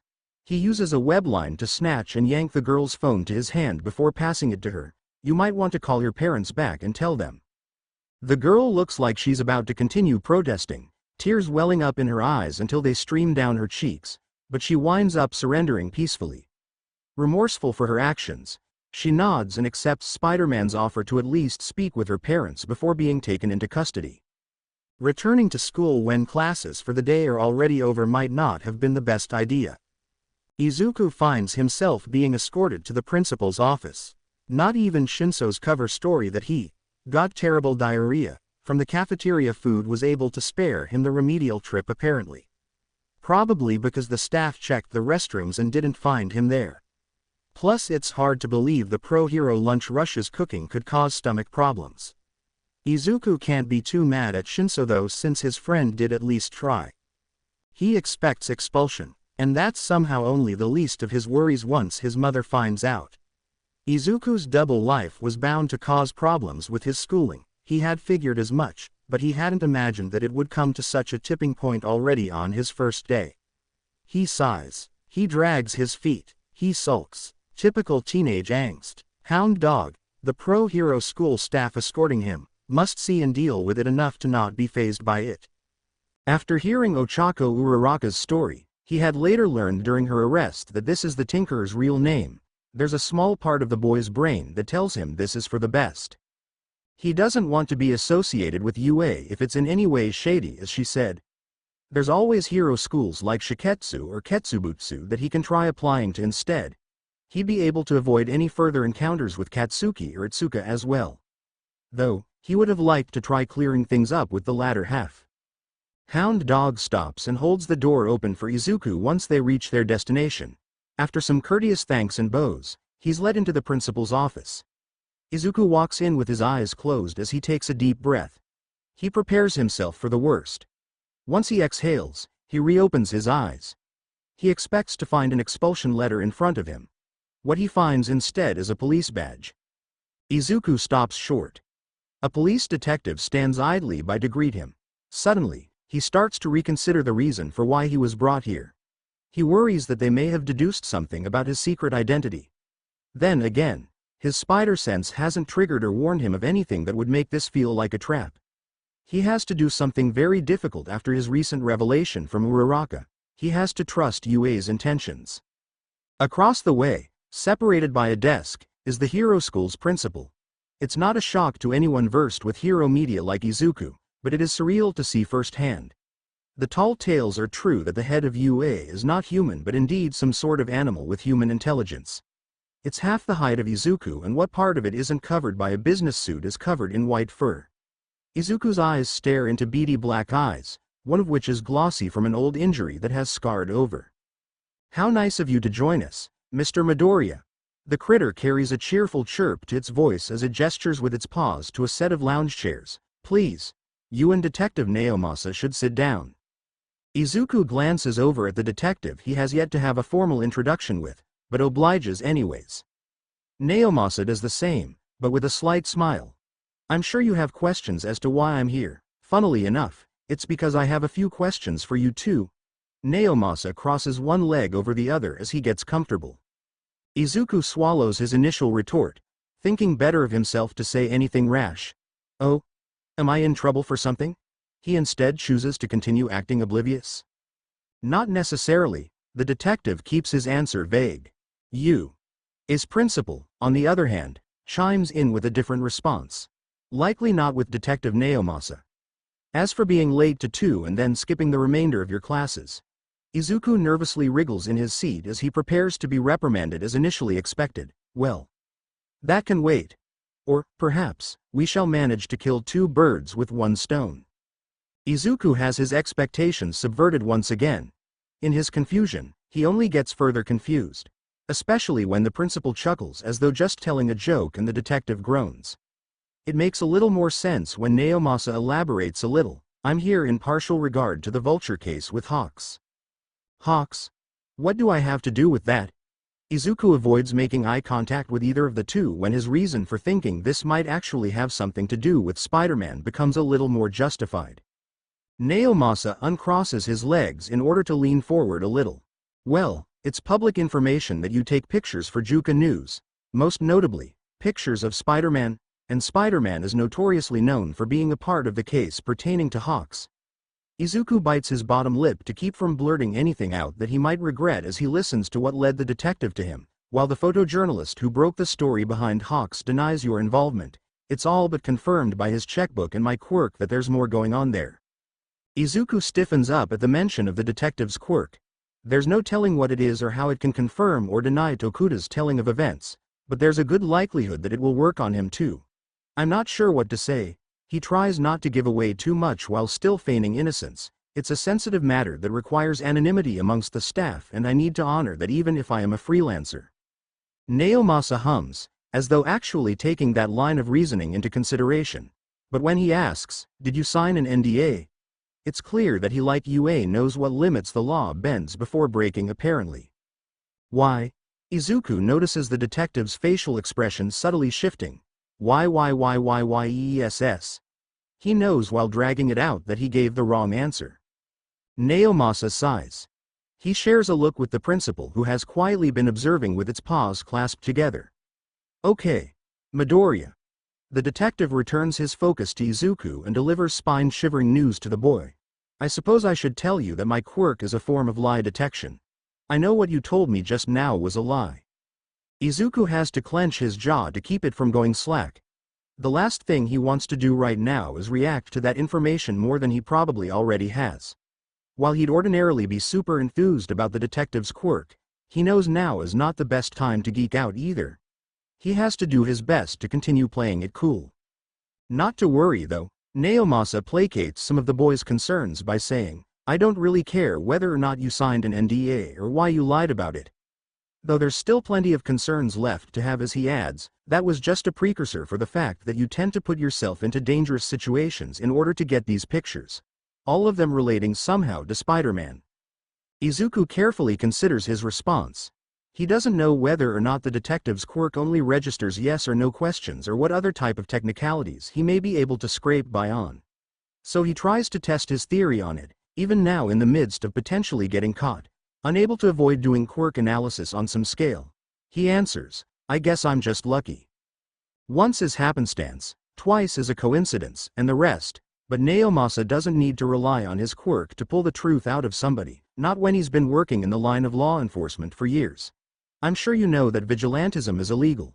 It's part of my job to bring Spider-Man into custody. If you happen to know him on a personal level, then I'm going to need you to comply with me on this." Izuku shifts in his seat, struggling to decide on whether he should get comfortable or attempt to bolt out of the room. He figures a good course of action is to answer questions with questions when actual answers are only a no-win situation. "What makes you think I would know him like that?" "For starters, we know Spider-Man is around the same age as you are." Izuku knows he shouldn't be shocked by that response, especially since Eraserhead likely reports back to whoever, but he's still shaken somewhat to know the police are gradually narrowing down their search to his age.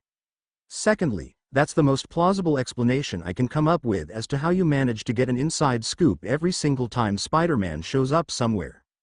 Imagine my surprise when I discovered Spider-Man's personal photographer attends my school." The principal makes Izuku jump with a sudden interjection, "I'm just giddy about it." "I wouldn't say I'm his personal photographer or anything." Izuku tries denying their claims but knows better than to lie about it either. "I'm telling you, I just have a natural knack for being a magnet to villains." That isn't necessarily a lie. Happening across Electro is a perfect example. "You're what Aizawa would call a problem child." The principal flashes a set of sharp canines when it grins. "It's a shame that you aren't in the hero course with him as your teacher." Hearing that is Izuku's last straw. "Don't you know? I'm quirkless." He can't help but let some of his annoyance from this confrontational conversation ooze into his tone. Of course. But the principal remains unfazed and ever so constantly cheerful. "That's the only reason I'd be led to believe your reasoning." Naomasa reinserts himself into what was originally his interrogation to begin with. No longer content with allowing this to go on as it is, he sums up the situation. "Let me get this straight for you, because you're quirkless and can't be a hero, you thought you'd better use your problem with getting drawn towards villains as a solution by becoming a photographer of them." He skewers his stare at the boy. Izuku narrows his eyes too, returning the look. "You said it, not me." Naomasa picks up on the kid's attitude. Having had enough of it, he gets straight to the point. He asks a question that leaves no room for error. "When you left UA during your lunch period, you went to sell shots of the spider robots causing chaos downtown, didn't you?" No need to answer what we already know, young Midoriya, but the principal interjects once again. The critter's calm mannerisms are intended to dissolve any tension in the room, though it is still an animal and can sometimes unintentionally drudge up the wrong human emotions. Naomasa glares at the creature for interrupting him. I'm sure we'll be seeing fine angles of the action in tomorrow's paper, detective. But again, the principal is unfazed by any signs of anger or resentment. I'm sure we will. Naomasa grumbles under his breath as he relents to knowing that fact is more than enough to answer the question later. But he's still not done with Izuku Midoriya just yet. He asks a series of questions to try and get more out of the boy, and that's all you got out of it? Pictures at a distance? Nothing more, nothing less? Izuku knows that he's screwed if he answers that question this way, but he does it anyways, yeah. Naomasa stares at Izuku. The two of them know already the answer, but the detective asks anyways, are you lying to me, Midoriya? Izuku has no choice but to say, yes. The detective's face softens. Maybe it's because Izuku finally told the truth. Maybe it's because Izuku is just a kid. Either way, Naomasa eases up a bit. He asks, do you have to? Izuku thinks about Uraraka and how even though he didn't sign anything that she did and how that could affect her, he feels it's the truth when he responds with, yes. Naomasa nods, and then stands. I understand, he sighs before offering a small smile. You can't blame a detective for following a lead, can you? Izuku smiles in return. No hard feelings, sir. Glad to hear it. Naomasa digs into his coat pocket to produce a business card. If there's anything you ever want to share with me more that you might feel more comfortable about sharing later, well. Izuku takes the card, sparing a quick glance at the contact info inscribed on it. Thanks. It goes into his pants pocket. I'll keep that in mind. And with that, Naomasa grabs what must be his fedora from a hanging rack, tips the hat to both Izuku and UA's principal, and then exits. Izuku is left alone with the creature that called him there. Its name is scrolled across a Toblerone plate, the kanji reading, Principal Nezu. Nezu claps its paws together. Well, now that I know what you prioritized over your classes, I suppose that resolves that. It does? Izuku must admit to being baffled since he had been fully anticipating some sort of punishment. For now, but Nezu's ominous reply is punishment enough. All that I ask in return is that if you do happen to know anything more about the spider robots and what occurred today, that you kindly share that information with me before it makes any headlines. Izuku stares into the abyss that is the creature's black beady eyes. He doesn't dare to blink. Don't worry, there's nothing you don't already know yourself that won't make for a headline. Izuku clenches his hands into fists at his sides under the principal's desk where Nezu can't see. Splendid. Nezu produces a cup of tea from seemingly nowhere to sip on. Izuku pauses to imagine that must be what it's like for people when he does the same with his notebooks.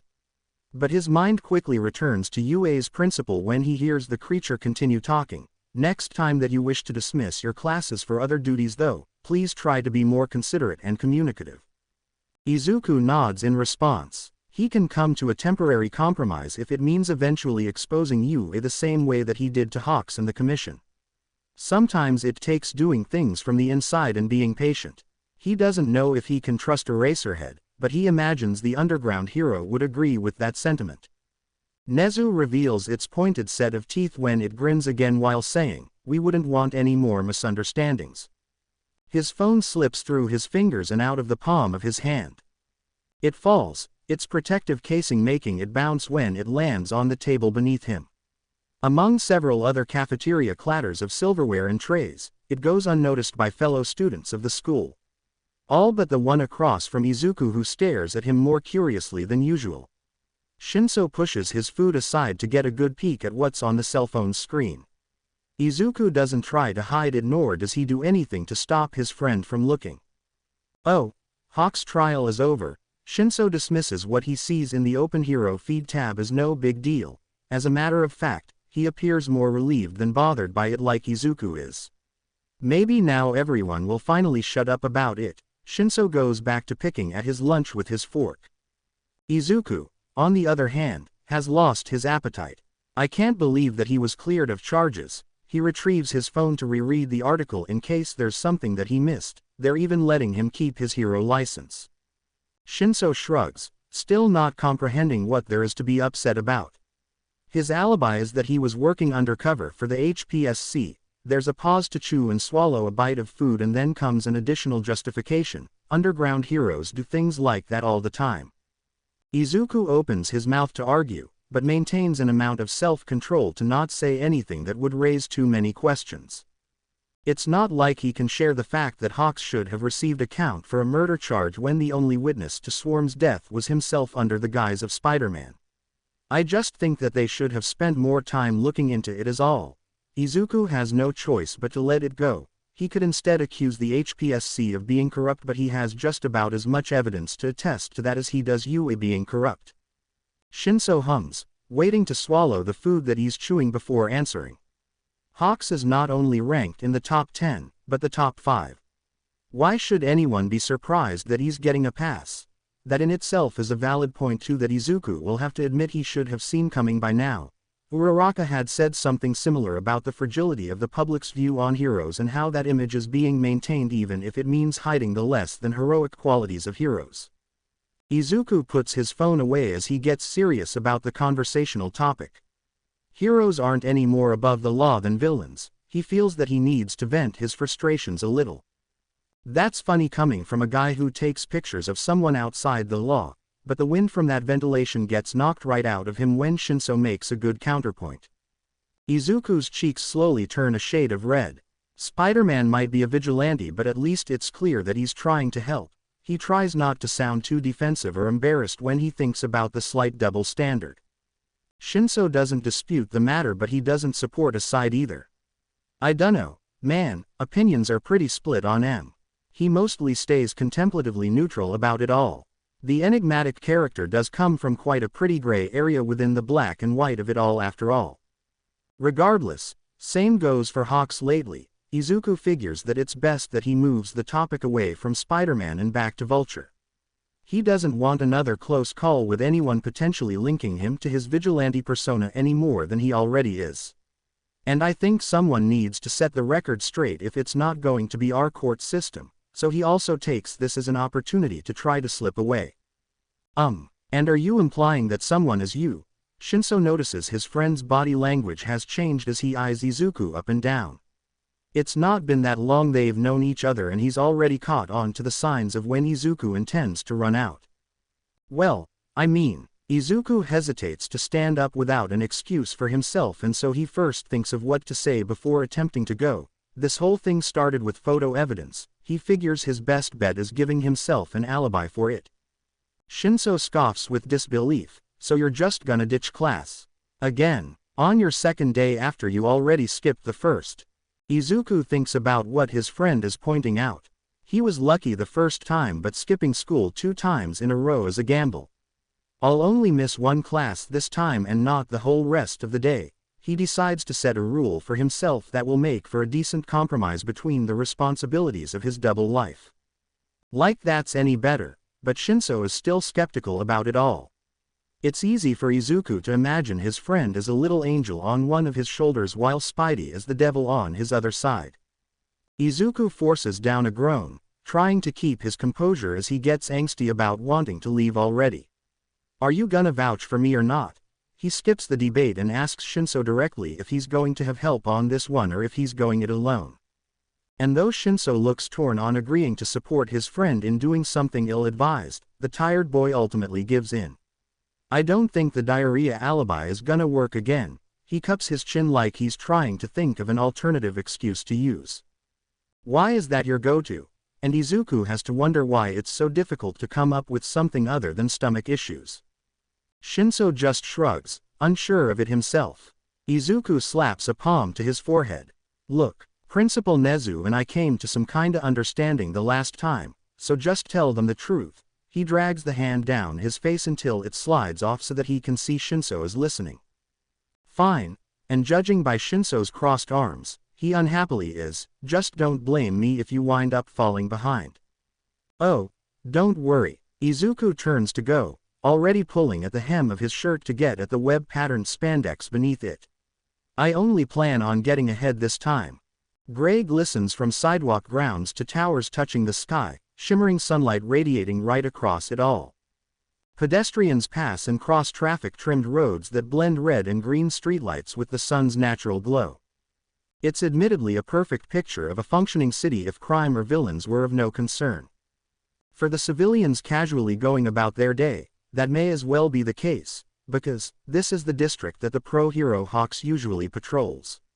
As Spider-Man surveys the scenery, he's impressed to find not a hint of graffiti or vandalism of any kind. And yet, the reason why he is there is to keep a close eye on the one responsible for that peacekeeping. It's at what comes a cost for this peace that worries the young vigilante. Spider-Man anchors a web line to the building across from where he's perched.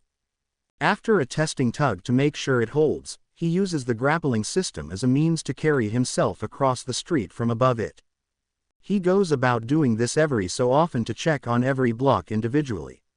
With luck, he hopes to eventually come across Hawks.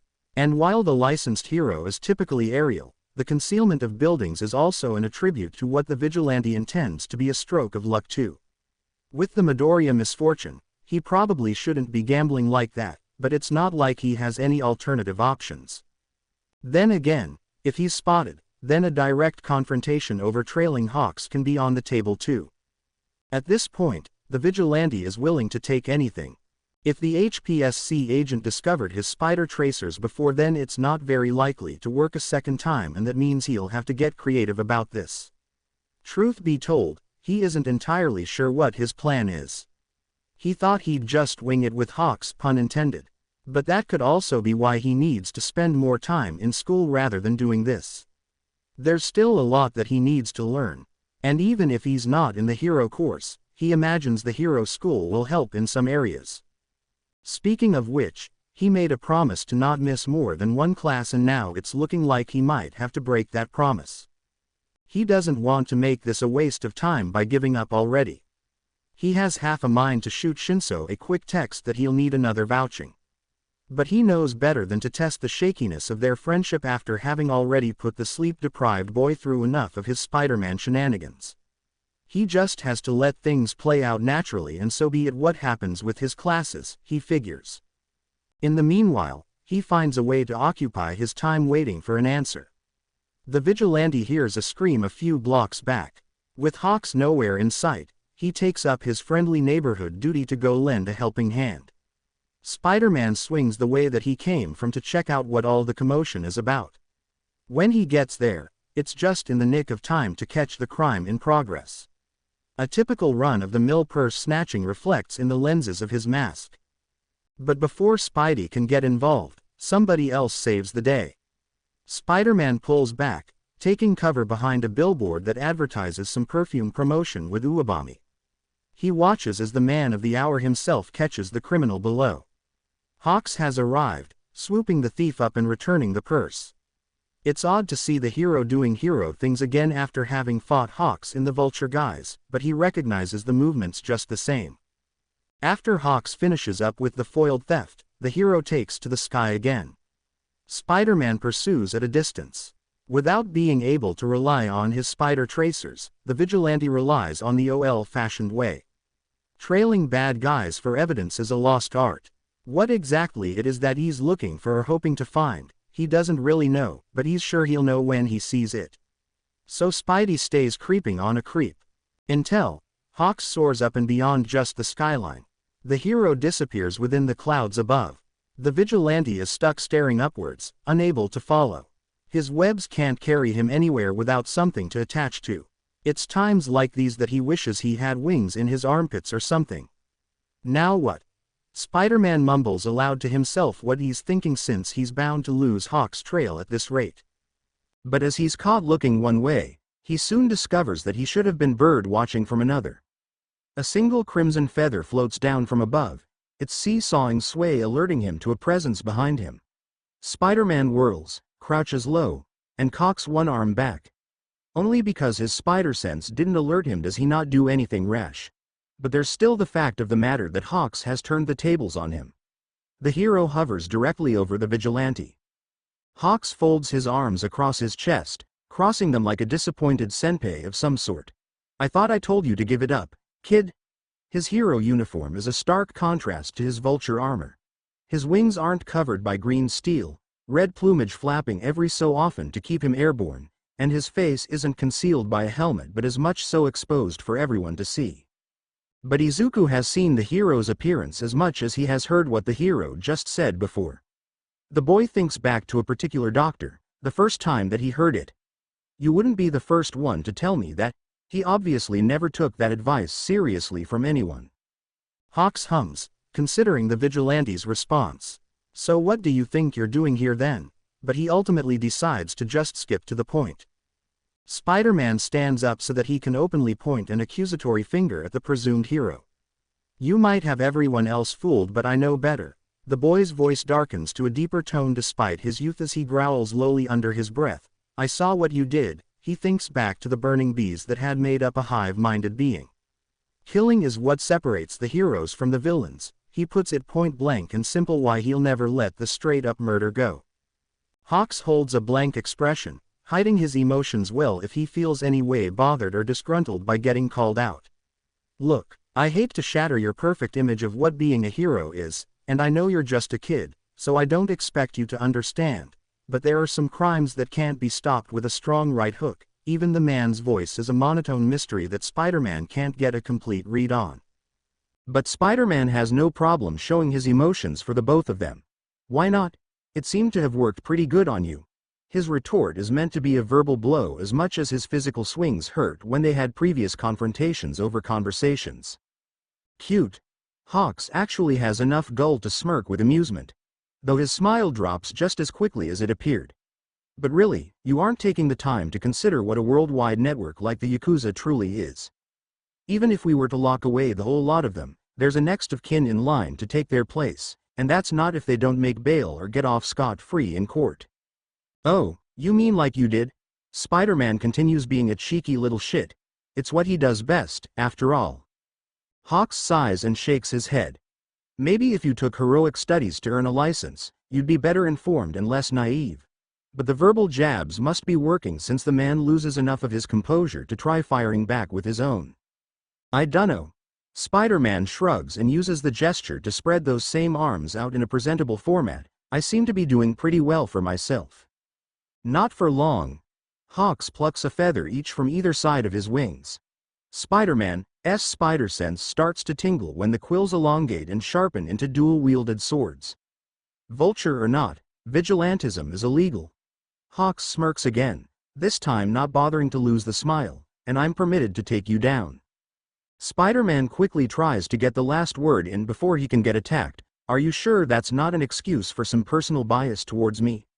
His spider sense letting him do so by helping him to dodge Hawks at the very last millisecond of attack. But playing it close to the chest comes at a cost. Hawks returns with a two-fisted uppercut. The blow rocks Spider-Man off the edge of a building's parapet.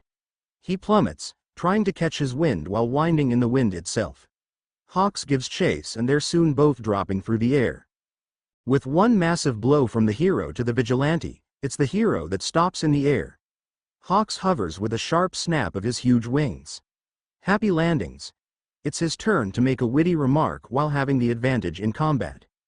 Twisting around in midair, Spider-Man desperately tries to save himself by firing a web line. His shot misses, the string trailing uselessly behind him like the tail of a kite. Worse yet, he doesn't have time for another try.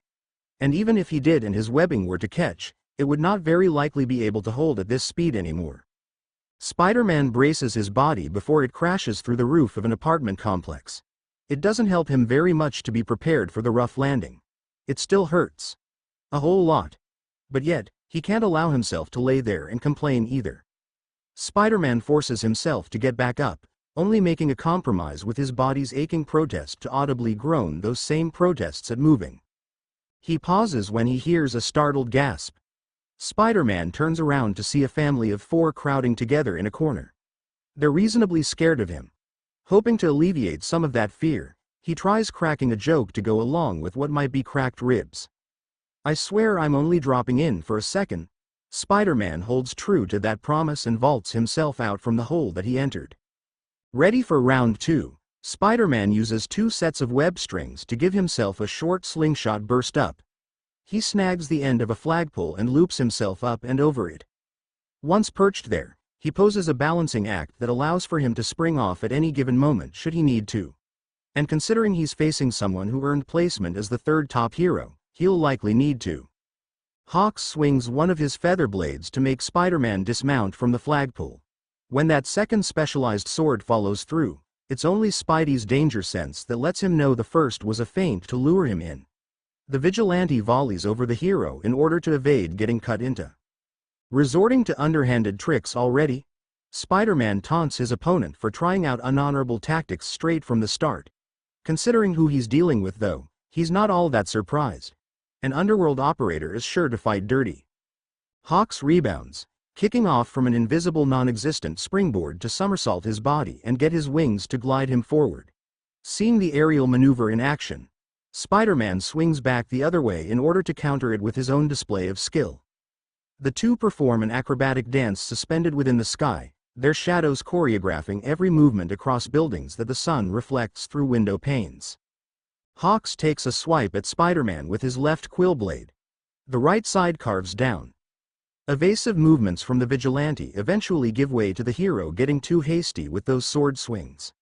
Spider-Man webs one of the crimson cutters and yanks it from the swordsman's grip. Yeet!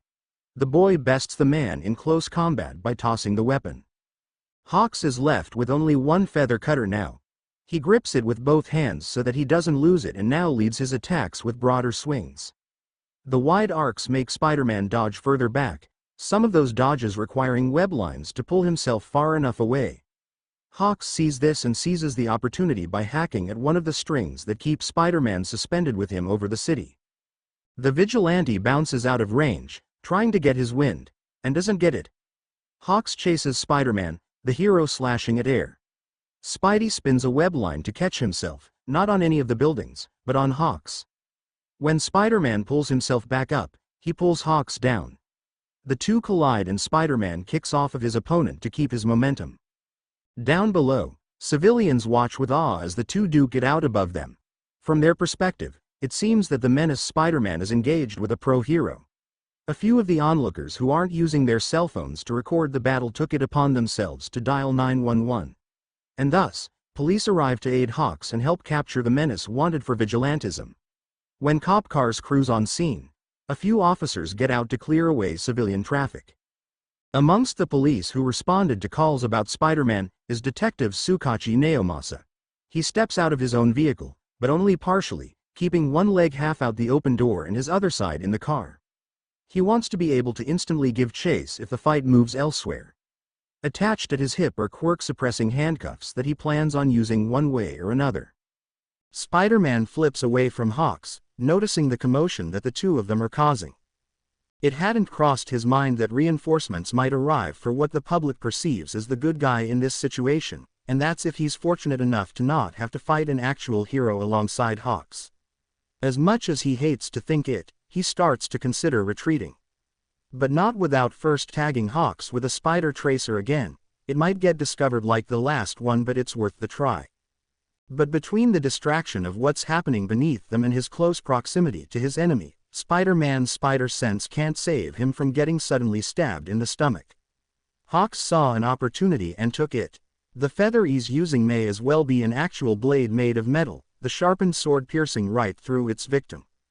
Izuku grabs at the hem of Hawk's coat, clinging for some type of support when he feels faint from the pain passing through his body.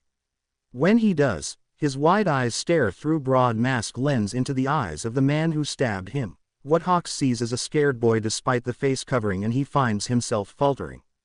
As though pulling the feathered blade back out will undo the damage that it caused, he slides it free from Izuku's gut. Izuku loses his grip on Hawk's coat at the same moment that he's no longer kept upright by his. He falls backwards and plummets. The boy's body drops down into an alley, the course of where he lands altered only slightly by wind trajectory. The crowd collectively gasps when they witness Spider-Man falling and not being caught by Hawks, but that's the only reaction of concern that they show for what they presume to be the bad guy in this matchup. The battle was too high above them for them to see what led to the vigilante suddenly plunging to the ground. So, they presume that the hero won without stabbing someone, since that thought has no reason to cross their minds. And they begin to cheer and clap. Hawks receives an applause for what he's just done, what he's actually done unbeknownst to them. Above the people, Hawks flaps his wings and flies off.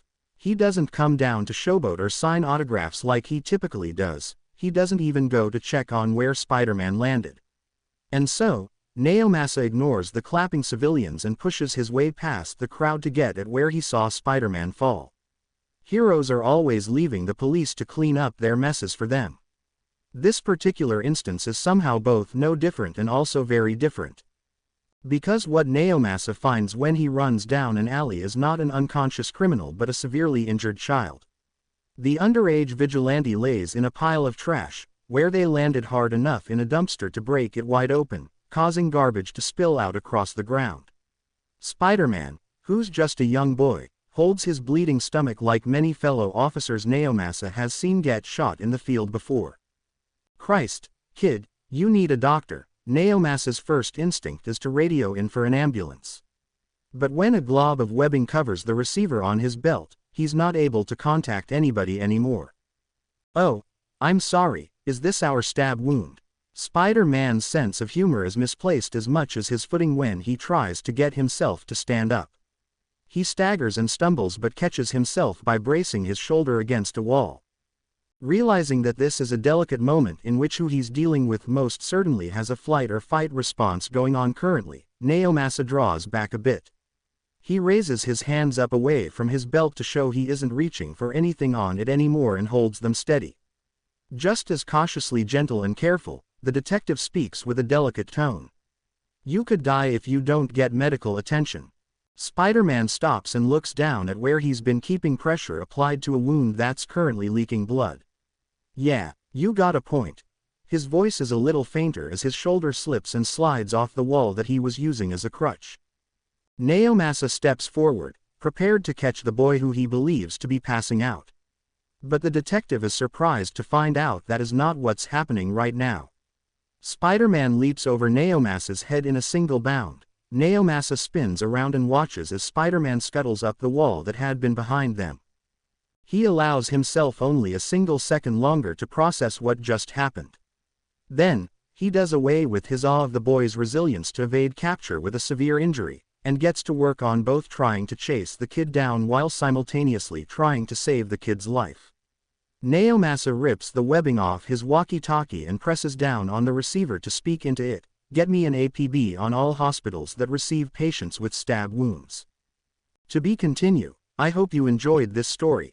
Also remember to subscribe and like this video. See you in the next video.